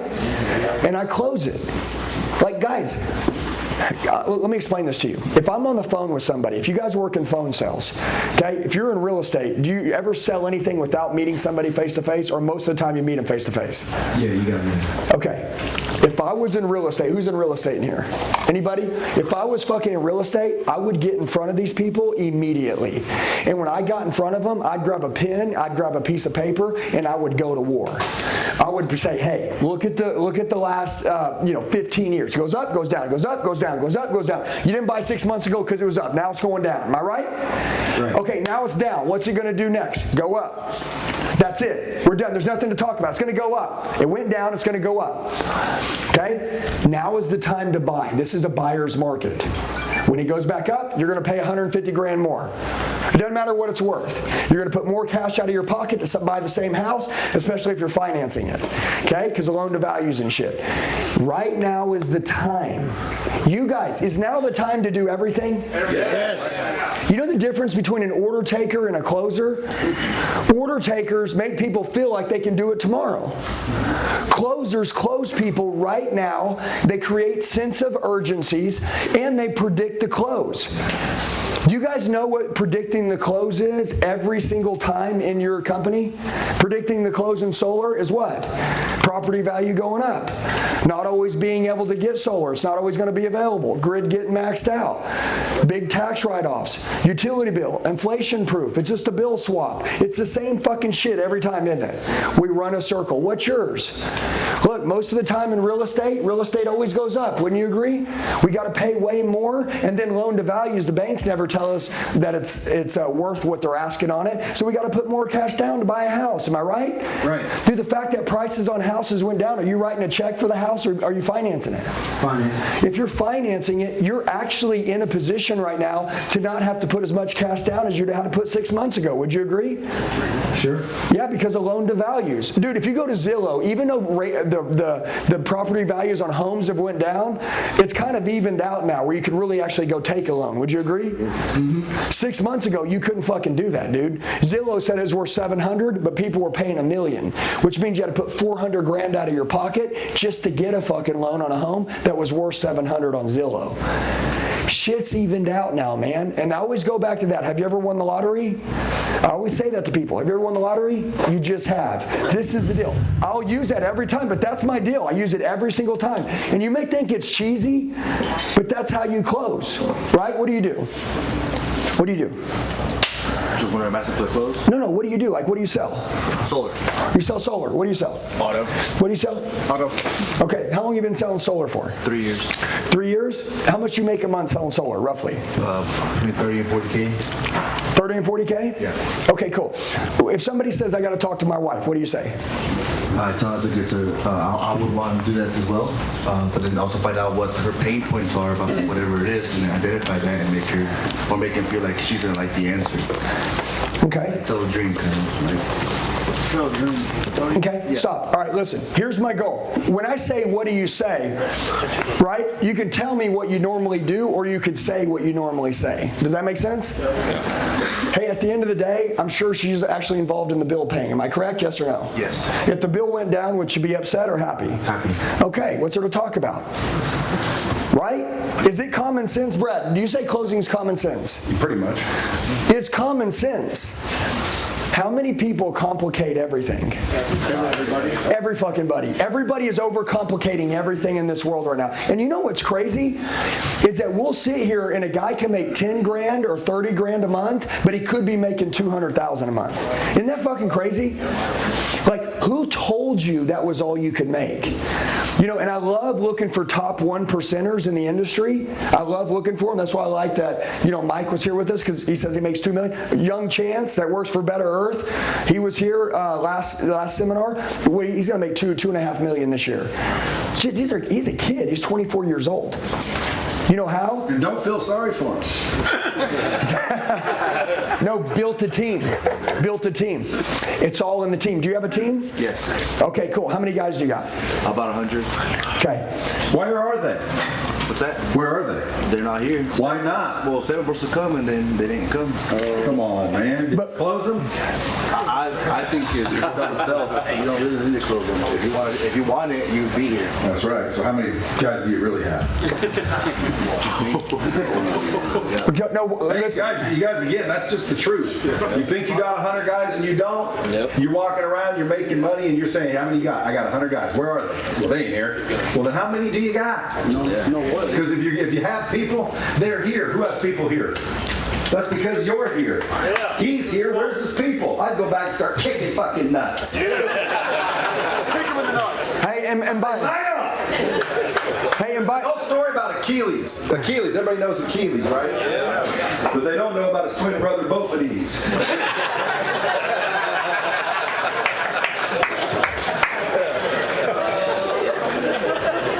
And by the way, this is an environment where, like, after lunch, we're going to keep running through objections. But watch this. I just asked him. I said, "Hey, what would you say? You don't like getting up in front of people, am I right?"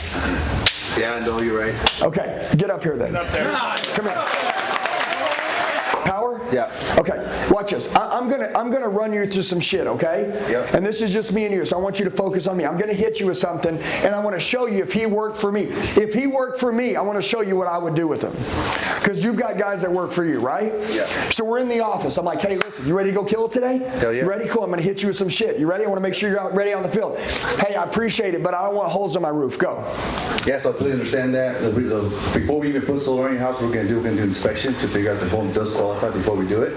But generally what happens is we'll identify that before then, and you will actually give you a 10-year workmanship warranty on the roof to figure out, and it might rain before then, so if it does leak, then we'll be able to find out before your warranty expires. Yeah, but I just don't want holes in my roof. Watch. Now, by the way, dude, what's the difference here? I'm telling you, preparation. See, he's just not prepared. That's all. If you were prepared, that wouldn't stump you at all. And then the more prepared you are, and the more confidence you have, then pretty soon you can start making shit up on the spot without even knowing anything. Yep. And that's when you get really good. Yeah, listen, this. If he told me I don't want no holes in my roof, I'd say, bro, you already got holes in your roof. How the fuck they put the roof on the house? Well, dude, like how's Santa Claus gonna get in, bro? At the end of the day, what you're trying to tell me is you don't want a shabby job done. Is that right? Yes. See, boom, they don't want fucking holes in the roof. There already are holes in the roof. Let's go. Listen. No objection. Hold on, but listen to me. What about, hey guys, can I ask you a question? Listen, one sell, what does it pay in your industry? One sell, what does it pay? Like 6 to 8 grand. Watch, what if you could get another one? What if you get another one? What if you get a fucking another one? What if you get another one? I see fucking gyms that aren't maxed out in memberships, right? I see realtors fucking sitting at home that aren't selling enough fucking houses. I'm like, how many loans did you close on this month? They're like 3. I'm like, why not fucking 30? Why not 30? Because everyone else is doing fucking 3. That's why, right? Dude, I'm telling you when I say this, you don't have to be me, but you're going to have to get crazy. Yeah. You're going to have to, man. Not only that. The time's going to pass anyways. Yeah, but the time's going to fucking pass anyways. You know what's crazy? Here, tell me that objection. I'm going to be having it for a second. Let's go. Hey, Brad, I don't want holes in my roof. You gotta fucking smile, bro. As soon as an objection comes out of their mouth, fucking crack a big ass smile. Can I try? Crack a big ass smile so big the lipstick gets your earlobes. Hey, do you sell solar? Yeah. All right, hey, get right next to him. But watch this, just for 30 seconds. Hey, and everybody, listen to me.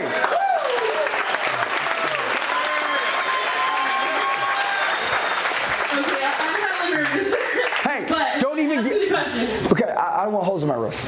I'm glad you asked me that. You know, you actually have holes on your roof right now. They had to do it to put the roof on, right? Yeah. They did a good job. They're professionals. You're warranted on your roof. We actually do the same thing. Our installers do everything very clean. They're gonna put holes on your roof, but you're warranted as well. And you know what? The most important thing is making sure your roof qualifies first. What we do is a site survey, make sure your roof is strong enough. If it's not, we're not even gonna touch your roof. But in that case, we would come by and tell you your other options. Okay, cool. Hey, bottom line is you've got something to say. Does that make sense? Hold on, watch. But watch this. Hey, watch this. Hold on, watch this. Hey, I ran the numbers already. It doesn't make sense. Go. What do you mean? I mean, we just ran the numbers, and I had another guy run the numbers. It just doesn't make sense. Oh, okay. Yeah, well, he doesn't save me any money. I'm good. It doesn't save you money? Yep. I understand. Well, you know what? You're lucky to save money when you start solar. This is actually to get away from inflation. If you saved even a couple of dollars, that would be great, right? But this is a way to make sure that your price does not increase and to get away from inflation. A few years ago, do you remember gas? It was around $3 a gallon, right? What kind of car do you have, Andy? Truck. A truck. What is it? Chevy. A Chevy. How long have you had it? 2 years. 2 years. Okay. What'd you have before that? Truck. All right. And what was it? What kind of truck do you have? Chevy. A Chevy. How much was it to fill your car up your truck 5 years ago? I have no idea. You have no idea? Well, my Honda, I don't have Honda. My Honda was about $40 to fill it about 4 years ago. Now it's almost $90 a month. To fill up, right? And so that's the same thing that's going to happen with your electricity bill. Even if you use the same amount of energy or less, that price is going to continue and increase. Unless you get solar and you lock that price in. Okay, watch this. You see every one of these that go through here? Every one of these objections right here. It's too expensive. Hey, what if I said it's too expensive? I'm not paying 60 grand for that. It's too expensive? Okay. I understand, Andy. When people see the total price, that 60 grand, it's like, wow, 60 grand? But really, it's like 60 grand? You get to save. So, this is positive debt. When you buy a truck, when you finance, like a truck, that's negative debt. Does your truck make you money? Okay, now here's what I want you to do. Everybody understand? No, we're okay. Do you know what to say here on this? Wait, my bad. It's too expensive. Do you know what to say on that? Yeah, it's too expensive. Yeah, if I said it's 60 grand to any of your guys, they know what to say? 100%. Okay. It's too expensive. It's too expensive. So the thing is, there's 3 things going on right now with your energy bill. Right now, number 1, you don't own it, right? Basically, what happens is your inflation or your interest rate can always change, because right now you're actually paying 100% interest because you're paying a bill that's never going to give you a return on your investment. Number 2, it's going to be a bill you get paid forever. And number 3, the thing about this bill is now helping you raise the value of your home. Now, when you do go solar, number 1, you can have this, you're going to own it, and it's going to be so you get paid. You have what's called number 2, will be what's called an end date, so it'll be something you're going to own. And number 3 is to help raise the value of your home. So the thing is, it's not too expensive, because the thing is, it's significant amount to go solar, because like that you were saying, it's the inflation. That instead of locking your rate forever, it's going to go up. Okay, so there's an old term. You ever heard that saying, how to get your point across in 30 seconds or less? Yes. Okay, this is where people lose interest. Look, look, have you ever heard that term, earn the right? Yes. Okay, like when we were sales guys, when we were younger, Brad, we had to earn the right to ask for people's business. Would you agree? Yeah. You didn't ask for somebody's business when you didn't earn the right to ask for it, okay? So what you're doing, every 30 seconds that you're talking to somebody, you're earning the right to get 30 more seconds. You're earning the right to get 30 more seconds. You're earning the right. So if you find a dead 30 seconds or a dead 1 minute, you just fucked up that whole sell. Dead space. Dead space is the death of closers. A lot of you, you're not snipers. What you are, you're machine gun sprayers. 70% of the shit you say is fucking good, but the 30% that's fucking not good, it fucks up your close. And people, once they disconnect and they lose interest, they're out. How can you keep my mind running and racing the entire time while we're together? This is simple. How old are you? 32. 32. How long do you think you're going to live? Average male lives 72 years old. Think you make it there? 80. Cool. So if he lives 72 years old, that's 40 years, right? What's your utility bill right now? Like $80. 80 bucks. So it's $100. That's 12,000 a year, right? Or 1,200 a year, right? Yeah. So 1,200 a year times what? 40 years he said he's going to live? 1,200 times 40. What is that? It's $50,000, $45,000. If the system is less than $45,000, he's saving the difference. Does that make sense? Now, what's the chances of that utility bill staying the same at 100? 0. It's non-existent. Would you agree within the next 10 years it'll at least go up to 200 or 300? Yes or no? Yes. Okay, so now it's going to be an $80,000 by the time you die, or it's going to be $120,000 by the time you die. If the system is 30 grand, or if it's 40 grand, or whatever it costs, how much did you save? If it goes up 3x, you just saved yourself $80,000. Would you agree? Yes. I don't see anybody else on your front porch trying to save you $80,000. Yeah. Okay, it's that simple. Everybody, how to get your point across in 30 seconds or less. I will tell you, this is the big common area that I see. Salespeople are unprepared, which means what they do is when they speak, they say dead space shit. When they say dead space shit, even though you started out so good, you got in the house, hey, what's going on? We're like family. You sit down, you go into the presentation, and you fuck it up. You feel me? Yeah. Okay, so I just want, does that make sense? Now listen, 100%. I've talked a lot about solar into this first part because I saw a lot of solar hands. Isn't it all the same? All the same. Okay, number one, right after lunch, Brad's going to talk for an hour, right? He's going to talk for 45 minutes to talk about some kick-ass shit on how we can grow. Number two, I'm going to talk about how to present face-to-face. I love face-to-face closing. What does that mean? That means you're sitting here, I'm here. We're going to put a number out, and I'm going to close your ass on it. Perfect. Face-to-face closing, I love it. Okay? Whatever you want to cover, whether it's on the phone or whatever, we'll cover until the end. And then, by the way, who in here has somebody at home with them? Raise your hand. If you have somebody at home that you care about, raise your hand. Like that you live with, that you care about. Okay, cool. So 70% of the room has somebody at home that cares about. Do you got somebody at home? Yeah. Do you got somebody at home? Nope. Do you? Dude, my question would be, why would someone be at home if you don't care about them? Well, here's what I want to tell you is this. Will you go to another level if you don't take them there? No. No, you won't. Doesn't fucking matter how alpha, how badass you are. No one's going to sacrifice and go on the grind with you if you guys don't do it together, okay? So towards the end, my wife's going to have a conversation with you guys for 15 minutes. I swear to God, that'll change your whole life on how to run your fucking family. Because at the end of the day, I know this. I know Brad Lee, like very personally. He fucking loves his family.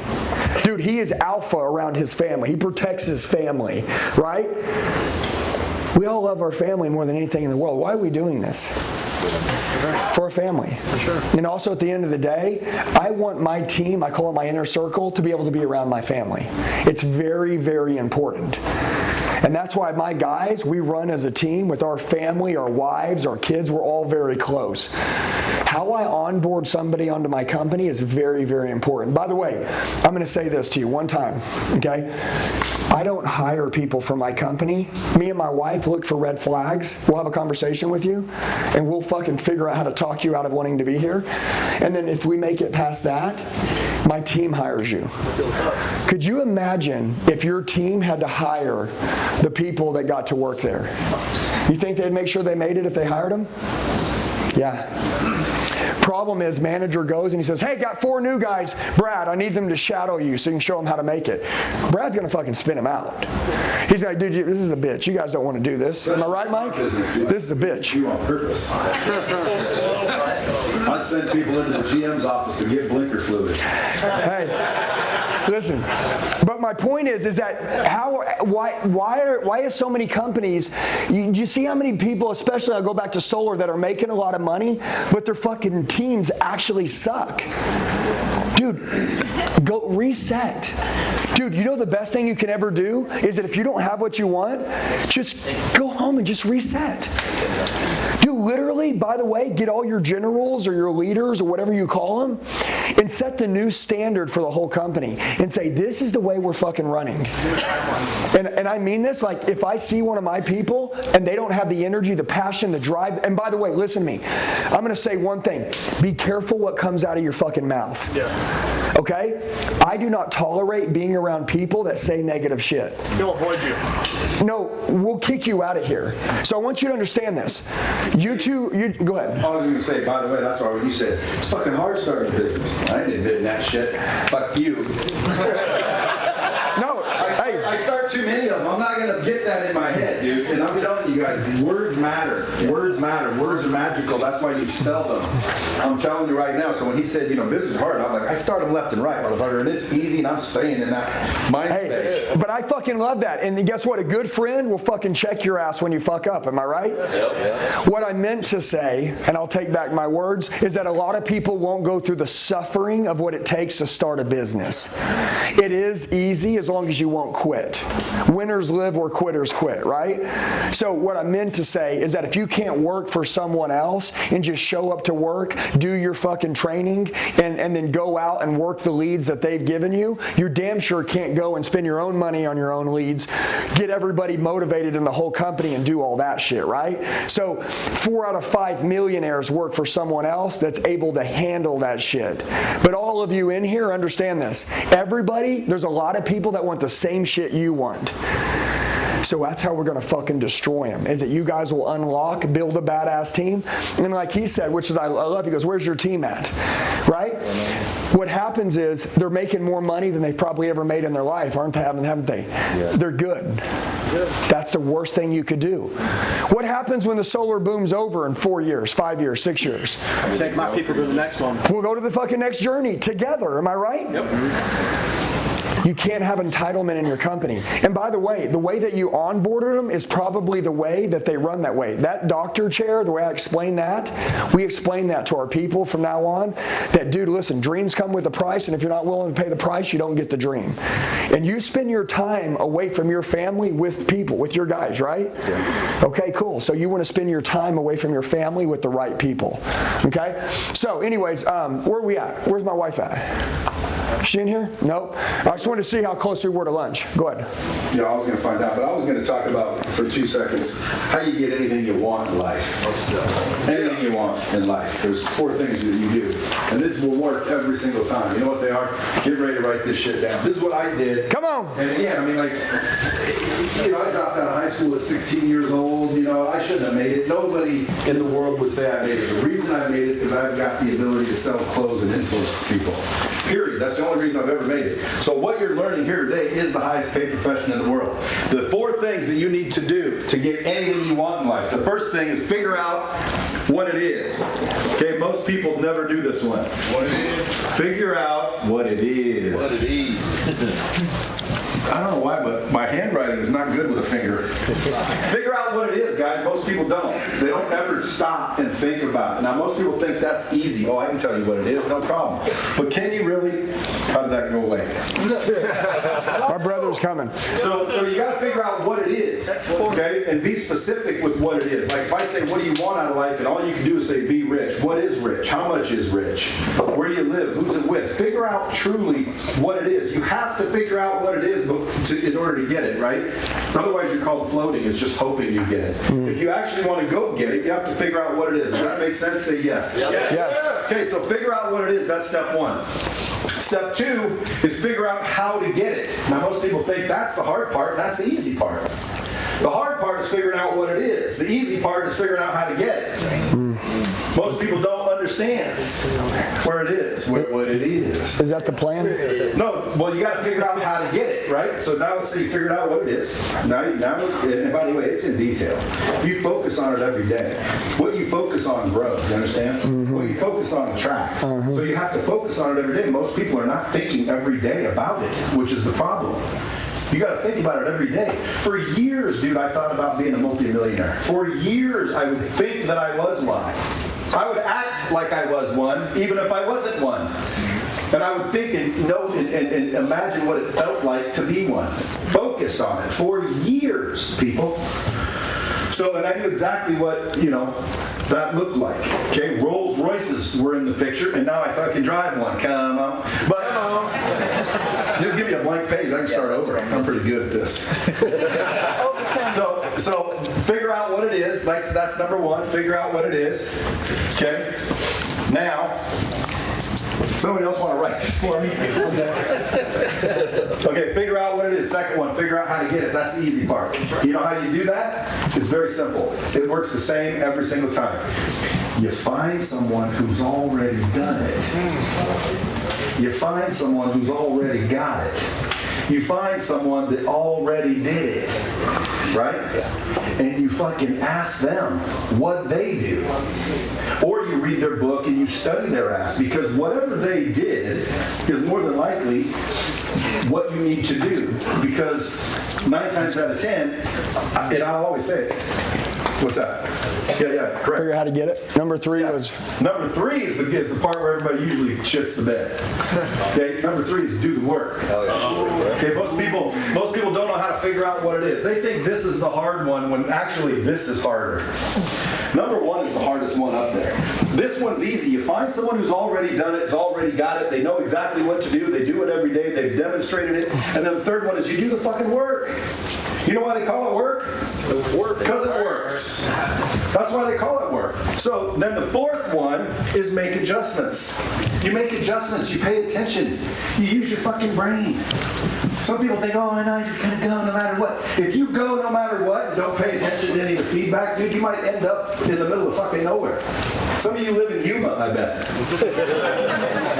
Right? Like, dude, why are you living in Yuma? You know there's other cities in the world, right? I told my friend, he's from Yuma. I'm like, why? There's many other places than Yuma. Were you born there? Someone told you can't leave? Listen, make adjustments. That's paying attention. That's listening. Some of you guys right now, in the 1% analogy he used earlier, if you think, 1% is, let's say, 200 grand. That's the top 1% in the industry you're in. That's what they're making. That's a $200,000 chair. When you want to be a millionaire, are you in the right business? No. Okay, now, again, well, I don't want to quit because, I might fail. That's a fucking mindset problem. That's a mindset problem. It all boils down to mindset, skill set, and habits. But this right here is the formula to get whatever you want in life. Figuring out what it is the hardest one, okay? And by the way, third, when they say do the work, you know why a lot of the times people stop? Because they don't really want this. They think they do. Just like abs. You think you want abs. Until you fucking figure out what you gotta eat and do and shit, and you're like, I don't want that fucking bad. And the only reason is because you don't know the benefit of them. See, I used to attach abs to vagine. Yeah. I used to think, I don't even know abs. I can get girls any damn way. And I did. I got 7 kids from 4 women. Oh yeah, that's damn true. But it's totally explainable. It sounds real white trashy, but it isn't. Well, again, like I was 17 years old and I thought about this thing I heard about called sex, right? So I tried it and had a baby, right? Who here's humped in high school? Okay, so that ain't trashy. Then I said, oh shit, I better not do that again. So I waited till I was 19 and said, okay, it's been long enough, maybe I'll try it again. Number 2. 2 moms, 2 babies. Then I got married and had 2. And then she wanted to be the boss, which that ain't happening. I'm the boss. So I booted her out and then got the second wife and had 3 more. So there's 7 from 4, but it's totally explainable, right? Good shit. But at the end of the day, this formula right here, most people, when they fail to do the work, it's because they don't actually want what it is they're claiming that they want. Because if I just snatched your family or whatever's important to you, if I just took your kids and I said, you got to crawl to Las Vegas, pick up my car and bring it back here and I'll let these guys go. And if you don't, I'm going to kill them. You don't sit there and go, well, I don't know. Today doesn't seem like a very good day to do this. You'd be doing it. You wouldn't think about it at all. So when you ever catch yourself not doing the work, you got to go back to step 1. Okay? Now, I don't know if you guys realize, but that formula right there is literally foolproof. So you guys just got millions of dollars of information on a piece of paper in front of you. The question is who's going to go utilize that? Because this one right here, guys, figure out who's already done or has or did what you want to do and freaking learn from them what they did. And then do the work. It's freaking that easy. I'll get into more after lunch. Back to you, Andy. Woo! Guys, give it up for Brian.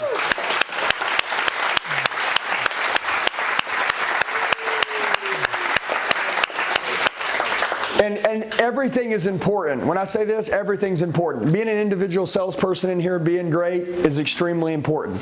Learning how to build a team is extremely important. Learning how to alter your identity and have a great mindset is extremely important. Taking your family with you is extremely important. Being in great shape is it's all fucking important. Having perspective. Yeah, having perspective is extremely important. A lot of people see how much trouble it's going to be to get it. A lot of people say, I can't believe that I actually live in a country where I can get it. Am I right? My wife's from Mexico. Like, you don't have the right name in Mexico, you don't fucking get it. We got people. Someone says, I can't afford it. If you can't afford it, you actually can't afford not to do it. That's the reason you can't afford it. Yeah, I was talking to a couple guys a minute ago, and they were like, man, I said, hey, we're going to see, or Brad said, hey, I'm going to see you at the VIP tonight, right? Because the guy went up to Brad, he's like, hey, I want to ask you some questions about my business. I said, fuck you. Hey. And Brad goes, hey, let's talk. VIP or not? No, Brad goes, he goes, we'll talk about it tonight at the VIP. And the guy goes, oh, we didn't upgrade. And Brad goes, man, that sucks, because we only have so much time during the event. We kind of want to talk about a lot of training at the event, but the VIP, we want to kind of talk about business, whatever you need help with. We'll sit down, smoke a cigar, you can have a drink, we'll fucking talk. We'll be buddies. Dude, like that's what I like, right? I wanted to be close to Patrick Bet-David. I wanted to ask him some questions. He's a great guy. Guy's fucking smart as shit. Me and my wife spent a fuck ton of money and went out there. I want to be close to Brad. I want to do business with him. Dude, listen to me. He's got to fucking give up time to talk to me, and I get to get that time. Dude, I'll give up. What does it cost, right? It's what it costs not to have it, right? Sean, you got a great coaching program, right? Our Human Fathers guy, you got a great coaching program, right? Guess what? Why are you guys here? Because what does it cost you not to go to the next level? You got a great company you're making. Dude, I know lots of guys in here that are going to make a couple $100 million. I know a lot of guys that are going to make $1 million. I know a couple people that are going to make a couple $100,000. A lot of people are dead eating on broke and they spent their last fucking dollar getting here. Everybody fucking matters. The cool thing is, what I love is that right now, everything that he said, get in proximity. If you want a great sales team, if you want one, come around me. You know why? My team all wears the same shit. Do we all look the same?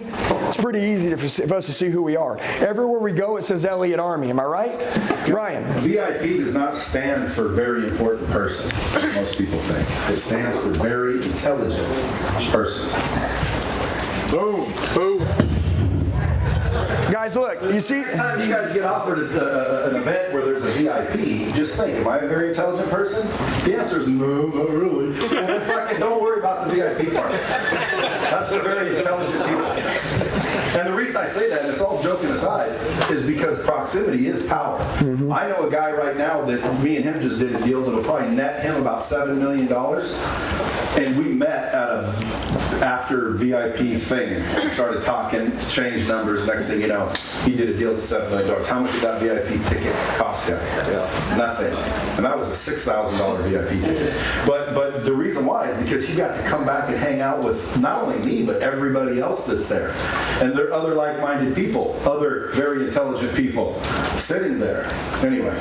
No, I love that. And I want to show you something. You guys see this? This is that old rusty bracelet, right? That right here it says, the devil said you can't withstand the storm. The warrior replied, I am the storm. Everyone. His doesn't say that. His says, I am the nipples. The nipples. But this is, you see this lion? You see this lion all our guys carry? This is the Elliott lion. You see it everywhere, right? I'm going to ask you a question. How committed is your team to your mission, right? I mean, like, people tattoo their kids' names on them, right? You know what I'm saying? But wouldn't you like to have 50 motherfuckers that work for you that had your company tattooed right there on them? Fuck yeah. Yeah, those people are going to go to war with you every fucking day. You don't have to tell them there's a meeting every morning at 8 a.m. They can't even go to sleep at night because they can't wake. They don't even want to sleep. They want to wake up the next morning and kill it. You guys feel me? Yes. Okay, so here's what I want to tell you guys. And going back to the VIP deal, this is important, right? Hey, are we ready to have lunch in a minute? Yes. Are we getting close? Hey, I'm going to hand out something. Can we hand out some flyers? I want to give these to everybody. And Brandon, I want you to pull this up on the board. I want to show you guys something. Brad was just talking about a venture partnership he made. And I want to say this to all you guys. Do you guys watch Brad's Dropping Bomb podcast, yes or no? Yeah. Some of you guys? Come on. Yeah. Fucking 3 people. We got 3 people in here watching. Hey, Brad, listen, Brad. Dude, it's like having one of these every single day. Hey. We got keys, Brad. Hey, but do you know what? I'll tell you something real quick. There's a guy that did a Dropping Bombs podcast with you. The first Ultimate Closer Summit. Brad gave away a Dropping Bombs deal, right? Have you guys seen the people that are on there? Yeah. Dude, when these fucking people get off dropping bombs, they get bombarded with 1,000 fucking people that want to do business. I run Brad's Real Financial Insurance Company, right? Okay, listen. Brad says, hey, I've got a business. It's a vehicle. It's called Real Financial. I sell insurance, right? He goes, if you want to join, right? Swipe up and enter. How many people on the very first time you said that did it? About 7,000, 8,000. It's fucking crazy, isn't it? The power of exposure is insane. So I sit down with this guy the other day. The guy's literally was making $500 grand a year. The guy is probably going to make $50 million this year because he was on Brad. I bet you don't even know this, but the guy was on your podcast. He's a younger kid. He got out of the military. He's 24 years old. He's that kid that he lives in Scottsdale that I did that podcast with. Dude, you changed his whole life. Once he got on Brad's podcast, when he got off, all of a sudden he's got clout around the whole world. It's fucking crazy. It's the craziest shit I've ever seen in my life. Okay? I dominate the automotive industry. A lot of other industries, but automotive specifically. Me and Brad are going after it very fucking hard, and we're attacking it. Okay? When I got out there with Brad, and Brad said, Andy's your automotive guy, I fucking swept it all. Dude, I needed that. We got to partner with people that are badasses, and Brad is one of those people who says, I'd rather have a friend than a dollar than a friend, right? And I know a lot of people, I'd rather have some money than to have somebody to run with.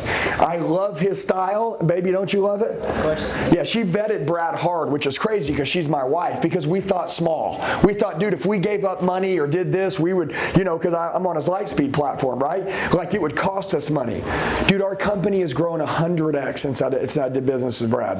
I'm trying to tell you about getting close to people in proximity, and we love paying them big ass fucking checks. And it doesn't even matter. Hey, enough about me. What do y'all think about me? Now, see, I didn't get that on social media. Now, why is that? No, because I wasn't prepared. That's right. Hold on, guys. Let's do it one more time. Let's get this. Hold on. This stuff. I don't know why. It's good. It's good. We're good. We're good. Brad, anything that should be done today should be put off for tomorrow. I don't need to do it. They need to do it. Hey, by the way, listen, before we get out of here today, we will all go fucking live, or we'll get on your Facebook, and we'll get on your Instagram, and we'll go freaking burn your competition's eyes out. We'll fucking go hard. Seriously, burn their fucking eyes out. We'll run that at the end, but go ahead. Well, I had a whole thing I was going to talk about, but ultimately he said every word of it this morning, so now I don't know what to say. So now I'll just make some shit up. You know, because this is the Ultimate Closer Summit, I want to talk specifically about selling, closing, influencing, and you know, the sales industry. A lot of times when I'm speaking just overall general success. So a lot of that bleeds into sales, believe it or not. And I believe that anyone successful is in sales. Because I've never really met anyone that's successful that doesn't sell something. And that's a fact. So just remember when people are talking shit, or you might even have a significant other that might talk a little shit, and you know, why don't you give me a real job? You know, when you start making money and blah, blah, blah, blah, blah. We've heard it, right? You guys gotta get rid of that. I mean, I'm going to talk about sales and how I did it and what I think, and you guys will pick up some things. But the biggest thing I want to point out is, like, ultimately, it's your mindset when it comes to sales. Like when someone says, you know, what do you do for a living? And you say, you don't have an answer, you're not prepared. Right? What is your answer? And keep in mind, folks, you don't sell solar. If you do, you're doing it wrong. You guys ideally want to sell the result of your product or solution. Right? You sell the result. If I want to sell a gym membership, do I want to sell, oh, it's going to be freaking working out and sweating all the time? No. I'm going to talk about six-pack abs, fitness, getting more chicks, whatever it is that, you know, getting in shape. Why? Because I'm going to sell the result. You always want to sell the result. Now, there's steps along the way. The first step, I think, that most people need to understand, and I'm going back to the basics because sometimes I think, well, everyone knows this, but that's not always true. The first step, believe it or not, in the sales process, does anybody know what it is? Introduce yourself. No. Tell your product. No. See what I mean? You motherfuckers don't even know? Guys, listen, preparation. Preparation. How do you prepare every single morning? What if you were going to go on a date? Do you prepare? What if you're about to, you know, do the business? Are you going to prepare? Or do you not prepare? Or are you prepared? Have you ever been not prepared? What's the word of that? Yeah, have you ever been unprepared for that? So again, sales is the same thing. Sales is like a freaking dance almost, right? You're gonna like if there were some ballroom dancers here and they got up here and they started doing a dance, I wouldn't know what the dance is because I don't pay attention to ballroom dancing. But somebody that would say that's the cha-cha, that's the marengo, that's the whatever. Why? Because they can see that it happens. Sales is no different. Sales has steps and techniques and what's called a road to the sale. I'm sure you guys have been taught some along the way, especially in the car business. There's a road to the sale. The first step in the road to the sale is preparation. Most people miss that entirely. They think to introduce yourself is the first step. Guys, get yourself prepared on a regular basis. Every time you wake up in the morning, ask yourself, am I prepared? For what? And then you're going to just ask yourself, am I prepared? Because the answer is going to be more than likely, not yet. Why? Because you just woke up. So let's get prepared. Preparation is key. And a lot of the things I'm going to say, by the way, you guys might think, duh, well, no shit. Well, again, sometimes we don't have to learn. We have to freaking remember. Because a lot of the things I say, like, I assume you already know. See what I'm saying? Like preparation, see how simple that is? But yet so many people don't do it. People just walk up and start talking. Right? When they're trying to sell somebody, you don't do that. When you're trying to sell somebody, it's just like fighting in the cage. You know, there are moves and techniques to get out of certain situations. Arm bars, things of that nature. Anybody watch MMA? Yeah, so again, if you don't have the ability to get out of an arm bar, your ass is grass in the ring. Same thing in sales if you're not prepared. Guys, preparation is a small thing that would make a massive difference. But what it boils down to when it comes to sales guys, let me keep it real simple. The more hands you shake, the more money you make. Period. The more hands you shake, the more money you make. And everyone else can try to complicate it. It's no more complicated than that. If you guys want to double what you made last year, double the amount of people that you talked to last year. And I'll bet you any amount of money you have in your pocket, I'll even bet you more than that you will double your income. More than likely, you'll triple your income because you have what's called momentum. So if this year you talk to, let's say, 1,000 people, next year you wanted to prove me wrong, so you talk to 2,000 people, you would probably end up making 3 times the money because that many more referrals, that many more, the momentum doubles and grows exponentially. It's not just double. Yeah, so like how many people can do that? Seriously, raise your hand. Everybody. Yeah, see, and there's people that are not raising their hand because they're thinking, well, fucking duh. Well, yeah, duh. So how come you only made what you made this year? That's the question. And this is always going to go back to 3 things: mindset, skill set, and habits. Sometimes your mindset's fucked up, and that's your problem. Like right now, if you're thinking, no shit, Smarty, this is really basic shit. Your mindset's fucked up. Because if it's so basic, and most people think, that it is, including me, because it is basic, why doesn't half the people do it? Why do most people not get prepared when they wake up in the morning? Why do most people not introduce themselves to more people? It's uncomfortable. Because they got allodoxophobia. They're worried about what everybody else is going to think and say. See what I'm saying? Like, you ever been to these like Tony Robbins events or even Andy Elliott events? They're kind of similar in this way, where everybody's like fucking all excited, and because I'm not really like that. Like I walk in, I'm just kind of chill. Like if everybody's like, yeah, and I'm like, whatever. But when I'm around here, I start to go, a little bit more. Why is that? Because it's contagious. Yes, because whoever surrounds you, the vibration that you have is the vibration that you're around. So if you're around a bunch of negative, dull, sleepy mofos, you have to be consciously aware that, man, your vibration is going to change when you're around those people and you listen to that energy. Everything's about energy. You guys realize that, right? That's why when someone says, hey, dude, I don't like that guy's vibe. I don't like his vibe. Why? The vibe is a vibration. So how do we change our vibration? Believe it or not, your frequency is what you frequently see. See what I'm saying? It's the truth. So if all of a sudden you're looking around all the time and it's always negative shit, it's because that's all you're looking at. You got to change your environment. You got to get out of your own way, right? That's part of preparation. And I'll go off on a million tangents because one thing makes me think of another, which makes me think of another. I don't have PowerPoint slides. I wish I did. We could write on the board instead of having that fucking Batman photo up there. But when it comes to the basics, I always try to tell people when it comes to sales and closing, folks, the first and easiest thing you can affect to double your income is just double the people that you're talking to. Now, most people will say, no shit, well then do it.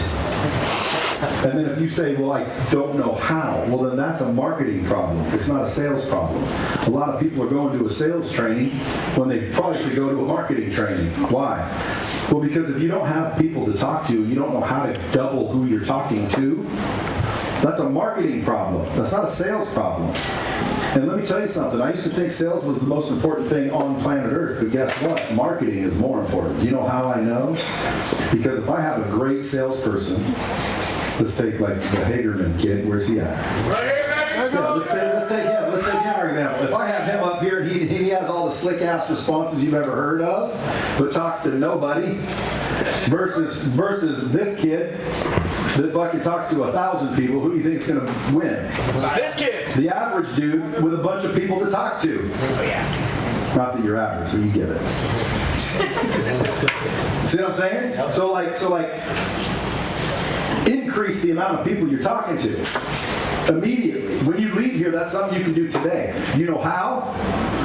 By walking up and introducing yourself. That story in the freaking Waffle House or wherever the hell you guys were. Yeah, Chipotle. The Waffle House. Yeah. Yeah, I was at a Waffle House one time. We were drunk. I forget where we were, but we were drunk. I know that. I don't drink much anymore, but this night we were drinking, and I'm sitting in the Waffle House. And you guys been to one of those? Yeah. Like all the food's nasty. It's all cheap. You can order the whole fucking place and have a $100 bill at the most with 10 people. So we go in there, and I tell the person I'm with, it was just me and our girls, and I said, watch, I'm going to ask the waitress how much tip do you want? Like, what tip do you want? And I told him, I said, I'm gonna give her whatever she asks for. And I said, but I'll bet your money she won't ask for much. And she came over and I said, well, what do you want your tip to be? She said, well, whatever you think it should be. And I said, no, tell me, what do you want your tip to be? And she's like, $20? The bill was like $60. So she's like, $20? And my friend goes, come on, he's going to give you everything you wanted. And, say $500. And she's like, oh, no, I couldn't. And then she's like, $500? I'm like, okay, $500. You should have said $50,000. You get what you ask for, folks. You get what you ask for. So when you get up in the morning and you say to yourself, well, what did I learn from that freaking Ultimate Closer Summit? Ask for it. That number one, it's not as fucking hard as you guys act like it is. I can show you how to double your income. All you have to do is double the amount of people you're talking to. Now, if you're one of those people that are hustling, and it's pretty difficult to talk to that many more people because you're so busy currently, well, then you have to now what? Hire somebody. Yeah, you hire someone and pay them less to talk to those people. And you just keep scaling that bitch. And pretty soon, you're making a little bit off a bunch of people, which is the goal, right? You don't want to be out there knocking on doors your whole life. You don't want to be selling people your whole life. Eventually, you want to sell people on doing the selling for you, right? So how do we do that? You got to freaking go out there and introduce yourself. Why don't people introduce themselves more often? Allodoxophobia. And we all got a little touch of it. Some of us less than others, but we all have it. Like some of you guys, when they're calling people up here, I'm watching you guys, and some of you are like, please don't pick me, please don't pick me. Because you do not want to get up here. And the reason you don't want to get up here is because you do not want other people to judge you. That's allodoxophobia. That's what you got.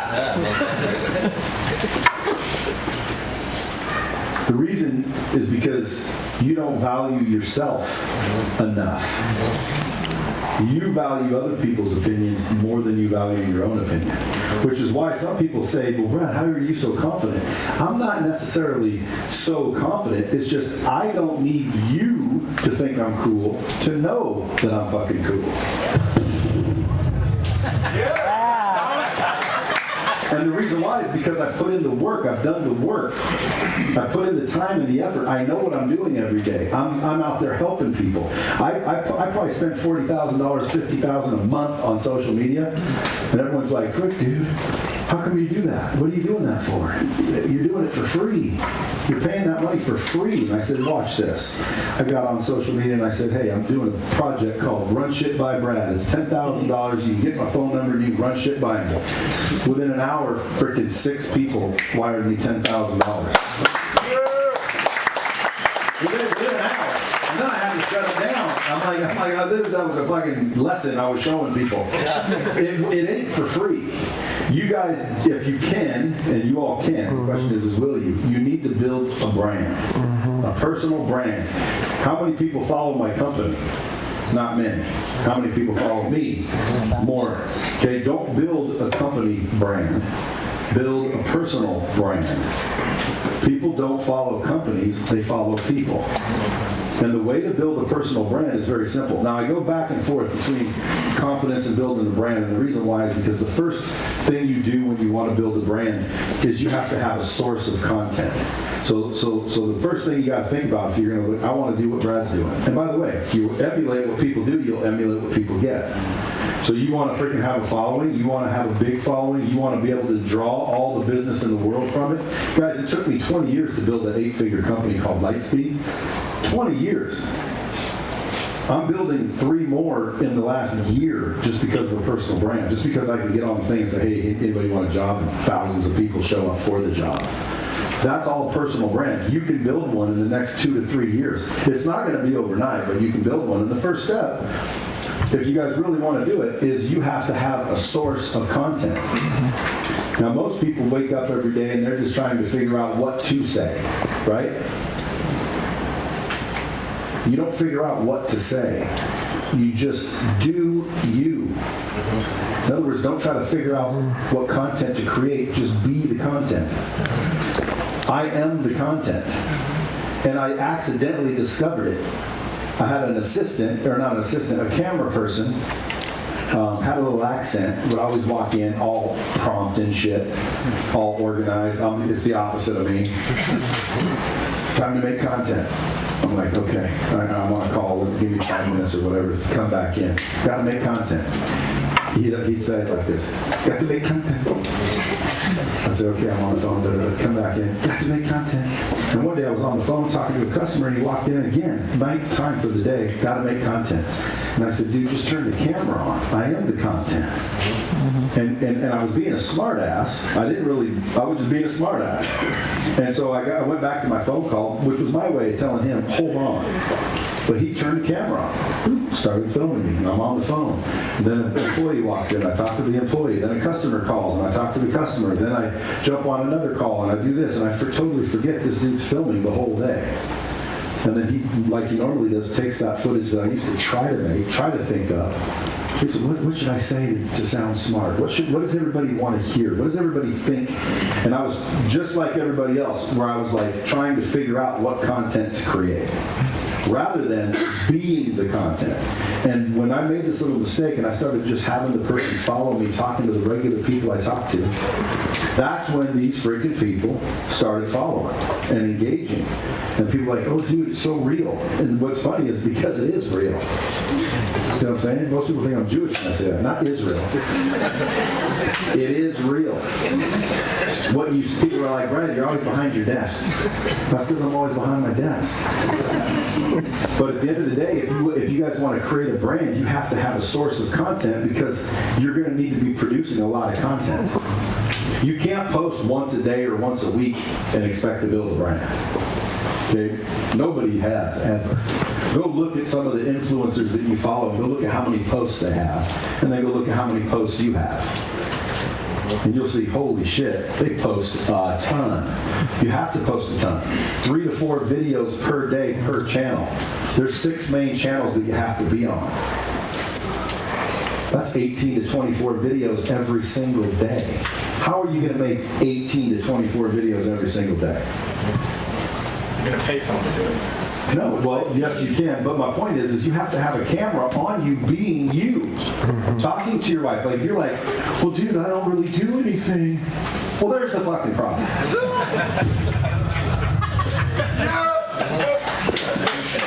A lot of people that I am teaching this to are like, yeah, it's easy for you because you got all these things and you got people coming into Lightspeed, you hang around guys like Andy and you got all this exciting shit happening. I don't do anything. And I'm like, there's the fucking problem. You don't do anything. So if you're in your mind like, I don't do anything, start doing some shit. Life will turn around for you. Okay? Call an ex-girlfriend and fight with her. Okay, call an ex-girlfriend and blame her for your herpes. I don't know. But just make sure there's a camera on when you do it. Okay, and then talk to your kids. Or, I got an idea. How about go out and do whatever the fuck you actually do every day and film it. And at the end of the day, you're just going to have 8, 9, 10 hours of footage. You think you can get 18 videos out of 10 hours of footage every day? You certainly can. Matter of fact, it stacks up. I could literally go on a cruise for a week, not film anything, and you'll see me post 3, 4 times a day every day while I'm gone. That's why, I'm like 2 or 3 months behind. I started losing weight, and I'm like, why are you guys posting those old fat pictures? But anyway, so I don't want to take up too much time. So I want to talk about a few things. Number 1, the sales process. Number 2, how to build a personal brand. But before you build a personal brand, you have to understand one thing. The more hands you shake, the more money you make. That means relationships is the key. Relationships. How many relationships do you currently have? You have to establish and create more relationships. You understand that? It's that simple. The people you know now is why you have what you have and you are where you are. And if you don't have much, it's the relationships that you lack. Because if you knew the right people, you'd have everything you wanted in life, correct? And other people is who has what you're looking for. We get taught, don't talk to strangers. Dude, that's just a bad lesson. Don't talk to strangers. Dude, you need to talk to strangers and make them friends. People, you ever heard, hey, I got enough friends. I ain't looking to make friends. Well, then you're going to be a broke son of a bitch. Because the relationships is the key. If somebody can understand the simplicity of that, you mean all I got to do is get up every day and go out and increase the amount of relationships that I have. And I'll make more money. Absolutely, 100% guaranteed fact. I dare you to try and disprove me. Go out and introduce yourself all day, every day. People say, well, I don't know where to go. The mall? You can go to the mall and introduce yourself. I had a guy one time tell me that he wanted a job, he didn't have a job. And I'm like, dude, come on, dude. It's easy to get a job. He's like, oh, you haven't been out there. Trust me, dude, it's not easy. And I'm putting in applications everywhere. Sounded just like that, too. I said, listen, dude, go to the mall and introduce yourself to people and ask them what they do. He's like, what are you talking about? I said, walk up and ask people what they do. As soon as they tell you what they do, ask them, if you send them business, would they pay you? And every one of them will say yes. Like, what do you do? Construction company. So if I gave you a construction job, would you pay me? Yes. See, I just got a construction job in 5 fucking seconds. Would you pay me for solar? Yeah. Would you pay me for anybody? Anything? Exactly. So jobs are easy. Getting a job. If you don't have a job, you're dumber than a box of rocks. Getting a job is simply a relationship away. A relationship away is simply introducing yourself. But most people won't do it, and the reason why is because the relationship they have with themselves is broken. See what I'm saying? Yeah. The most important relationship you can make or create is the one with yourself. A lot of you right now don't think you deserve any better, which is why you'll never get any better, because I'm telling you right now, you'll never outperform your own self-image. That is a bomb right there. People got to understand that, dude. You'll never outperform the image you have of yourself. So you have to raise that image. You have to think you deserve more to get more. Because you get what you deserve in your mind. That's the way we're taught. Problem is that subconscious means below awareness.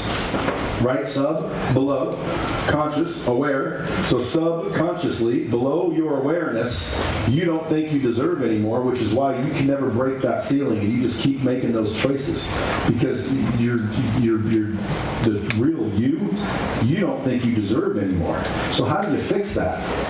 How do you fix that? There's the question. Here's how you fix it, right here. You guys want to know how to fix it? Yes. First thing you do is forgive yourself. Now most people say, well, that seems lame. Yeah. Well, then give yourself a hug too. You know? Don't make love to yourself. But just give yourself a little hug. Say it's okay, and forgive yourself. Wipe the slate clean is basically all you're doing consciously. Because again, we're working on subconsciously. It has to start consciously. So consciously, I forgive myself. And again, it's harder than most people think, dude, especially if you've been a dirtball. Okay, and some of you know better. You know, I've done some shit. I'm like, oh my gosh. But again, that was in the past. Everybody deserves a second chance. So the first thing you do is you forgive yourself. Second thing you do is you commit to do what you say you're going to do. And this is very important, guys. You have to do what you say you're going to do from now on. If you don't do what you said you will do, it will actually do the reverse. It will chip away at your self-esteem. It'll chip away at your self-worth. That's why I didn't come in last night. I know they would have wanted me to fucking work out, and I would have said, okay. But then I would have had to. But if I'm not here, I don't have to. I said, oh shit, I'm coming in the morning, dog. Ah, damn. Bummer. Playing Call of Duty. Who plays Call of Duty? See? Fucking badass, isn't it? I can tell you this, though. This is life and business and success and all that is just like Call of Duty. Remember when you first jumped on Call of Duty? You appeared and a bullet went through your fucking head and you died. You're like, this is fucking bullshit. And then you gave it a little time. And what'd you do, by the way, as soon as you died? What do? You hit the fucking square. Come back to life. I want to try again, right? Because it's a game. You're not bothered by it. But when you get a rejection in sales, it causes your mind to start crashing. Why? Because you're not hitting that button to try again. You knock on a door, they open up the door, and they say, get the fuck out of here. You don't see the goddamn no soliciting sign? First thing you need to do, by the way, in any case, is always smile. And smile really big and almost obnoxiously. Almost like they're funny that they're saying it. Like that right there. That's how you do it. consumer sells, believe it or not. You know, like when you said you had the bill up there, that's why I snickered over here. Someone said, you know, my electric bill is already small. Are your balls? That's the question. We're talking about solar here, okay? There's only two people that don't buy solar. Ones that don't understand it are total fucking idiots. What don't you understand? But believe it or not, if you deliver it correctly, humor is very important in a sales position. Like that's why I told you smiled. When you guys were doing your thing, I didn't really chime in much, but none of you guys were smiling. When someone says something, smile. Believe it or not, smiles are contagious, and smile changes the vibration. And the vibration is literally what you're attracting. Your vibration. So you change your vibration by changing your perspective. Your perspective should not be sales. A lot of you are trying to sell people shit. You're trying to sell somebody something. Why? To earn money. Why? To feed your family. People say, well, that's your why. Make sure your why is big enough. Guys, making money is totally okay. Anything wrong with that? No. I was getting up. I just want to get paid. I'm going out there to make money for myself. But when everything started to shift, I accidentally helped some dude make money. And I watched his whole life change and his whole family change. And I'm like, dude, that was cool. I want to do that some more. I'm going to go help you and you and you make money. Hey, I'm going to help you guys make money. And I totally forgot about myself. I started saying, fuck, I'm just going to help you make money. And that's when the money started coming in a big way. Right. So you have to realize the relationship with yourself is so important, because if you don't think you deserve it, you'll never get around to the basics, which is if you want to make a lot of money, just help a lot of people. That's all you have to do. Now, if you're in solar or real estate or bathrooms or whatever, and you want to change your vibration, that when you approach a customer, your vibe is different, change your perspective that you're not trying to sell them anything, you're trying to help them. Because help comes out of love, right? And love is the highest form of vibration you can have. And depression and anger and jealousy and all that shit's down here. So you guys are walking around focused on shit down here, and your energy, believe it or not, your vibe is different. You ever talk to those salespeople that seem all fucking nervous? They seem, and it's like their vibe's off. Right? Change your vibration by changing your perspective. When you wake up every morning, go out and help people. Help people realize the value of your product or service. And if you're thinking, well, I'm not really sold on my product or service, again, there's your problem. You don't believe in what you're selling, folks. I would highly suggest you quit selling it. And if you're a manager in the room with a team here, and you're like, dude, don't tell my guys that. If you want to hold somebody on a team that doesn't believe in what you're selling, you're dumber than they are. I wouldn't want anybody selling shit for me that didn't believe in the shit they're selling for me. So if you don't believe in what you're selling, that's the problem. Okay, you got to believe in solar. And by the way, when you hear these objections and these responses to them, that's because his perspective is optimistic. He doesn't see the doom and gloom. Neither do I. When someone says, I can't afford it, if I hear you say you can't afford it, that makes me feel bad for you. I want to help you be able to afford it. And coincidentally, the way to do that is to take advantage of it. So now I get more passionate. And guess what? That enthusiasm and that certainty transfers to the customer. And then the customer starts feeling that certainty and that enthusiasm. So if you don't have that enthusiasm, what do? You got to get it.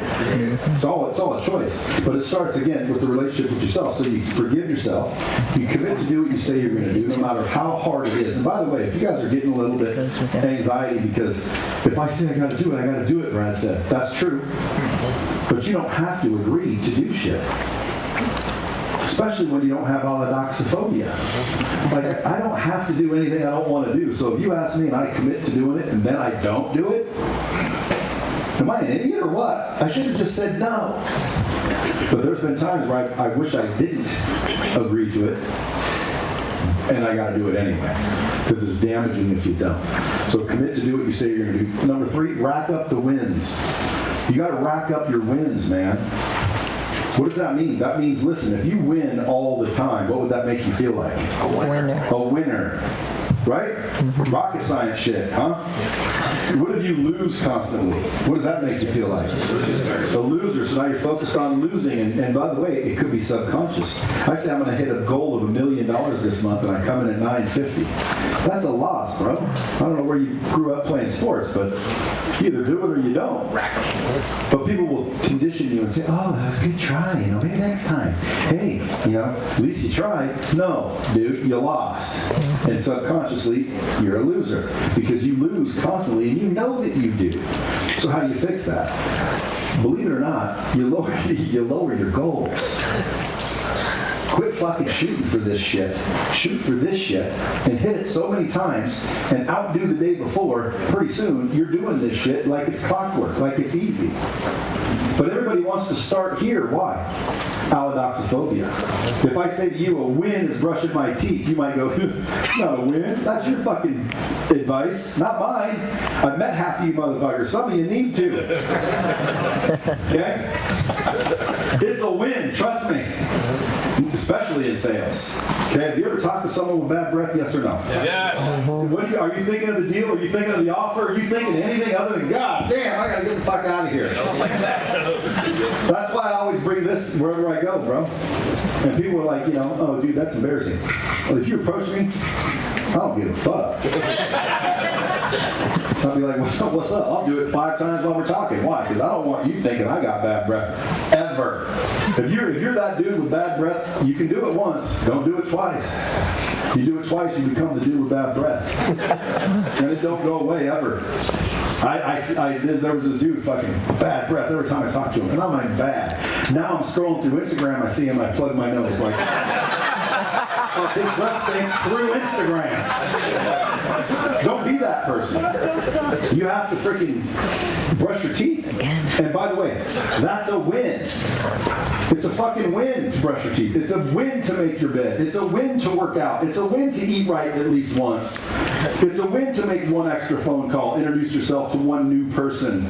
These are wins, small, easy to do. Can you make 1 more call tomorrow? Definitely. That's a fucking win, bro. Now don't let other people tell you, no, it ain't. Anyone can do that, dipshit. Why don't you set your goals a little fucking higher? Listen, see if they got fucking what you want. Because if they don't, tell them to shut the fuck up. I can't believe how many people want to give me advice that are broke as fuck. or they don't have any followers. Dude, you shouldn't be posting this shit. I'm like, how many followers you got? 900? But I don't want any. Oh, okay.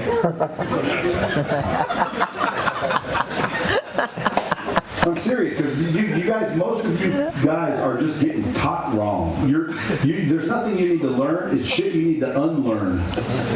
Like, we were taught, to not be conceited. Raise your hand if you've ever been taught, don't be conceited. Don't brag. Don't be proud. Pride goeth before the fall. Be humble. Yeah, be humble. My dick. Guys, listen, first of all, if someone's spiritual in here and they're like, the Bible says it, listen, the Bible says a lot of shit we don't follow, okay? Don't start with being humble. Okay, and they're talking about before God. Like, if God came down here, I would humble my ass like a son of a bitch. That's what it means by be humble. It doesn't mean be humble for all the rest of you motherfuckers. Shit, we're all equal.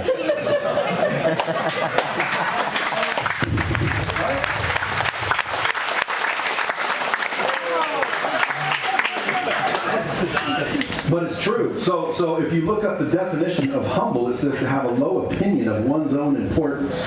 Now again, I can spin that both ways depending on if I'm trying to sell you on being humble or sell you on not being humble. Right now I'm selling you on not being humble because a lot of you guys are too fucking humble. You don't value yourself. You don't think you're important at all. That's the problem. You walk into the room and say, I walk into the room and say, fucking, what's up, fellas? Daddy's home. And by the way, people get FOMO. Literally, fear of missing out. Someone says, oh, you didn't go to the party? Me? If I didn't go to the party, motherfucker, it wasn't no party. Okay? It's only a party if I'm there. I got the opposite of fear of missing out. Also, coincidentally, I got the opposite of body dysmorphia. Sometimes people look at their body and they think it's not good even though it is. Mine's the opposite. I think it was fucking great, and it doesn't. But That's because we're taught, don't be conceited. Don't be arrogant. Guys, I don't think you should be conceited. I think you should be convinced. Are you a good person or are you not? Are you out trying to help people or are you not? I don't mind knocking on doors and having a dickhead open up because the dickhead doesn't know me. If they knew me, they would not slam the door in my face. They would not say what they said, so I have zero fear of rejection. All of you, I would say, at least a high majority of you, do have a fear of rejection. And if you get rejected too many times, guess what happens to you? You fucking give up and you go get a salary job. And you say, well, I tried that sales thing. Yeah, I tried sales. And then pretty soon you end up being one of those motherfuckers that hate salespeople. I used to do that. Well, 9 times out of 10, you basically end up hating what you gave up on. If you're hating on me because you think, oh, this guy thinks he's so cool, it's because you don't think you're fucking cool enough. And because I'm cool, you don't like it. Because it's a weakness you have in your own head. This is how you fix it. You rack up the wins, you lower your goals a little bit, and you start winning every day, all day. Pick 10 or 15 things where every day you're consciously and intentionally winning. How many wins have you had today already? Because if you guys think, you're probably going to say, well, none, really. Well, that's my point. Are you focused on winning every day? Do you win every day? If you're like, well, not really, I never really thought about it. Exactly, so think about it. Every day, what's a win? And it could be 2 less french fries at the fucking McDonald's. It doesn't have to be crazy. It could be take a fucking vitamin. I took my fucking vitamin today. Yes. I brushed my teeth. Boom. Where's my bomb at? Okay? I shook some hands. I introduced myself to more people. I went out of my way. I tried a little bit harder. Sounds funny, right? But it's true. So you just need to rack up the wins, okay, on a daily basis. You want to make big-ass goals, make them for like 10 years out. That way, if you fucking fail, it's one fail in 10 years. Now, I want to make $1 billion. In 10 years, you didn't do it. But you won for 10 straight fucking years every day. Trust me, you're going to walk around like you got a big one. Okay? That's how you're going to walk around, and people are going to be like, well, who the fuck's this guy think he is? Look at this guy. Fucking all confident and shit. Like, are we supposed to be the opposite? You want me to walk around? Hey, guys. I don't know what to say up here. I hope you guys think what I say is good.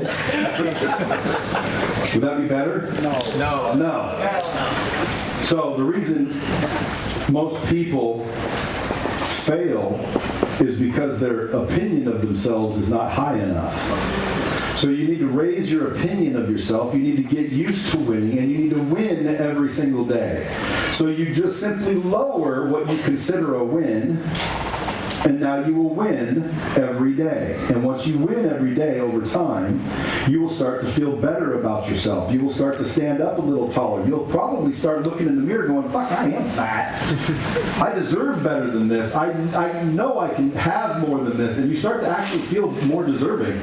And then the fourth thing that's going to happen, and it's the step that I'm going to bring up, is people are going to start telling you, well, who do you think you are? Well, I don't like the way you're acting. Hey, buddy, why don't you pipe down a little bit? Who the fuck do you think you are? Oh, you're cool now that you listen to Brand Lee?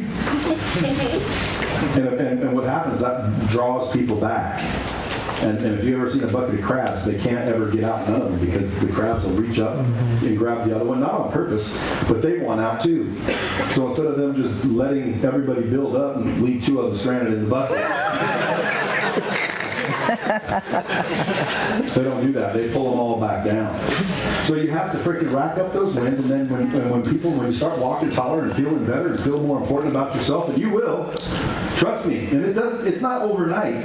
It's like 60, 90 days of this shit. Guys, I've been drunk longer than that. This isn't a big ask, is it? Do shit for 60 days? Like 60 days? It's nothing. But if you do it for 60 days, just try to disprove what I'm saying. And when you go home today, say, I'm going to disprove what this son of a bitch says, so the next time I can say he was wrong, and you'll prove me correct. You'll come back feeling a little bit differently about yourself if you make sure number 4 happens. And number 4 is make sure that nobody can shit in your Wheaties about what it is you're doing. You have to have commitment. You have to be sold lock, stock, and barrel that you're going somewhere. Someone comes up to me and says, you can't do something. I say, listen, talk to me after I'm there. I don't want to hear it right now. I'm busy doing what you say I can't. So I block out all negativity. And this is where you need to weed your garden. Get rid of the people that are in your life that are talking shit all the time to you. If somebody tells you, dude, you want to make $1 million, can you be a little more realistic? It's usually our parents too. Yeah. You know, someone that loves us, supposedly. And it's been why? Because they're projecting their limitations on you. Or they don't think very highly of you. You're going to make $1 million fucking just because you wear this fucking suit? Shit. That's the kind of guy you want to blow the fuck out. Hell yeah.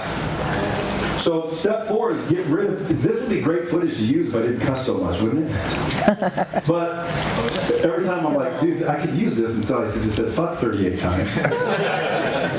But you have to get rid of the negativity because what you plant is what grows.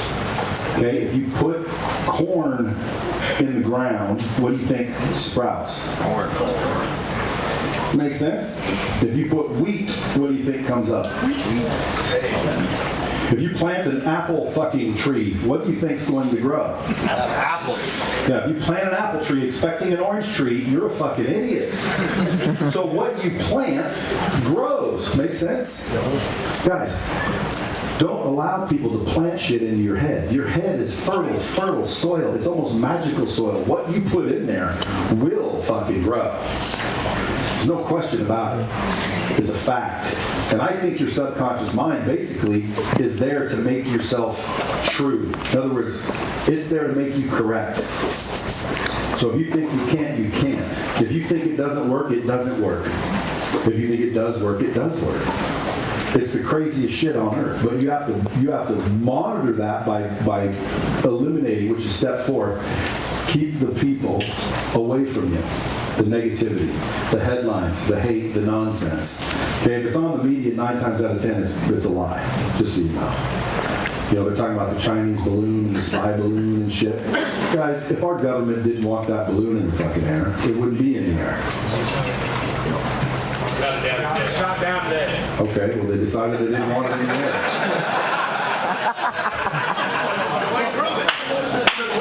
But at the end of the day, it's the same thing with negative people. You got to get this negativity away from you, guys. It's so important. If one of your buddies that you grew up with is negative, get back in contact with them after you're rich. You know, go rescue them later. Don't let them pull you in. So that's step 4. Step 5. Okay, you have to map out and visualize what success looks like. That's the one I said earlier, where you have to figure out what it is. How do you know where you're going if you don't know where you're going? So you have to literally map out exactly where you want to go in life and then work backwards and start to visualize being there before you're there. You have to be before you become. You understand? You can't become without being first. So you be to become. Right? We are called human beings, not human tryings. So at the end of the day, you want to map out and visualize everything that you want and visualize it every single day. Visualization actually works, people. There's proof and studies on it. Go look at the most famous one that I know is 3 basketball teams. They all were told to do an experiment. One was to practice free throws, and one was told not to practice free throws, and one was told to just think about practicing free throws. The team that practiced improved like 25%. The team that didn't practice didn't improve at all. And the team that just thought about practicing, visualized throwing free throws, just visualized it, improved 23%. Like almost the same as the people that actually practice. Your mind doesn't know the difference between real and imagined. So you have to map out and visualize exactly where you're going so you know exactly where you're going and you have that focus and you have that intention. That way it's easier to block all the negative people and do what I'm telling you to do. And then last but not least, you have to seek new information. Folks, new information is the key. And in order to change your beliefs, you have to get new information. My little kid, I used to tell him fire didn't burn just to see whether he do. And sure enough, he reached in the fire because he didn't think it burnt. Why? Because he believed me. but as soon as it burnt him, he got new information. And then he didn't believe me anymore. Why is that? Because he got new information. You need new information in order to change your beliefs. The reason you have what you have is because you do what you do. The reason you do what you do is because you believe what you believe. So if you want to change what you're doing, to change what you're getting, you have to change what you believe. And the only way to do that is to seek new information. New. And I'm not talking about reading a shampoo bottle while you're taking a shit. I'm talking about like this book and that book and podcasts and personal development. Guys, if you guys aren't actively pursuing personal development on a daily basis, go back to asking yourself, do you really want what you say you want? Because it's not that difficult. When I say getting in shape is not that difficult. Go ask somebody in shape, they're going to go, no, fucking you do this, you do that, you eat this, you eat that. You're thinking, oh my God, dude, that's crazy shit. It's not crazy shit to them. Pretty fucking easy, isn't it? Who's in shape? Is it easy? Who's in shape? Is it easy? It ain't fucking hard. We just think it's hard. The ones that aren't in shape. Change your mindset. Shift. It isn't hard. It isn't hard to build a business. It isn't hard to double your sales. Isn't it hard? It isn't hard to make relationships. It isn't hard to improve. It's work. That's not hard. Okay, so that's the 6 things that you do, and if you do that for the next 2 or 3 months, trust me when I tell you, you're going to start being able to feel like you have something to say and feel like you're worth something, and then you'll start doing something, right? And then you build the personal brand. To build the personal brand, you be the content. You find the source of the content, then you have the creative. The creative is very simple. Okay, you have to edit the content down to about, depending on the platform. YouTube's long form, so you can have, you want more than an hour if you can. If you talk about what you talk about for an hour every day, just talk about solar for an hour every day. Talk about remodeling bathrooms every day for an hour on a video camera. Number one, are you going to get better? Sure you are. You're going to get more convinced. You're going to get more certain. You're going to have that certainty, and pretty soon you become a what? Expert. Do you think you want to be an expert in your field or not an expert in your field? Are you guys looking for experts or idiots? Like if I want to buy a car, I want an expert. I don't want to you want to position yourself as an expert in your industry. And the way that you do that is drill, practice, and rehearse every single day. Right? So when it comes to building a personal brand, you have to be the content, which gives you the source, because you have all that source every day. You're talking to your wife, you're talking to your kids, you're closing customers, you're handling upset customers, you're being you. Right? And so you've got all that footage, and then all of a sudden, step 2, which is from source, now you go to creative, now you just add headlines and subtitles to those videos.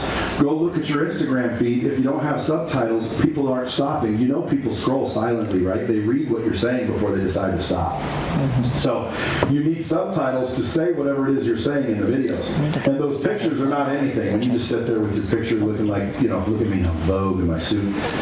It's stupid, okay? That means you don't have any content. You want videos, folks. People want to see you and hear you. They don't want a post of a picture. Every time I see somebody's picture, I'm like, oh, they don't have any content. And the reason why they don't have any content is because they're not being the content. They're trying to create content. They don't have any, so it's like, let me just have a picture of me looking really cool with a quote on the side. That's not content. Okay, go look at mine. You won't see no pictures. So creative is headlines, and subtitles. Headlines are very simple, dude. You want to stop the person in the first couple of seconds, so you want to say something at the top in text that says something. People fear loss more than they fear winning. So you want tragic sounding headlines. Like 3 things to not do if you're going to remodel your bathroom will stop more people than 3 things you should do when remodeling your bathroom. Who's that? Is that a bomb? Yeah. Hey, so, I'm running out of time and I want to get through these because guys, building a personal brand and repairing the relationship with yourself is huge. You guys will make more money with a personal brand than you can imagine. So the creative is very important. I know people that make great content, but no one sees it because there is no headline, there is no hook. You got to hook them. And you hook them with scary sounding shit. Like if I were selling insurance, I would put like, gorilla tears arm off baby. And then people will stop like, what? What the fuck happened?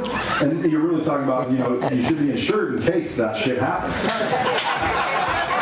And dude, it will stop people. Do the same thing for roofs, do the same thing for cars, do the same thing for freaking bathroom remodeling, do the same thing for whatever it is you're selling. You have to like pay attention and make sure that there's headlines. Okay? That's what we call creative. Then there's the outlet. Make sure you have a YouTube channel, Facebook, TikTok, Twitter, Instagram, and LinkedIn. If you don't have those 6, you're not really trying to do business. Okay? If you want people to do something, you got to make it easy. Everyone at Lightspeed VT can send you an invoice. Everyone at my company can send you an invoice from my company. Why? Because I want you to give me money. And if you want someone to do something, you have to make it easy. One time I walked in there and somebody came in there to buy something. He had a credit card. It was a $60,000 deal. And I ran around for a fucking hour trying to run a credit card for 60 G's. Well, so-and-so gets back. I'm like, are you kidding me? We can't fucking run a credit card around here? I had like 85 employees. I'm thinking, well, shit, dude, yeah, credit card? Yeah, let me get this handled. Hour, I couldn't get someone to run a credit card. I said, well, dude, that's dumber than shit. So I had my programmers develop a system that allowed anybody at the company, people are like, you're going to let anyone send out an invoice? I'm like, oh my God, what's the worst that'll happen? They'll send out an invoice? They're like, oh, I've never seen that. Okay, so now my receptionist can invoice you. My handyman can invoice you. My salespeople can invoice you. My accountants can invoice you. My managers can invoice you. Like, dude, I will send you a fucking invoice that fast. You want to... Thank you. Send everybody an invoice. So in reality, if you want people to do something, you have to make it easy. No different in sales. Dude, you got to make it easy to buy from them. Right? So your outlets, those 6 outlets, if you're not on them, you're not real yet, guys. You need to get real, okay? It's just a choice. Are you real or not? And if you're not, that's okay, dude. Take the jersey off and get out the game. It's okay. Let the players play. Okay, just sit there and watch until you freaking get excited again. Then put the jersey back on and jump back in and play a little bit. Just like Call of Duty, dude. After a while, pretty soon, you're the one shooting people in the head when they appear. And that's fun. It's called spawn killing. Fucking annoys the shit out of people. Because you can hear them in the microphone. They're like, fucking son of a bitch! Because you play it so long, you know where people spawn, so you just sit there as soon as they appear, bam! But eventually, you keep hitting replay, and you start getting better and better and better and better because of repetition. Folks, repetition is the mother of learning. You have to repeat everything over and over and over and over and over. It's like wiping your ass with a hula hoop. Okay? I'm serious. The shit never ends. It just keeps coming around. So that's how you build a brand. Listen, you be the content, you get the source, then you send it to a creative team. I have a team. That's where I spend $40,000, $50,000 a month. I got camera people and editors and graphic artists and shit. You might think, what? I can't do that. Dude, you don't have to do that. You can do it yourself. I just don't want to. If I didn't have anyone to do it, I would have to.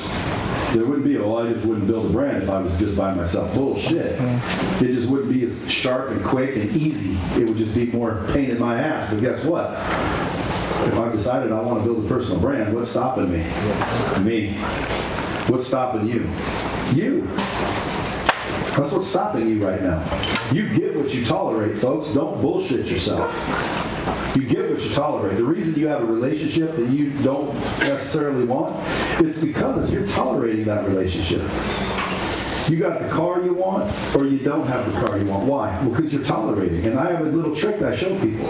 If you want to eliminate all bad things out of your life, it's very simple. Take a piece of paper, start writing down everything bad in your life that you don't like. And you write down anything that you don't want in your life. Okay, and then literally when you get done, you sign it and say, I'm no longer tolerating that shit. And I guarantee you that shit will disappear. But you have to say, I'm no longer tolerating it. And you have to understand that some things on that list you might actually tolerate, and more importantly, appreciate. You're just not aware of it. One time I did that list with a guy. He wrote down his car because he had a shitty car. He wanted a nicer car. So he wrote down his car. I said, okay, throw away the keys, get rid of it. He goes, well, then I'd be walking. And I said, well, is the car better than walking? He said, yeah. And I said, well, then you appreciate it. Get it off the fucking list. It's not for shit you appreciate. It's for the shit you don't appreciate. Right? Just like your spouses. You know, if you appreciate your wife, she'll appreciate. It's true. Like, some people don't understand. Like, you want a better relationship? Stop being a dick. It's true. Rocket science, I know, but it's true no matter what. So the outlets, TikTok, Instagram, Facebook, Twitter, LinkedIn, and most importantly, YouTube. Where do you get most of your deals? YouTube. YouTube. Guys, you got to have a YouTube. If you're like, well, what do you mean? I'm a fucking solar guy. I don't fucking do YouTube. That's a mindset issue. That's a limitation. Why can't there be a solar Mr. Beast or a solar Andy Elliott or a solar Brad Lee? Why can't there be? Because you haven't done it yet, because you're afraid, you little bitch. You got allodoxophobia. And I gotta hurry up because I'm almost out of time, but listen, the brand is very important. Now when it comes to sales, I only want to talk about one thing, and that's closing. Okay? Closing a deal is very simple. The reason somebody's not moving forward has to be found out. You have to identify and isolate, which is what Michael O'Donnell was talking about, is you have to isolate the objection to make sure that it's real. Some people won't agree with this, but again, look at their results. There's more than one way to do it. If me and him ever disagree, dude, look at his results. Look at my results. Like, fuck it, there's more than one way to do it, isn't there? There's more than one way to do shit, guys. It isn't one person's way or it doesn't work. There's a lot of ways to get the job done, and this is one way that I've gotten the job done 1,000 times. Okay? You identify and isolate the objection very simply by creating a hypothetical solution to it. So any objection you want to give me, all I'm going to do is create a hypothetical solution to the objection. So if your mom's not here, and that's who needs to be here, you're telling me you got to check with your mom. My hypothetical solution is, well, if your mom were here and she told you to pull the trigger, would you move forward? I got to talk to my CPA. Well, if your CPA was here and he told you to pull the trigger, would you do it? You know, O'Donnell said it slicker than I did because he's still out there doing it, and I'm not. Really? I mean, I kind of am, but in a different way. In other words, the more you do it, the slicker you can actually deliver the line. But at the end of the day, all the technique is hypothetical solution that solves the objection. The reason you're doing that is not to solve the objection, is to identify and isolate that is the objection, because a lot of times it's not. You guys are sitting there coming up with all these slick ass lines or you know, word tracks, and it's not even real. And you're not going to close an objection that isn't real. Okay, it's called the smokescreen. It's called a lie. It's called bullshitting you. They're trying to get away from you, and you're not going to close something that isn't real. I got to go get my wife. I've done it before. Before I had any money, I would literally go into stores, because again, I was visualizing the kind of shit I wanted when I had money. And I would look at a jacket, and I didn't realize that some bitch was, I think, $6,000 or something. And the dude walked up, he was being all cool, and he tried it on, and then I'm like, let me get my wife. And he's like, okay. I said, I'll see you. How late you guys open? Like, I played it all the way through. Fucking knew full well I wasn't buying that shit. I didn't even have the money to, but you know, how late you open? You know, I'm gonna go get my wife. Gotta get her opinion. And if you know me, you know that don't happen. I don't need her opinion. And that ain't rude, by the way. It's just true. But I said, I'm gonna go get my wife, and guess what? They said, go ahead. Okay, good. See you when you get back. Stupid, that wasn't even real. If he'd have said, hey, listen, if your wife was in here right now, she told you to pull the trigger, would you do it? I would have gone, what else to say? Fuck, I gotta get out of here. So that's what you guys are doing a lot. You guys are listening to an objection, and all of a sudden you're starting to come out with that rebuttal, bang, bang, bang, to make it work. And they're like, and you can't seem to make it work. Then you think, well, Andy's lines don't work. This because you're not identifying and isolate the objection first. Andy's lines are great to be able to respond once you find the real objection. So all I would say is add in there the identify and isolate. How do you do it? You hypothetically solve it. That's it. So give me an excuse. Because I don't call them objections. I call them excuses. What's your excuse? What's your excuse for not buying? I gotta think about it. You got to think about it. Now, that's out of curiosity. If you had already done all your research and you had thought about it and you decided to move forward, would you? The numbers make sense. Now, see, you got to get a yes. The numbers make sense. What do you think his real objection is? Numbers. See, and when you do this, dude, they will start spitting out the real objection. Because when you say, hey, if your wife was here to pull the trigger, would you get it? She'd run in. It is, right? See what I'm saying? It ain't the wife. So stop talking about the fucking wife. Now start talking about the numbers. And then start using those fucking rebuttals. Because you guys, these are strong-ass rebuttals. And not only that, if you say them over and over and over to where, like these guys can do, eventually you know what you're saying so well. I'll bet you if I looked at the script, those things that they're reciting, it's almost word for word. Why? Repetition, repetition, repetition, repetition, repetition. That's how you know your ABCs. That's how you sing happy birthday. You don't forget that shit. But you do the work and you get that good at it. And then you identify an isolated objection so you know you're messing with the same one, the real one. And then you friggin' plow into them, dude. And I guarantee your shit'll skyrocket. You want a 300%, 400% more high closing ratio? Remember this. Everybody here has a certain personality. Okay? Let's go with red, blue, green, and yellow. Have you guys ever heard that? Yeah. No. Hey, so you're either a red, blue, green, or yellow dominantly. So if you're a yellow, you're going to present as a yellow. If you're red, which most salespeople tend to be reds, but if you're a red, you're going to present as a red. If you present as a red to a yellow, what do you think is going to happen? Orange. You're not going to connect. That's why people have a 20-30% closing ratio. Because I'm presenting as a red all day long, and 20 to 30% of the people I fucking talk to are red. Make sense? Where's that bomb? Yeah. Like this is the type of shit people don't understand. All you have to do is understand the 4 different personality types and be able to adjust your presentation to that personality, and your increase will be huge. Like if I walked up and I realized by talking to you and visually looking at you, oh, this dude's a yellow. They need hugs and nurturing shit. And all of a sudden I change into a hugger and a nurturer. I will close more people that are yellow than if I just stayed my red. You know, this badass dude, you're gonna be a fucking champ when you walk out of here. Dude, you're gonna get laid, I'm telling you. So go study personality styles. Some of that new information that you want to study human behavior, study psychology, study intelligent shit. So you become more developed and you become more intelligent and you become more valuable. When you get more valuable, you get paid more. I'm telling you, the trick is when you first start out, if you work harder than you're getting paid for, you'll eventually get paid for the work you're doing. And if you keep going, eventually you'll get paid more than you should. I get paid way more than I should. People pay me 50 grand to say what I just said to you guys. 23 times a year, unless I want to do it more. 50 G's to say what I just said? How hard was what I just did? It's fucking easy. Anybody here could walk up here and say it. The question is do you have allodoxophobia? Let me tell you something. This is part of the medicine for it, right? Now, before all that goes to waste, I want to make sure you guys understand something. Everything you learn here and then you go home, and somebody at home didn't hear everything you heard, and you go home and you're all fired up, and they're like, God, I hate when you go to those events. God, you're going to work out now. Why? Because you ain't doing what you say you're doing.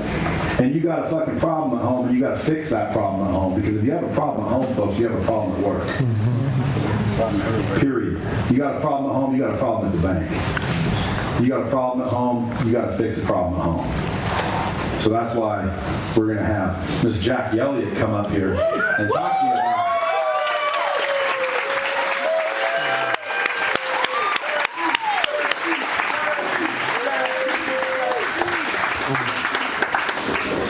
Thank you guys. Really appreciate you guys being here today. You guys learning some stuff? Yeah. Is this thing up? Can you hear me? Yeah. You gotta rip into it. I'm going to talk to you guys a little bit about family. I know some of you guys here have a family, some of you guys are married, some of you guys aren't married. I see a lot of young people. But Andy and I have made plenty of mistakes, okay? We've had a lot of heartbreak, a lot of disappointments in life, and a lot of things that happened. You know, we're both alphas. We both grew up in, the retail world, and we butt heads a lot in the very beginning because I believed that I knew it all. He believed that he knew it all. And when we got together, it was just massive, like, explosion. With time, lots of pain, and a lot of things that happened, we learned that if we turned that pain and worked together, we were able to blossom and grow. And this is how we have this today. So anyway, going forward, right here, lessons we've learned about business and family. So if you're married or not, we're all built for communion. So if you're married and you're here, just like Brad said, if you go home and you explain what happened here and you're not doing your part by including your spouse or your kids, then it's all worthless. As a wife, I know that I have the power to either build Andy up or tear him down. You have the power to build your wife up or tear her down. So if you're not married and you're single, you're very ambitious and you're going to make a great living for yourself. Well, we are built for communion. Eventually that's going to happen. So we're going to share a few things that'll help you for when you do find that love of your life or whoever you plan to spend the rest of your life with. And that includes having children as well. Okay? So we talk about one-dimensional. For those of you that have trained with us, we talk about it all the time. Being one-dimensional is you're good. What was that? Me. Bless you. I don't know what it is. I couldn't taste lunch. I don't know what it was. Go ahead. Hey, I think we've all had it a few times, right? So what does one-dimensional mean? Okay, being good at only one thing and not the other. There was one time when Andy was really, really good in business, but then he's always been a good husband, but he wasn't the best. Like, he didn't give us, when he was at work, he was thinking about being home with his kids. And when he was at home with his kids, he was thinking about work. He was at two places at the same time, and you can't really do that. So we're going to talk about today, if you're one-dimensional and you think about only work and you don't bring your family along on the journey, you're going to lose that eventually, okay? Or if you're thinking of just your family and you're not concentrated on work, then you obviously are not going to be fulfilled as an entrepreneur and everything. I consider everybody that's here is a business owner, so we're going to talk a lot about that, okay? So also talk about one-sided growth. Whether you have your spouse that works with you or works at all, or if she's a stay-at-home mom and all she does is take care of the kids. I said all she does, that's a massive, massive job, by the way. If she does not feel like she's fulfilled in growing as you're growing, then that's meant to fail. So you both have to be growing at the same time in order for this to work, okay? Okay, so a lot of times why we make a lot of mistakes in business, I think, is because we make some false promises. So have you made some false promises in the past that you didn't follow through with? What I mean by false promises, when you start something new, you promise your spouse in business, hey baby, you gotta trust me. I'm gonna give it all I got. We're gonna invest all our money into this, and you gotta trust me blindly, and we'll be in a good spot. And you do things on your own. You invest all your money. You go, she trusts you. She puts all of the trust in you, but you don't bring her along with you, and then later you fail. You're out of money, right? And you broke your promise. Or you tell her, honey, our kids are young. I'm gonna give it all I got. I'm gonna go and work really hard for the next 3 years. 3 years go by. Your kids have found another hero. You're no longer that hero. You look up, 3 years later, you're in the same spot. Out of money, out of a family. They learn to have another hero, and they're not there. And you blame them. And yeah, you blame them, exactly. Okay, so we always, like, as wives, I'm here to tell you a few secrets. I see a lot of men in the room, so I'm here to tell you a few secrets. Okay, when we built this company, okay, Andy was making a lot of money. We were both working. We were both doing really, really well. We were hurt by a lot of different people.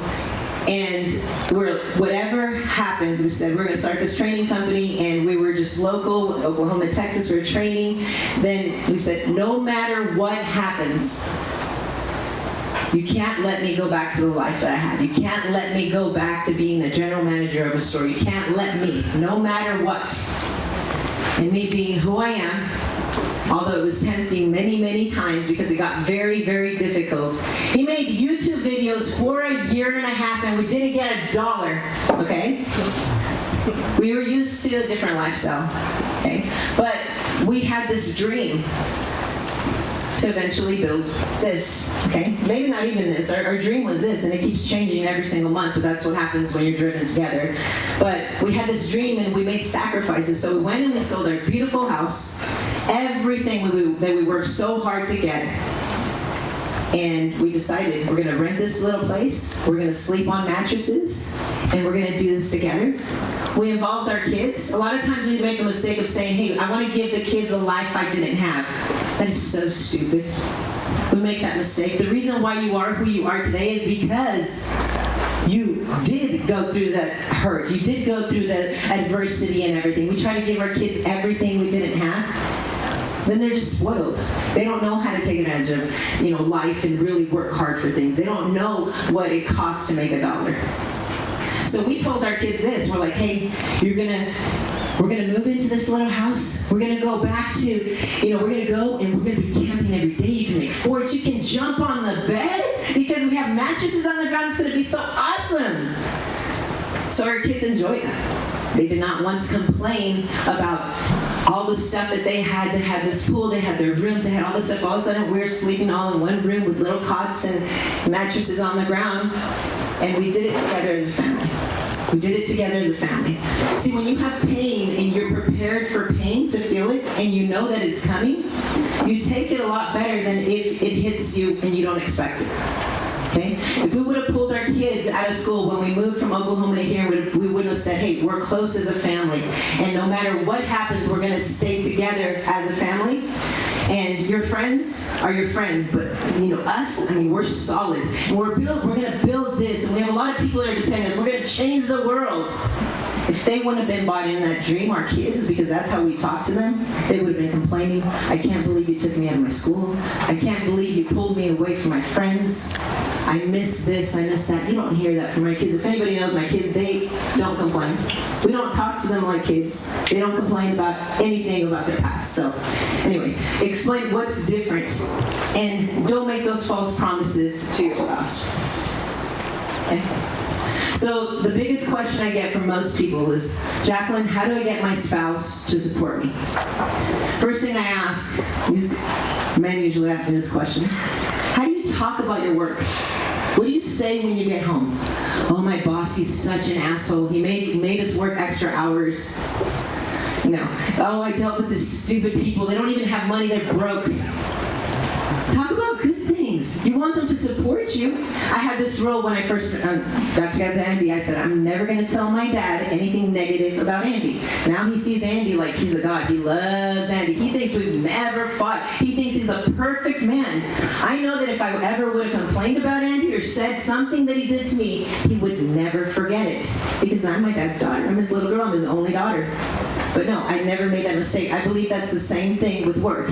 You speak about good things. Speak about what you did to change somebody's life. Talk about how you helped somebody that maybe somebody else tried to help them. We used to teach people, obviously, in the automotive space. Tell your spouse, hey, I helped this family. They had this little boy, and you should have seen them. They went to 3 different dealerships. Nobody can get him approved. You should have seen the little boy in the back seat. He looked like a king. He enjoyed it so much. They were so happy, babe. You should have seen it. I had him on. I was giving him piggyback rides. He was so awesome. If only you could have seen how happy we made this family. Those are the kind of things that your family will support. Don't bring them home leftovers. Are you bringing them home leftovers? Are you complaining about everything? Your spouse wants to see you fulfilled. If she sees you fulfilled and happy, she will support you. We talk about being one-dimensional. Andy, he was very good at work, and I told him, hey, you need to take care of your family. But then he went the complete opposite, and he's like, oh, I just want to take care of my family, and I didn't see him really giving his his best at work, and I was like, hey, I don't like that either. You're not fulfilled. We look up to you when you're fulfilled. You can do both. You don't have to do just one. Don't be one-dimensional. You put that glass ceiling over your head. You don't have to be an asshole. You know, you don't compare yourself to other people at work. Yeah, you're good to me. Oh, honey, but I'm so good. All these guys, they cheat on their wives. They go out and drink with their friends. Oh, yeah, great. I'm not like all the other wives either. I don't go and spend your money and do all this other stuff. You want to compare? Let's not compare. We're better. We hold yourselves to a different standard. Yes. Yes.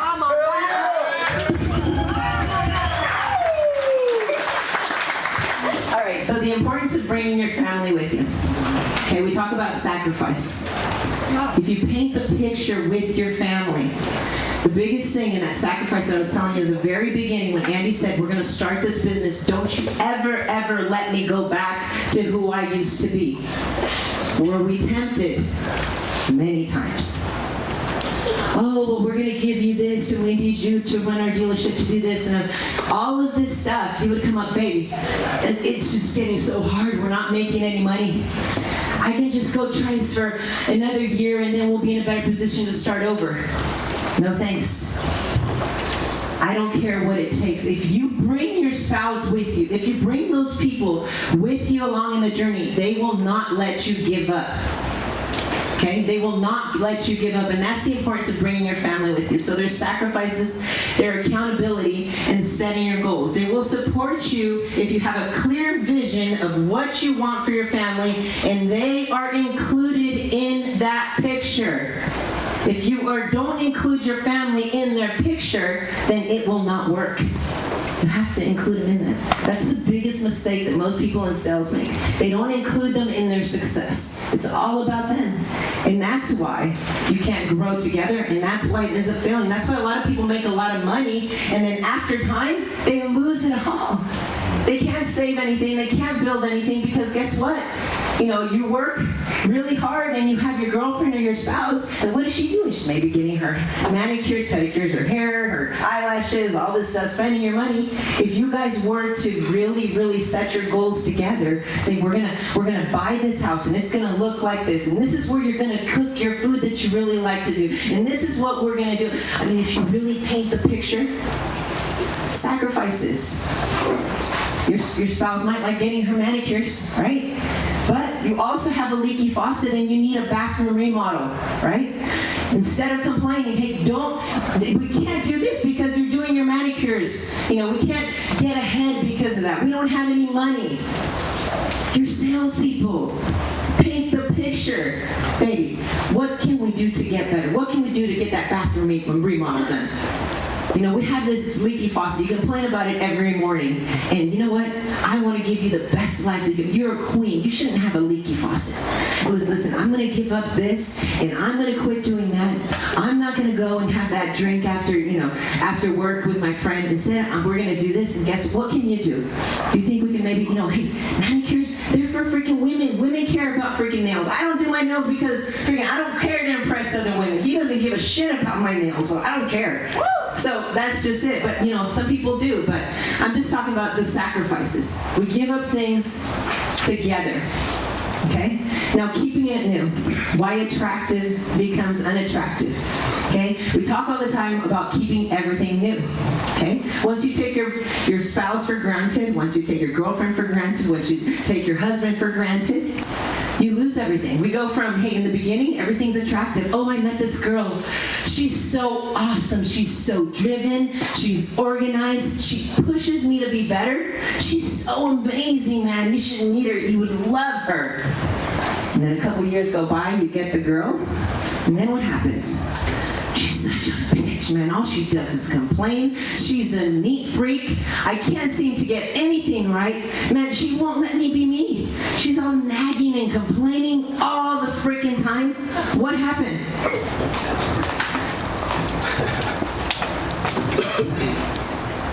It's unattractive now. You lost the newness. The newness isn't there. Think about that. You always do that. So first we idolize and then we demonize. We become the demon. Keep it new. Keep it fresh. And everything in business is the same exact thing. We have a team. We have to keep it new. We have to take, we can't take each other for granted. The reason why we have a strong team is because we play with the heart and because we appreciate each other. Every day we fall more and more in love with you. You guys are thinking, oh my gosh, that you can't do that. We've been together for over 16 years, and we can do that. But there was a time where we did take each other for granted. There was a time where we didn't value each other, and it got stagnant and boring. And now we do. And now we have sex every day. Let's go! So for those of you, I say, if you happen to make it by accident and you didn't include your family, ask yourself this question. Has my family learned to live without me? I say this because this was the biggest breaking point of our relationship. There was a time where Andy, all he did was focus on business, and he did not really focus on our family and taking us with him. And that was a very painful conversation. I didn't do it to hurt him, but I told him because I knew that we needed a reset. And I told him, Andy, we learned to live without you. Think about it. Has your family learned to live without you? Maybe your wife, she goes and has coffee with her friends, or maybe takes the kids and they travel and they do their thing. Are you just in the pictures when you're with them, or are you really present? It's a very, very painful conversation. This is the biggest turning point for this man right here, is when I told him that. And it was the most painful thing that we've ever been through as a couple. But that lit his ass up, and he became the best dad in the world. And we grew, and we are able to pour into you guys and grow together. So ask yourself that question. If you did make it in business and you did not bring your family along, more than likely it is because they learned to live without you. So don't live without them. And I guess that was the end. I didn't even...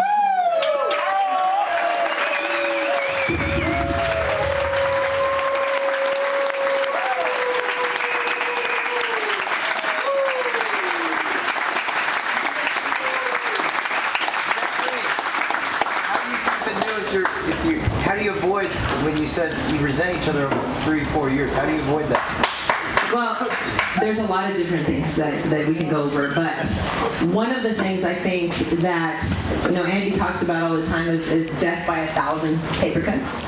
I think a lot of people stick together for a long, long time, and they can go through lots of hard shit. They can go through like infidelities, they can go through addictions, they could go through so many different things. And what happens is that they stay together, and then eventually, a few years later, they separate, and they can't even identify the reason why. They don't really know, but they just start resenting each other because there's these little fights. See, we believe in fighting. Andy and I, we fight. But we fight 5 minutes. I'm freaking Hispanic. I'm not going to lie. I freaking fight. I'm fire.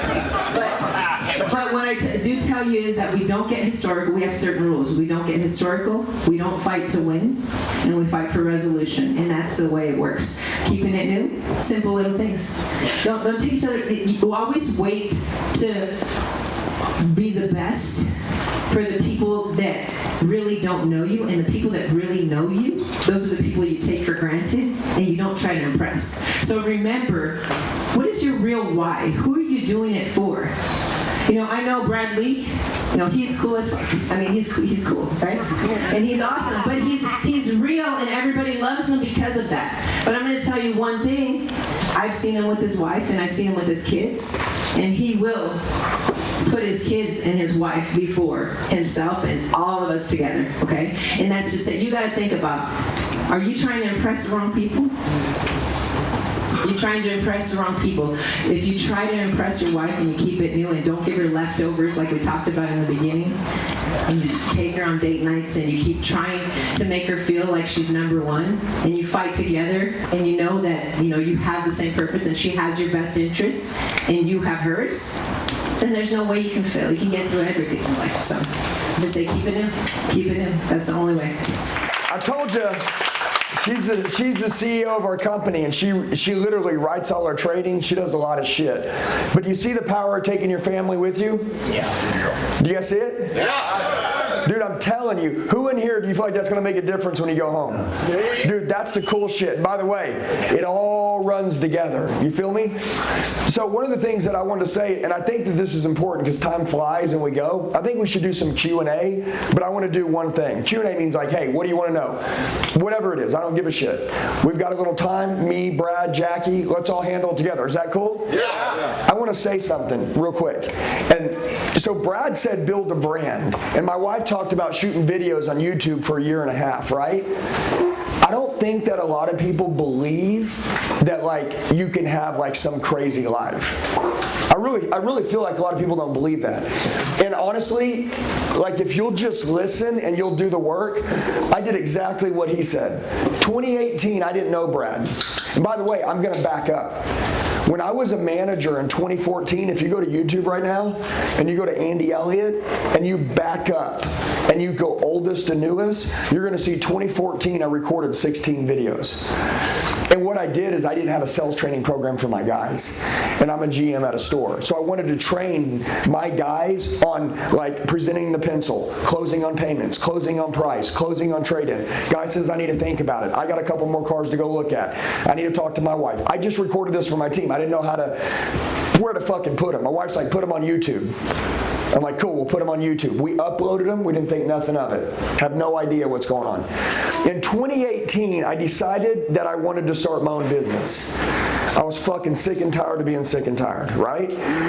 I watched Brad in a Grant Cardone, 2017, 2018. We've argued about what year it was.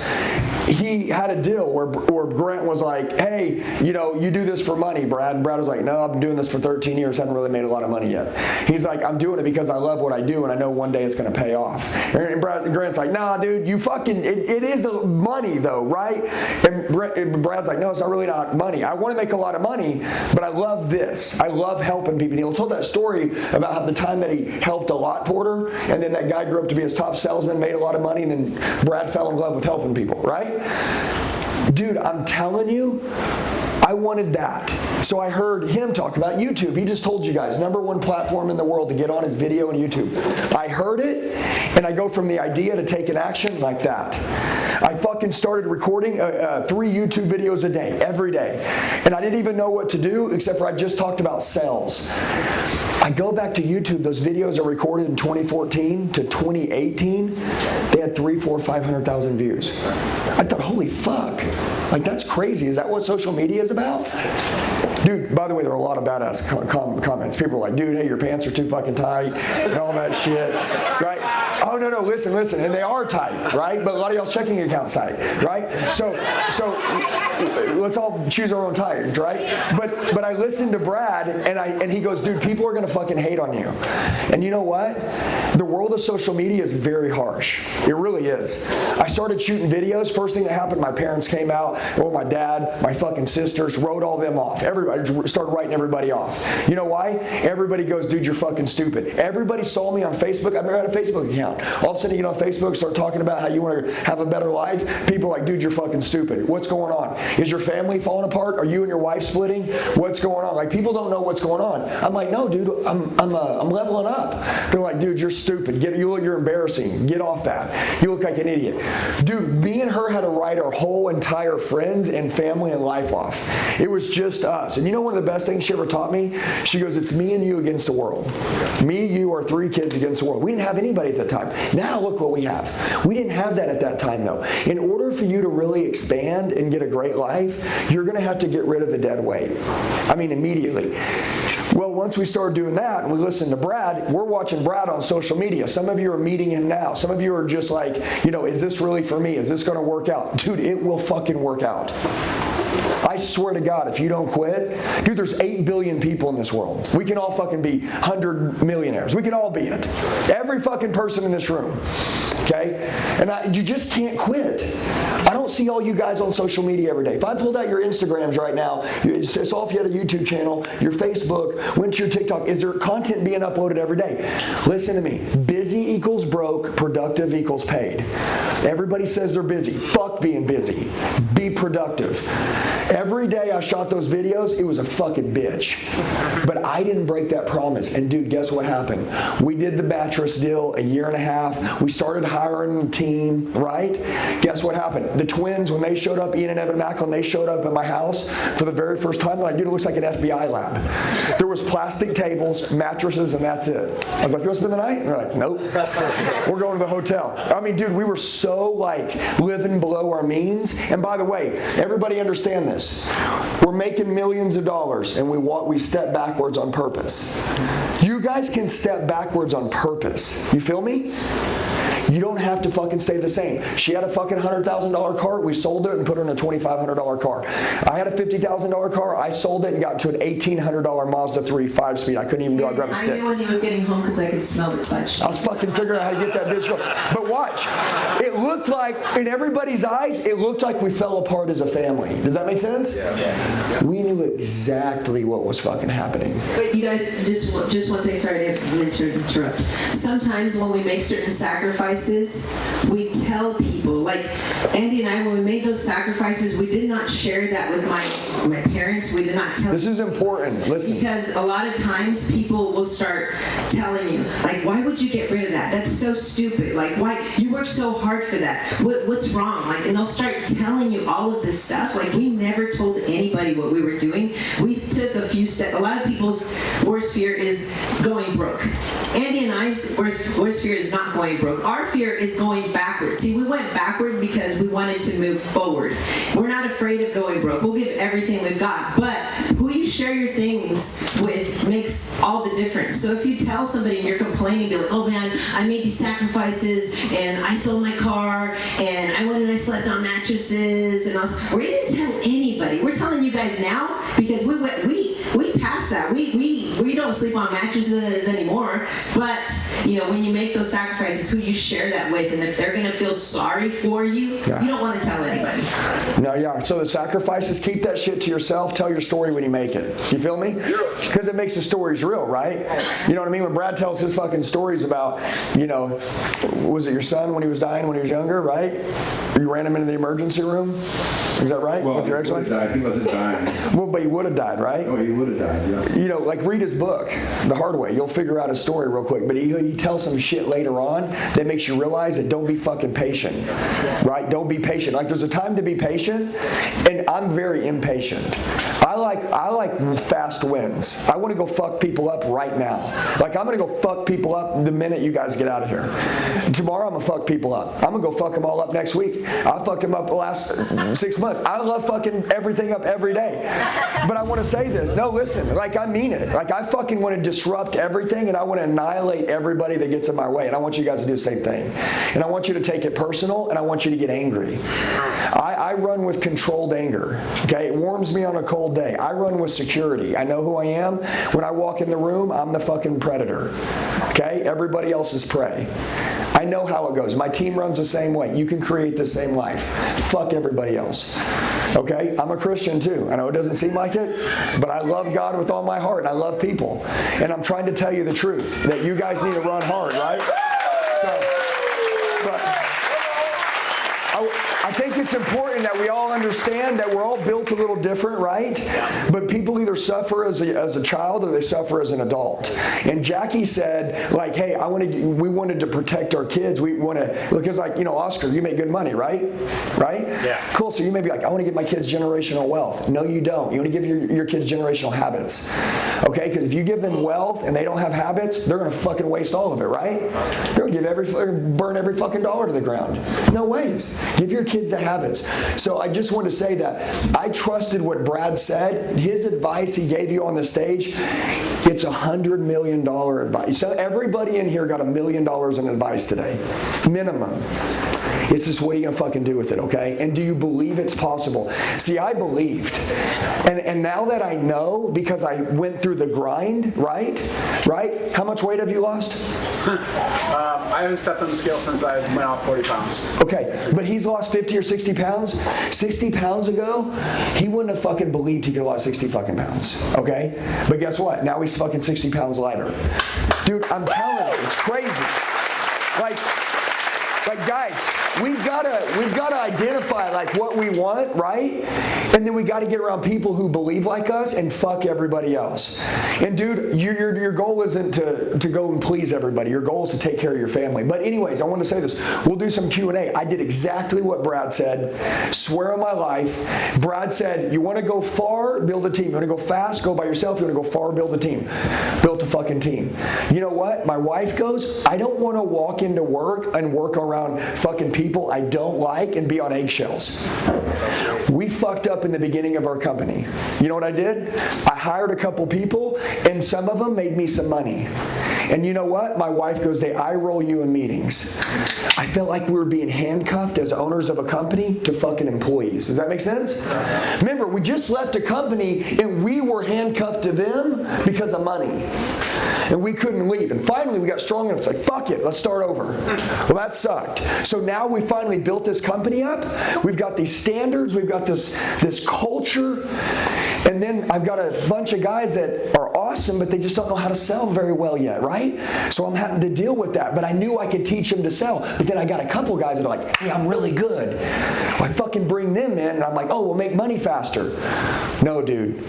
When those people left our company, everyone else went boom, to the top. Our company grew over fucking night.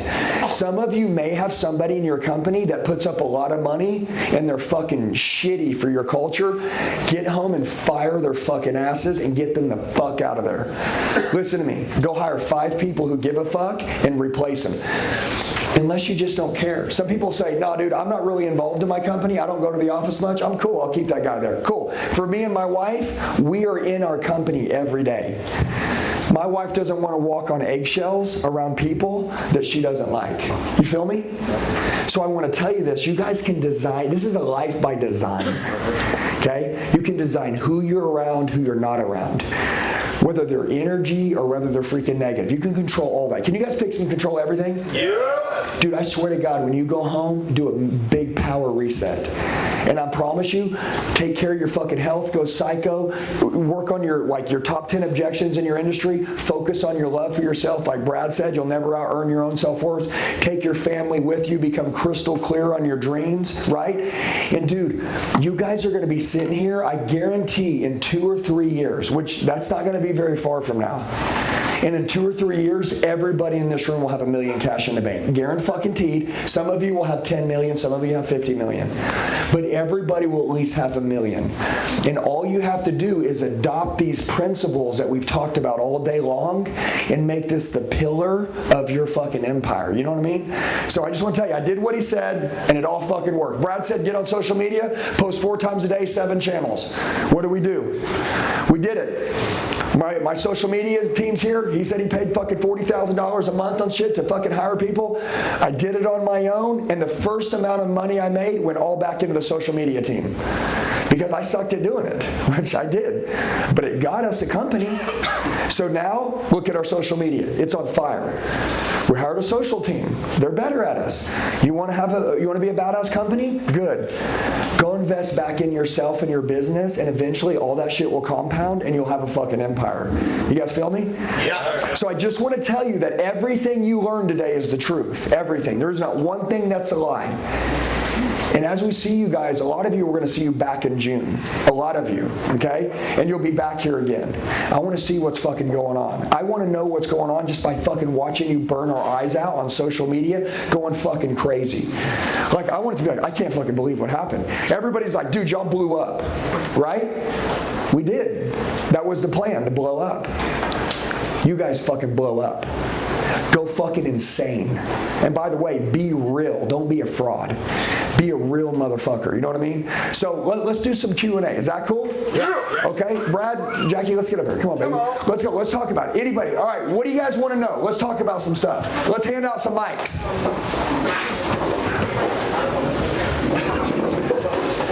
Got a question for the hypothetical. Say, for example, hey, you're not going to talk to my wife. And you say, hey, hypothetically, if she was here, she said yes, would you move forward with it? And he says, yeah, but she's not here. What do you do from that point?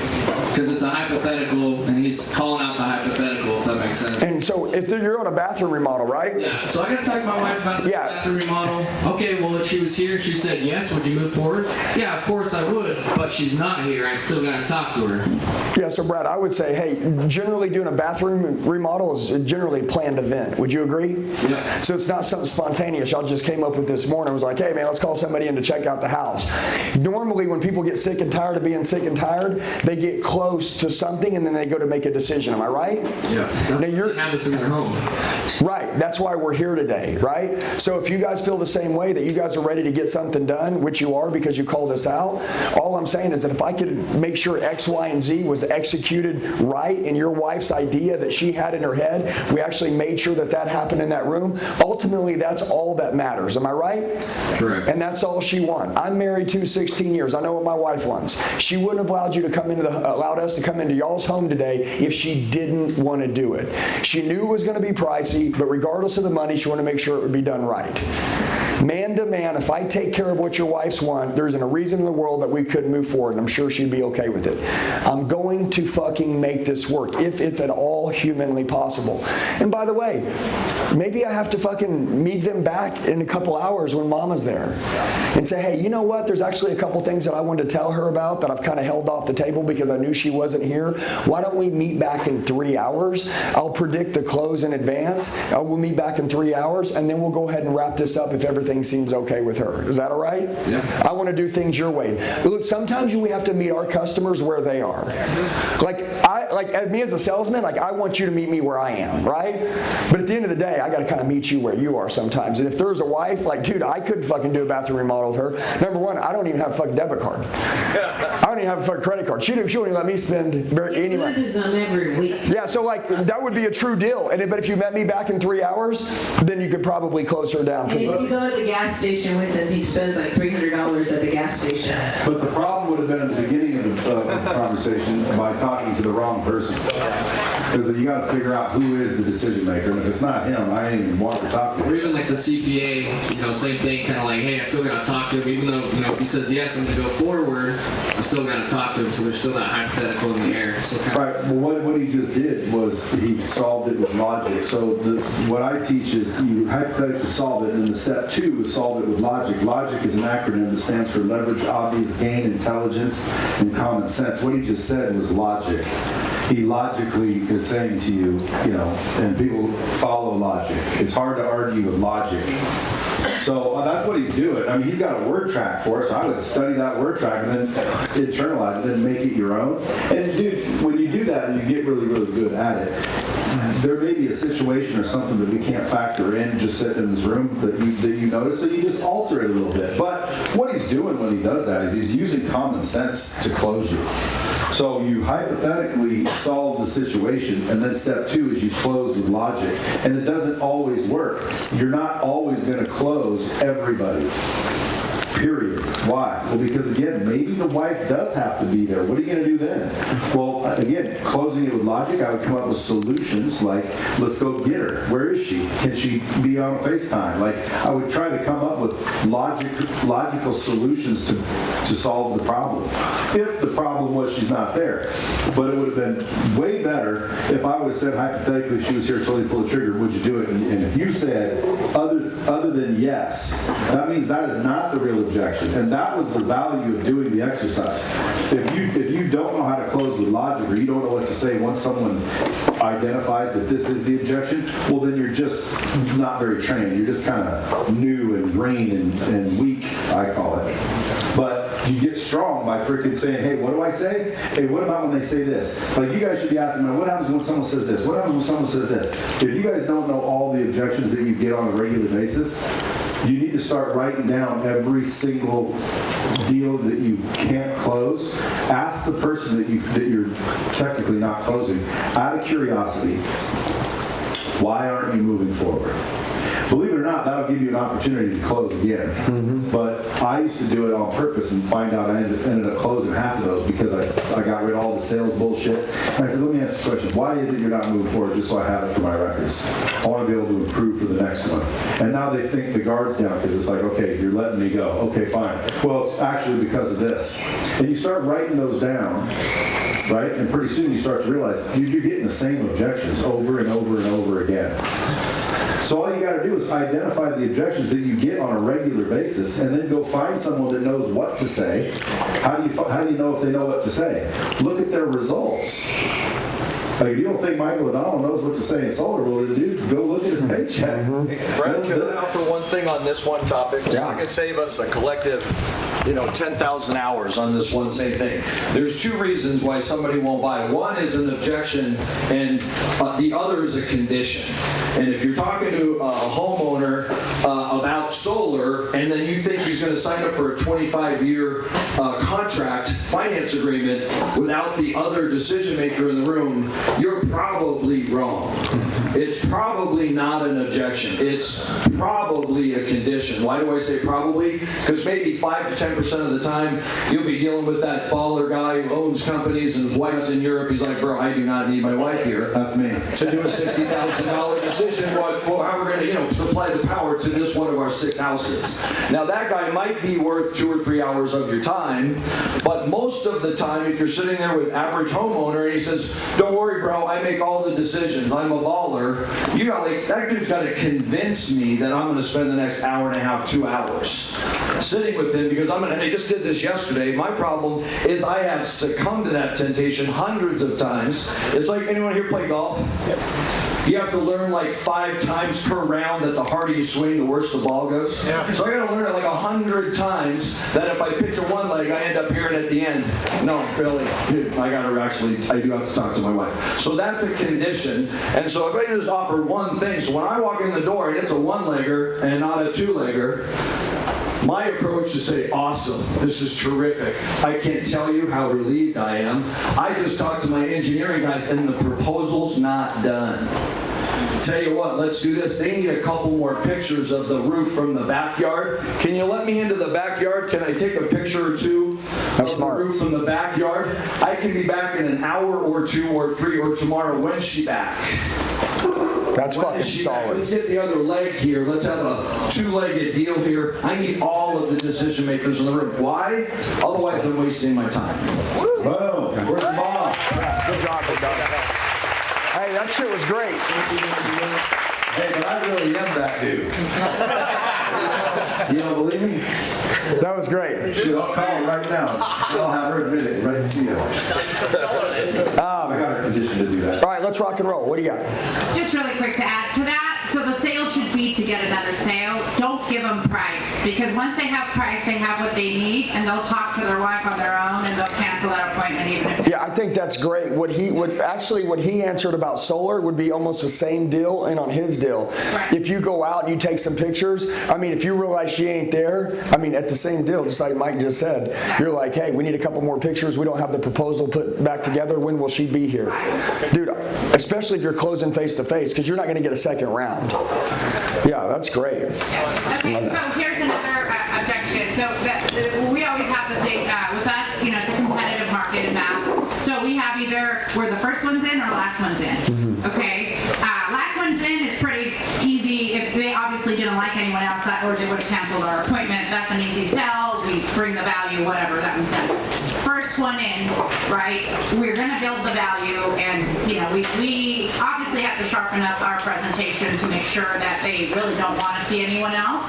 But sometimes our process is really easy, so they think, hey, I really do need the second bid because I have no clue what the hell I'm doing, even though we brought in third-party information, all that. What is a one? Well, you know what? I'm sorry. I loved everything about you, Andy. The price looks good. It sounds fair. It's kind of in line with what I have, but I really just need that other bid. Yeah, so you're just going to have to make a commitment on who you're wanting to communicate with if the project goes bad. At the end of the day, here's what I'm going to tell you. Everybody's going to tell you it's going to be done by this date, and there's a very good chance it's going to take longer. Everybody's going to tell you it's going to cost this amount of money, and then at the end of the day, it's going to end up costing more money once they get in there. That's just the way these things go. Have you ever done a remodel before? Ever in your life? Okay. If you have, anytime you do construction, what do you have? Dust all over the house. Okay? It's very irritating when you can't get over to that part of the house and you're used to going over there. It stinks. It's a mess. It's loud. It's noisy. If you're going to be irritated, do you want to be irritated with somebody you don't like or somebody that you do like? What I want to tell you is this, is that this isn't about money. This isn't about more bids. This is about who's going to do it right, do it in a timely manner, going to do it professionally, and is not going to interrupt the family. Is that logical? That's what I think. So what I'll tell you is I can't speak for all the other people because I know a lot of people see this as a company, a job, and a business, but for me and my team, no ways. And not only that, not only is that logical, but if you think about why somebody calls you over to get their bathroom redone, they just want someone to sell them. Because I don't want to get 5 bids. I want to make sure I'm not getting screwed. That's what that means.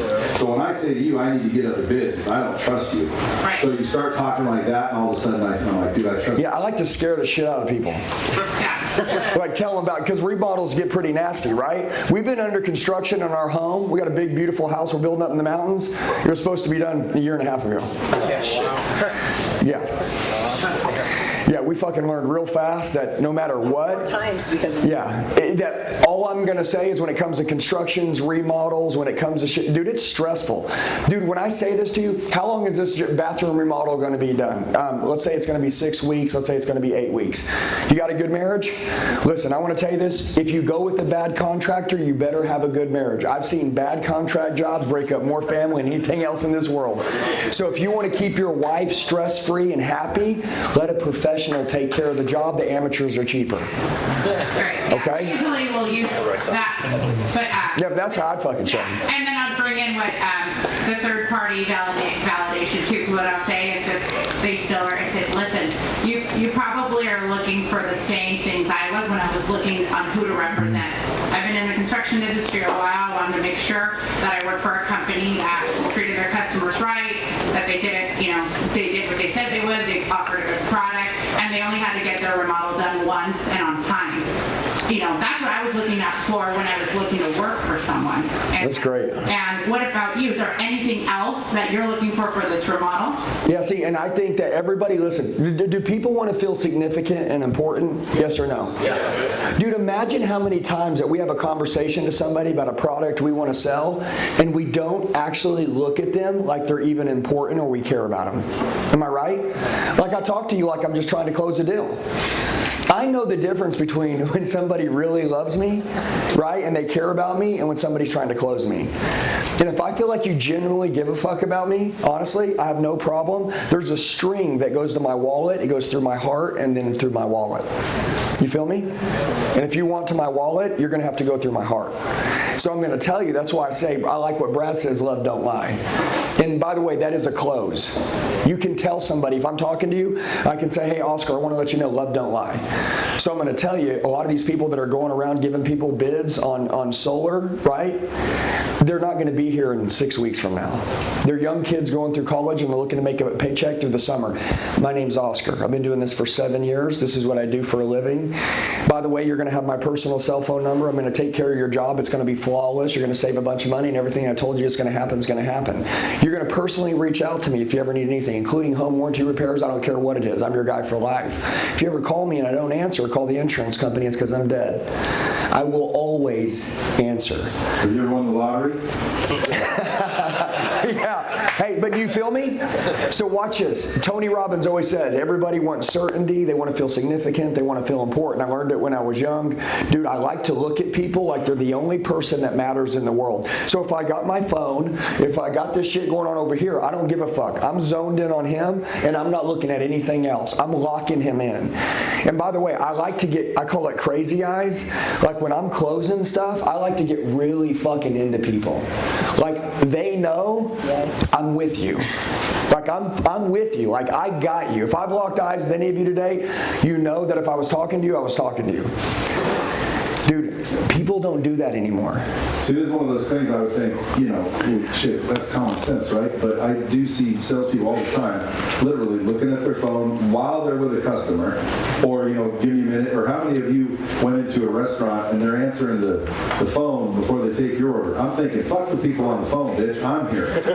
Same thing. Like, dude, do not look at your phone. You gotta lock eyes, man. You gotta make sure that they think they're the most important person on the planet. Because 9 times out of 10, dude, they're walking around talking to amateur salespeople that don't know this stuff. And then you think the market's saturated. Yeah, it's saturated with a bunch of fucking average losers. That's it. Yeah. All right, another question. That word track you just did, starting with love, don't like, can you do it one more So I'm in timeshare sales, and the big... Hold on, I got you. Go ahead. We'll go back here. I'll come up. Go ahead. All right, so my biggest thing is being in timeshare sales, it's a today-only thing, which basically you get one shot at any sale, no matter what industry you're in. But it's a 10-year contract, and I keep being told the same thing. What? We can't make a decision on the spot. We need more time to think about it. And Hey, let me ask you a question. Your entire life, how long have you waited to make these kind of memories? How long have you waited?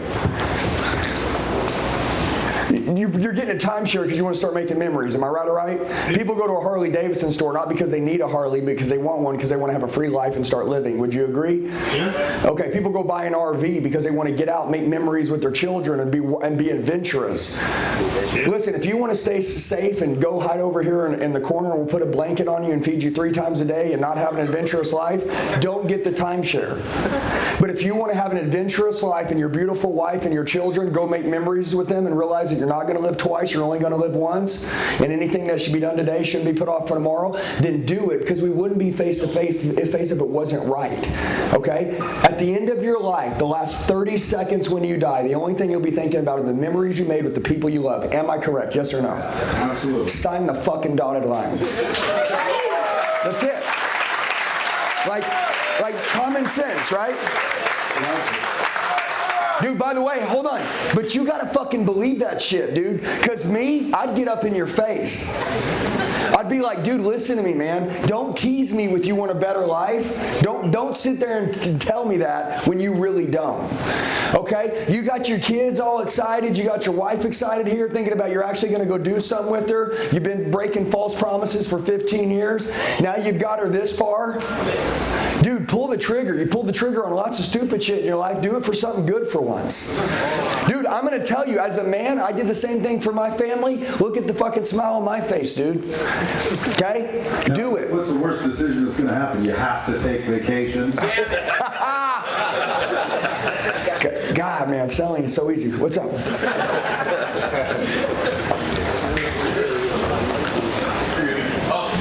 Just talk loud. Okay. So after you sit with someone and you go through everything, and they can tell you're about to get to business, and they interrupt you, and they're like, "Hey, can you email me this real quick?" They don't like you.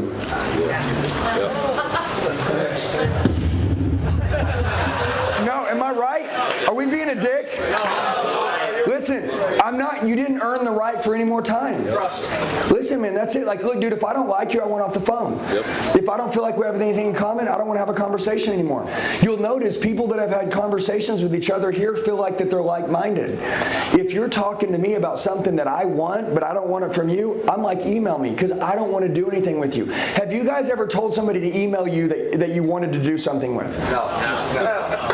It'd be fucking stupid. It's a brush off. Yeah, what happens is there's something that's more important than this conversation right here, or I'm done having this conversation and I'm politely exiting the call. Right? Yeah. What do you sell? Solar. Yeah, dude. No ways. All solar. Right? Am I right? Presentations end with them. You get that a lot. So what would you say, Mike, on that one? I mean, am I crazy? I mean, what I feel like is 50% of the time, after you pointed out, I think you're 100%. I think the other 50% of the time, some people want to quote shop. Okay, go ahead, Mike. There's only 2 reasons they're not moving forward: fear or greed. Almost all solar presentation ends with, "Are you going to email me the proposal?" That's their way of communicating to you that they're not buying today. And so the primary thing is, number 1, do not buy that objection. Don't Don't even give it any credence whatsoever. Do the same thing you do with every other objection, which is agree with them. Yes, I understand how you feel. It's just an objection. So I understand how you feel. In fact, I know someone that felt the same way. Let me tell you what they found out. But what I'm going to do, yes, let's email you this presentation. What you need to do is take that as a buying sign. This deal is going down. It's happening. It's happening right now. Yeah, push through, right? I mean, that's what he's saying. Push through. The main thing you do is know by the objection, know that it's happening today. You would have had to have set up a frame in the beginning that lets them know there's no way in the world you can come back. You'd be happy to email this to them. Unfortunately, the price isn't good when I leave. So I'll tell you the bottom line. So the 15% is huge, right? That's one of the urgencies. The big urgency today on why they must sign this paperwork and move forward today is because when you leave, the numbers are no longer good. They're going up by the hour. I read his book. His book said, "Don't hold the gun to their head. Let the deadline hold the gun to their head." Right? I'm not the one holding the gun, but I got a gun. If you look behind you and to the left, there's a gun pointed at your head. I'm not the one holding the gun, but let me explain to you how the gun works. Have you been noticing what's going on in the interest rate market? Yes. Have you noticed that interest rates are going up? Yes, right. Dealer fees. What are they doing, Oscar? Going up. Dealer fees are going through the roof. The price of this solar contract is changing by the hour. It's changing by the hour. So what we're talking about is breakfast. Ham and eggs. Ham and eggs, the chicken is engaged, the pig is committed. It's fried on a plate. In this contract, in this proposal, the bank is the pig. We're getting the bank committed for the next 120 days to this interest rate. If I leave here, this interest rate is over. It's changing by the hour. Moving this process forward now is to your benefit because we're going to put the bank on the plate. That's the pig. You're the chicken. All we're doing, we're not getting married today, we're getting engaged. You're engaging a contractor to get this process started. Getting this process started is going to commit the bank. They're committed, you're just engaged. In 3 days, we'll be married. Is that enough time?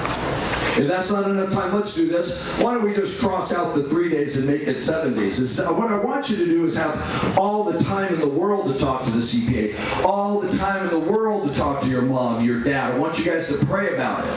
I want you to do whatever you do when you make decisions.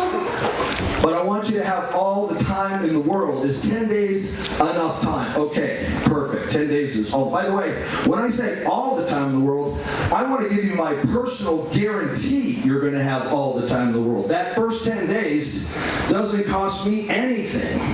It doesn't cost you anything. Why? I have 10 days worth of busy work.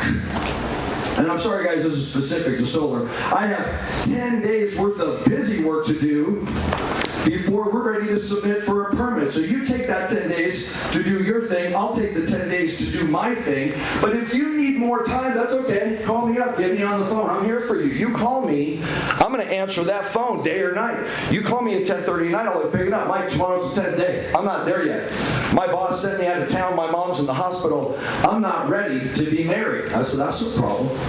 We're engaged, let's stay engaged. We put the rings on, we got the paperwork done, everything's there. You need 10 more days? I'll make it 10 more days. I'm gonna guarantee you have all the time in the world. Never, ever, ever utter the word cancel. I've heard that word several times. No one's being given time to cancel. They're being given time to validate their decision. You'll have all the time in the world to validate your decision.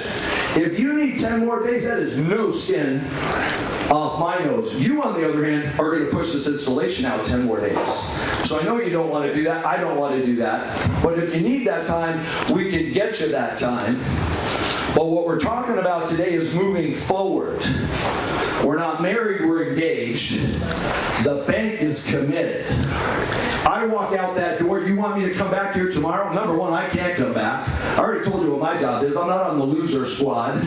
I'm not one of those guys that comes back and comes back. What am I doing? I'm in 3 or 4 of these presentations every single solitary day. I'd love to come back. Now that we're best friends, I want to come back. I just can't come back. We put our names on this piece of paper. Now we're going to get married. We're engaged today, married in 10 days. I'll be answering your calls for the next 25 years. We're married. If I walk out that door, this price, this interest rate goes with me, and you and I will never be in a conversation ever again because I'm not on the loser squad. I'm the takeaway. I'm the guy you want in your life for solar. Why? Because I'm a badass in solar. You want me in your life for solar. I will be answering your call at 10:30 at night. And if we're not moving forward today, I'm not going to be in your life. This is a takeaway, close. And what's the takeaway? You. We're the takeaway. That's it. And by the way, I love it. Give it up for them. No, I love it.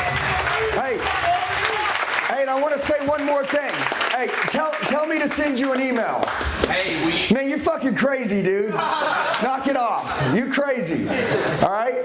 If for some reason I did email it to you and then you said okay and you couldn't qualify or the grid was maxed out, you'd be pissed off at me, right?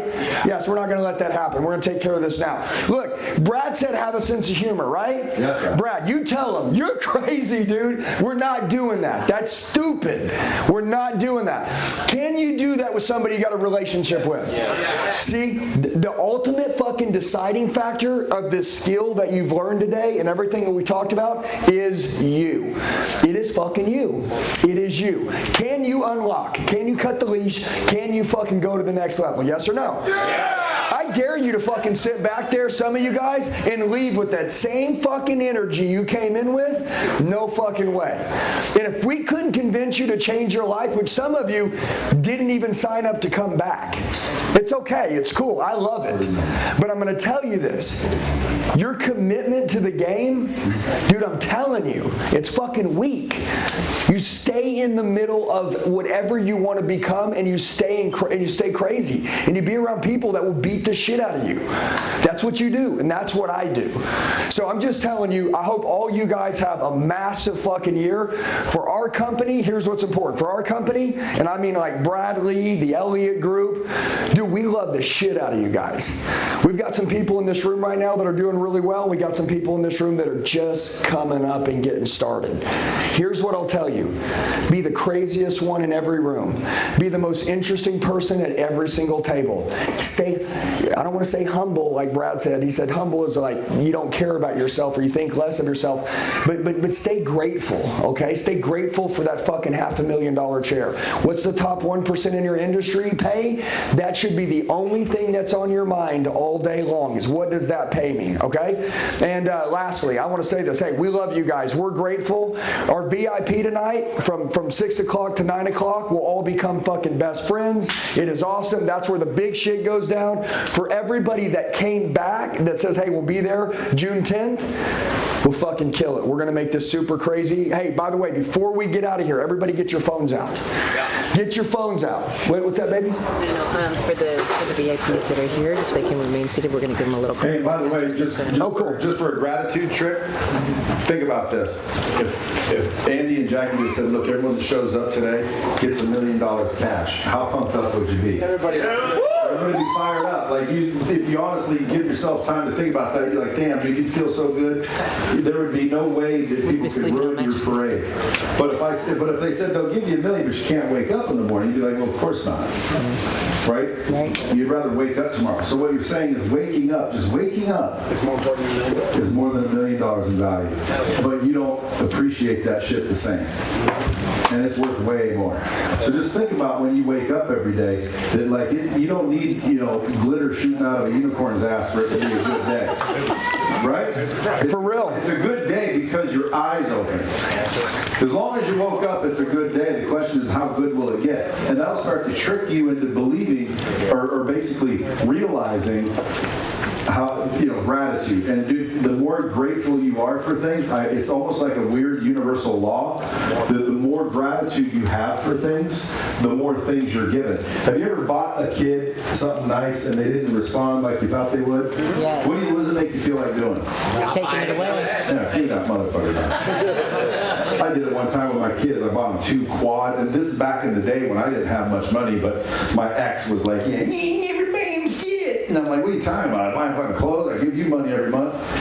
And so I'm like, okay, fine. So I took all my money and I went and bought them 2 quad racers with helmets and everything.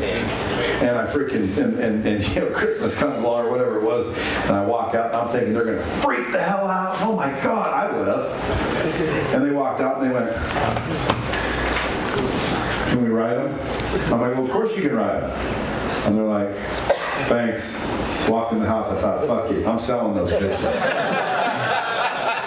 It's the same with life. I mean, you guys wake up every day, you're starting to think about problems, you're bitching about this, you're bitching about that, you're complaining about this. Dude, you woke up.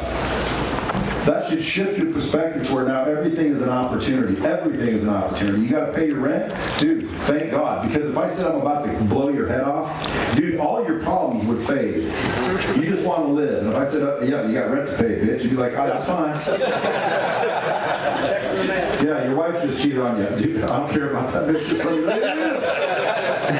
Seriously, like, dude, problems melt away instantly when you start to have gratitude. So the trick is to realize it's worth more than $1 million. That's it. It really is. Yeah, and remember this. Hey, if you're a leader again and you want to really lead something special, listen, dude. Change your fucking perspective and listen to what he just said. Dude, listen to me. I don't follow fucking people who are fucking shitty people. Okay? I won't work for somebody that's a fucking coward. I don't work for people who talk shit on me behind my back. Okay? So if you're talking shit on your employees, you have a recruitable sales team that is all going to fucking leave you at one point in time.